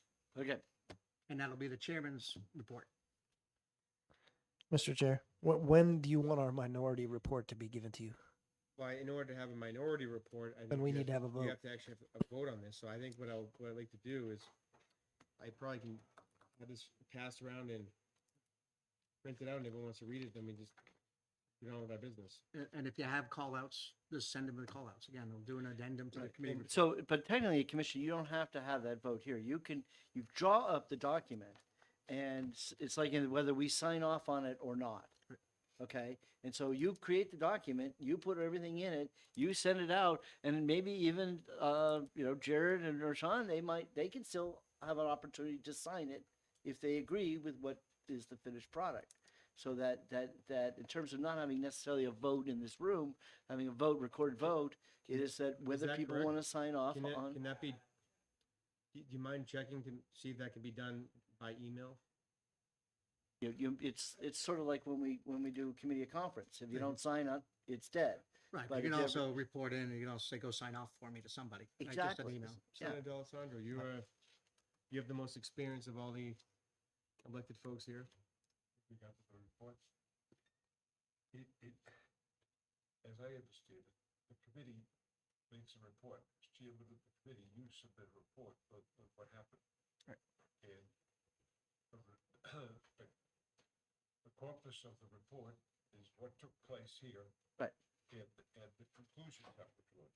That's it. That's your report to the committee. Right, that's what it's under chairman's signature. Yes, So under the chairman's as this, just what we said, this is what happened, right? Okay, works for me. All right. So if you without have a any, aren't we supposed to make a recommendation? Isn't that the charge of the commission? the report will be the bill and the addendum. You have the charge? Where's the charge? Pull up the legislation. What is the charge? Charge.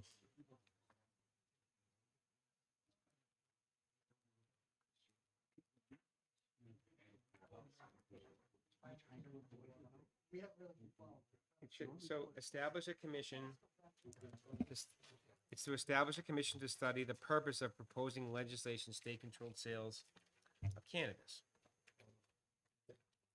So the commission met, we have a document we went through, 37 pages with various edits and cleanups. And that's the core piece of, or as corpus, as Senator D'Alessandro said, that's the corpus of the bill. And then any committee member can submit a note to it be attached to the report, the bill, for areas they disagree with or agree with. So I'll just ask again, when do you want us to have our minority report that we've already prepared given to you? Yeah, but is there gonna be more than one minority report now? No, we work together as a team. It's just an addendum. His addendum. No. We agreed that we talked about and discussed as a committee, you might have been on vacation again, that you would be allowed to do a minority report.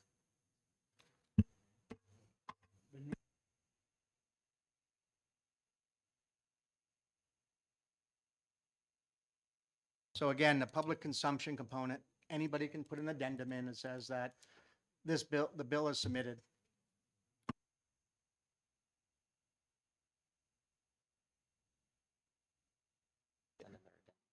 People can send their addendum calls, but there's no voting by email. Right.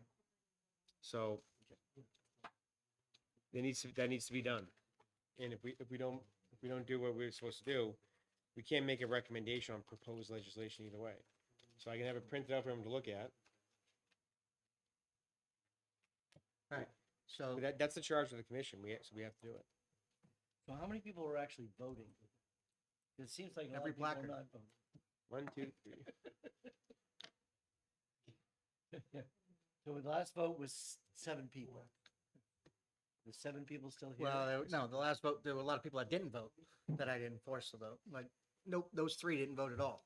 No, Right? exactly. But And how- so, but that was- they're voting members. The so- last vote we just had was 4 to 3. Right, because only 7 people chose to voice Is their all opinion. those 7 people still in the room? Yeah. So, Okay, let's go vote again. would you like me to pass? have the- No, it's fine. Let's just vote. We got a quorum. Would you like to be recognized to make a motion? I moved, ought to pass, on this proposal. But I think you want to move, you recommend the I proposal. recommend that this is the language that is used for legislation for next session. Is there a second? Frank. That's been seconded by Frank. Is there any discussion? After all that, we're good? But So I'll- again, I think, Mr. Chairman, the question's going to be, are you going to allow an addendum to this Yeah, report? Like, yes, I may it- vote for the bill, I may yes. vote for this to move forward, but I want an addendum on certain topics that I didn't have 100%. agreement with the committee on. 100%. And listen, to my friends on here that are elected members, I'm not asking whether you support this in a House vote or a Senate vote, but the provisions in here, part of a compromise, that's what I'm kind of getting at. We're not recommending this ought to pass per se, on the floor of a legislative body. Putting this forward, there's provisions that none of us agree on everything. So again, the that's vote the- is on the that's the vote. 37 pages we just went through in detail, Yes. right? And all the little minor changes we made in the last few hours. And then there are 3 other provisions we've added that we have, and that's the Cannabis Advisory Commission, the limitation on state stores, and the addition of the distribution and warehousing language that we missed in the bill. So that's what we're voting on, whether you agree with that concept of that as the bill going forward.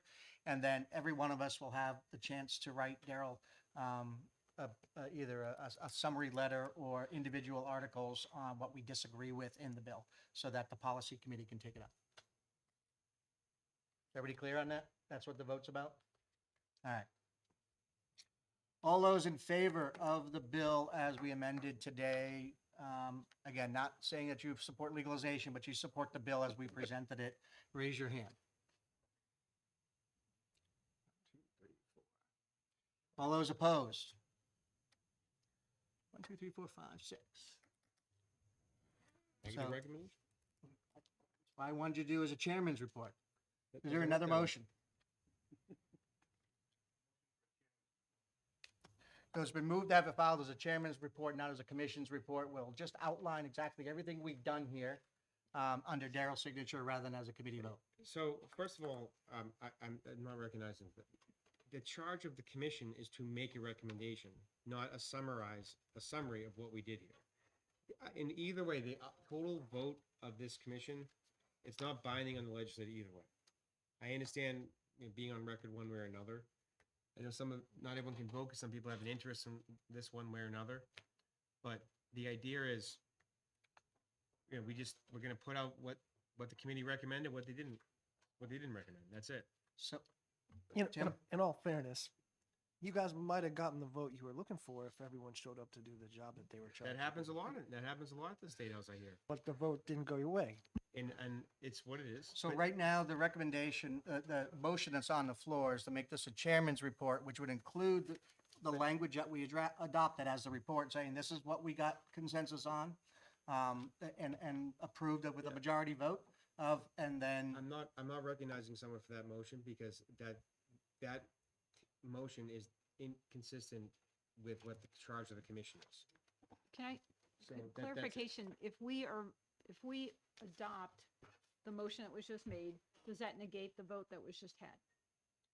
If we adopt, yes.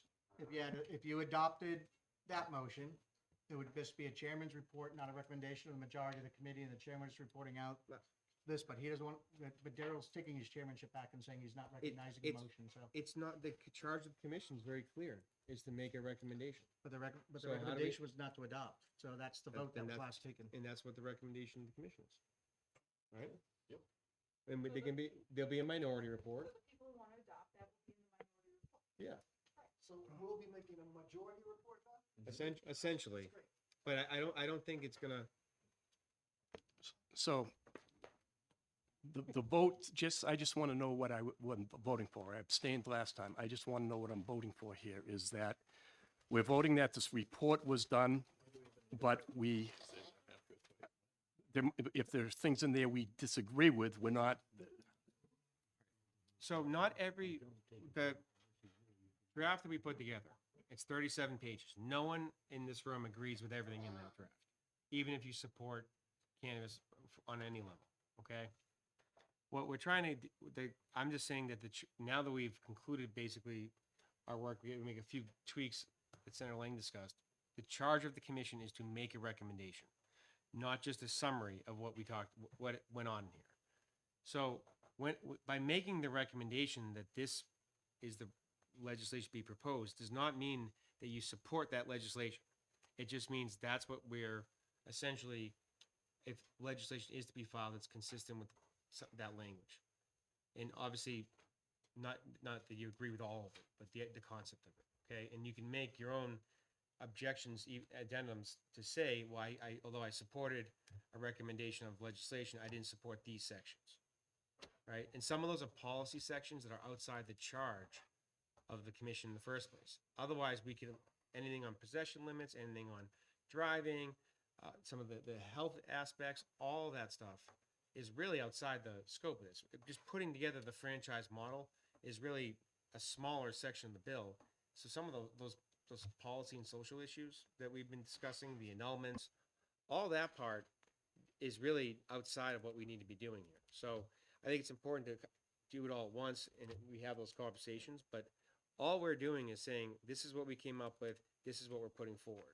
If we agree with that or not. If that's not what we agree with, if someone has another version they want to present, so be it, or they can be a minority report. But we're not saying that anyone supports this policy on it by any means, So simply because they supported passing it. Problem is, Mr. Chair, we've taken a vote, and based on the thing, and the vote was not to make a recommendation on not to support the bill and the recommendation in the bill. So at this point, the minority report, which would be the people who want to support this bill, would write a thing, but the majority report would be after meeting, the committee recommends no bill go forward, because that's what the recommendation was. I still think that motion needs to be made. Yeah, I'm about to make that motion. I'd like to make a motion, Mr. Chair.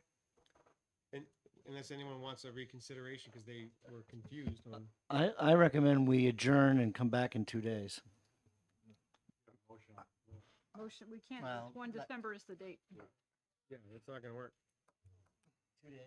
What's today's date? So you want to come on the 29th? Just maybe get some people to show up. Point of order. I was going to make a motion. Hold on. Maybe get some of these naysayers. All right, Well, listen, no, so you weren't, I'm asking, I don't even think we can meet the notice requirement, 2 days. It's be 3 of them. So, unless someone wants to make a reconsideration. Point of order. so Representative Cahill, you recognize? No, is someone was on the prevailing side would have to make a motion for He reconsideration. abstained. It's only the 5. That would be Senator Gannon, the 4 But- over here, and one other person. I But can't remember I who thought it in was. the commission, anyone can make a actually reconsideration. Argument's Does always anyone been wish you to have to be on the prevailing side. Before we Make a address, mo- does anyone wish to would anyone make a reconsideration? Anyone? I do a motion to reconsider based on your explanation about what this report means. If he was, again, I would object, because I'm pretty sure you do have. He abstained from the vote. No, He did not. He abstained. that doesn't apply in committees and commissions, from what I understand. That does apply on the floor. Sure, either way. So if I could, just to be clear, this doesn't mean that somebody can't pick up this language and run with it Exactly. in the House or Senate. This doesn't change Yeah, anything. exactly. No, I know that. That's why even a Right. negative recommendation, I wouldn't say, Correct. oh, no, like, this is, Correct. trust me, someone's gonna It's not file the end of the something. world. Right, But at the same time, a chairman's report is not with the charge of the commissioners. right, So I don't see how doing that is, right. This doesn't prevent any Anything, any no. language So- going forward. so all I'm asking is, so the point of order is whether someone can make a reconsideration if they didn't vote in the first place? I do believe point of order a bit. Motion before we made that point of order. Was that motion seconded before we? I wasn't allowed to make my motion. Oh, well, yeah. All right. Well, so let me ask this: is there a motion for reconsideration that's going to be made, and will it even matter? Trust me, if everyone else still decides not to vote or whatever, it's not going to change the outcome. So we can do a So- reconsideration that is helpful. Mr. Chair, the only thing I will say, we do have time if we want to meet on Wednesday, so we can have a finalized copy of the bill in our hands to vote. So everybody understands the components, because I know there were some that were concerned about that. Otherwise, I think right now, we've rejected the bill at this point. Does that satisfy the notice requirement? Yes. So For a we commission, you could- only 24 hours. So we could meet on the 29th. And we could have a finalized version of the bill and have discussion, but understand that as it stands now, the last motion to pass on this committee was to reject the bill. And the majority report would be to reject the bill. And the minority report would be to accept the bill. We could still do it if we move, or we can hold this off and see if after language comes out, everybody, we can consider, do a reconsideration vote for the members. As long as we're allowed to meet in that time period, I guess. But I mean, you can just ignore what I'm gonna say, but I object to that. I object to the fact that it's cheesy maneuvering. Had the vote. And this will not prevent anyone from going forward and making legislation and picking up this paper and copying it word for word and including any one of you on there as a bill sponsor or co-sponsor. And that's. I agree with So- you 100%. That's why I think the commission, the recommendation, although it may hold some weight, it ultimately can still be, anything can be filed. I agree. with you. So let me, again, I'm just going to ask one really crazy question. It's going to get people mad at me, but Chief, were you the appointed member by the New Hampshire Chief Association, or was it somebody else? I'm a substitute because he's out of state, he's out of the country. Right. We- So We already counted his vote. If there's the a question point is of, yeah. whether it's a legal vote, because he's not the appointed It authority. wouldn't have mattered because he's, Then it would have been 4-4. he would have needed to raise that point of order So. before the vote, not now. To you guys, So, because I have a lot of respect for How all about of you. this? Are you really going to tell me? Hold on, not- let's start with, let Dean let's talk. start with Tim, and then we'll come over to Senator. No, let- Sure, go ahead. Let Senator D'Alessandro speak. Tim, He hasn't spoken. as long as you're not going to make a No, motion. let it- Otherwise, I won't let him speak. Let Senator D'Alessandro speak. He hasn't spoken on this. I respect Senator D'Alessandro. Yeah. He follows the rules Respect the and dean. order. Thank you very much for deferring. I suggest that the report from this committee be without recommendation. The document be presented, but there isn't a recommendation. We did what we were supposed to do. We heard everything. We came up with a document. The document is presented, but without recommendation. So, Is that? as chairman, So, Just Senator make a D'Alessandro, report. That's something that can be, is that a motion that can be made? well, first, Why not? so Yeah, Lou was on the sure. winning side, so if he makes a motion to reconsider, we can vote to reconsider, and then we can make a different motion to do it without recommendation. That would allow it to go forward with the language of the bill that is in it. With all due respect, Senator D'Alessandro, Yes, I was recognized. I asked to make a motion. okay. You know, So he was going to go second, so go ahead, Tim. we have an obligation to follow the rules, even if we don't like the rules or don't like the outcome. We've all lost on days we didn't want to lose. I made I asked to be recognized. We can go back and play the tape in order to make a motion. I'm gonna make a motion. So make a motion. I'd like to make a motion that we recommend as a committee that no legislation go forward. Is that motion second? Second. Motion made and second. Second it? It's been I'll moved and second seconded. The recommendation of the committee report would be to not go forward with any legislation, although I think actually you said that literally, I don't know that you can, actually, I'm not sure it's a valid motion. You can't prohibit a representative or a senator to bring legalization language You forward. can recommend that they not do it, but it's not binding on anybody, any legislator. So, Which, so there's a motion and there's a second which I to, think was the point that Senator D'Alessandro was trying to make, that by making no recommendation may somewhat satisfy some of the. Right, so let's So- make sure you qualify Can you re- exactly what is your motion? rephrase the motion, You restate can't just stop motion. anybody from putting it in, so what is your motion? Hold on, guys. Just, if I could, Mr. Yep. Chairman, just a point for discussion. What I'm recommending is, we have done the work that was presented to us.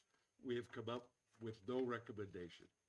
That's what the report should indicate. We did take a vote, and there was a clear majority saying we don't want to put this forward. So that they don't, there's no recommendation. This is not recommended.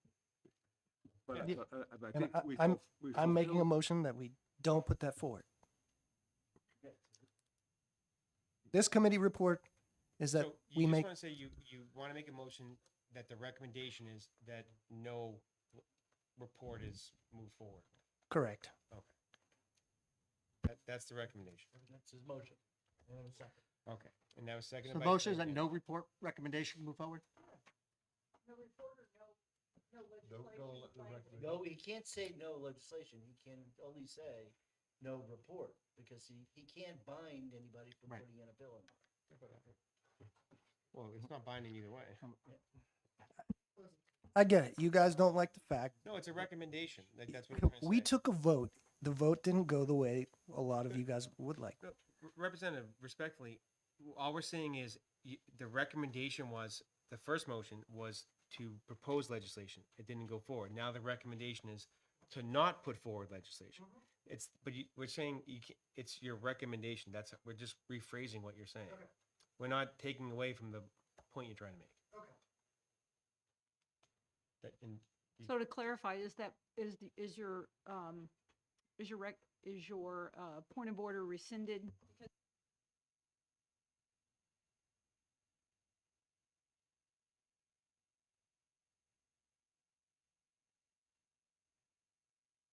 Yes, I think the idea is there's going to be a majority report that's going to recommend no legislation on this issue be filed, and there'll be a minority. That's what can be done. That's where we are right now. We don't need another. I think there are people that are good with that. I think the reason we're getting into the weeds is because there's people who are not good with that. I think it was just a matter of how it was phrased. Okay.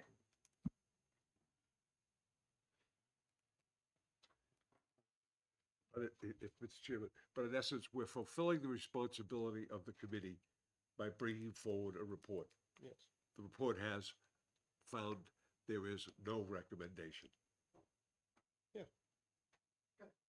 I think you're fulfilling the obligation of the committee, you're stating the work of the committee, and you're stating that there is no recommendation. Are you okay with that motion? Yes. You okay with the second? That's it. All right, that's your motion. All right. So again, all those in favor of recommending no recommendation and filing reports signify by raising your hand. 3, 4, 5, 6, 7, 8, 2, and all those opposed? 1, 2, 2. So on a 7-2 vote, the recommendation is there's no recommendation, and we'll just present a report of everything we've done, and people can take it for whatever it's worth going forward. Is that good? Anything else come before the commission? We're adjourned. We're done.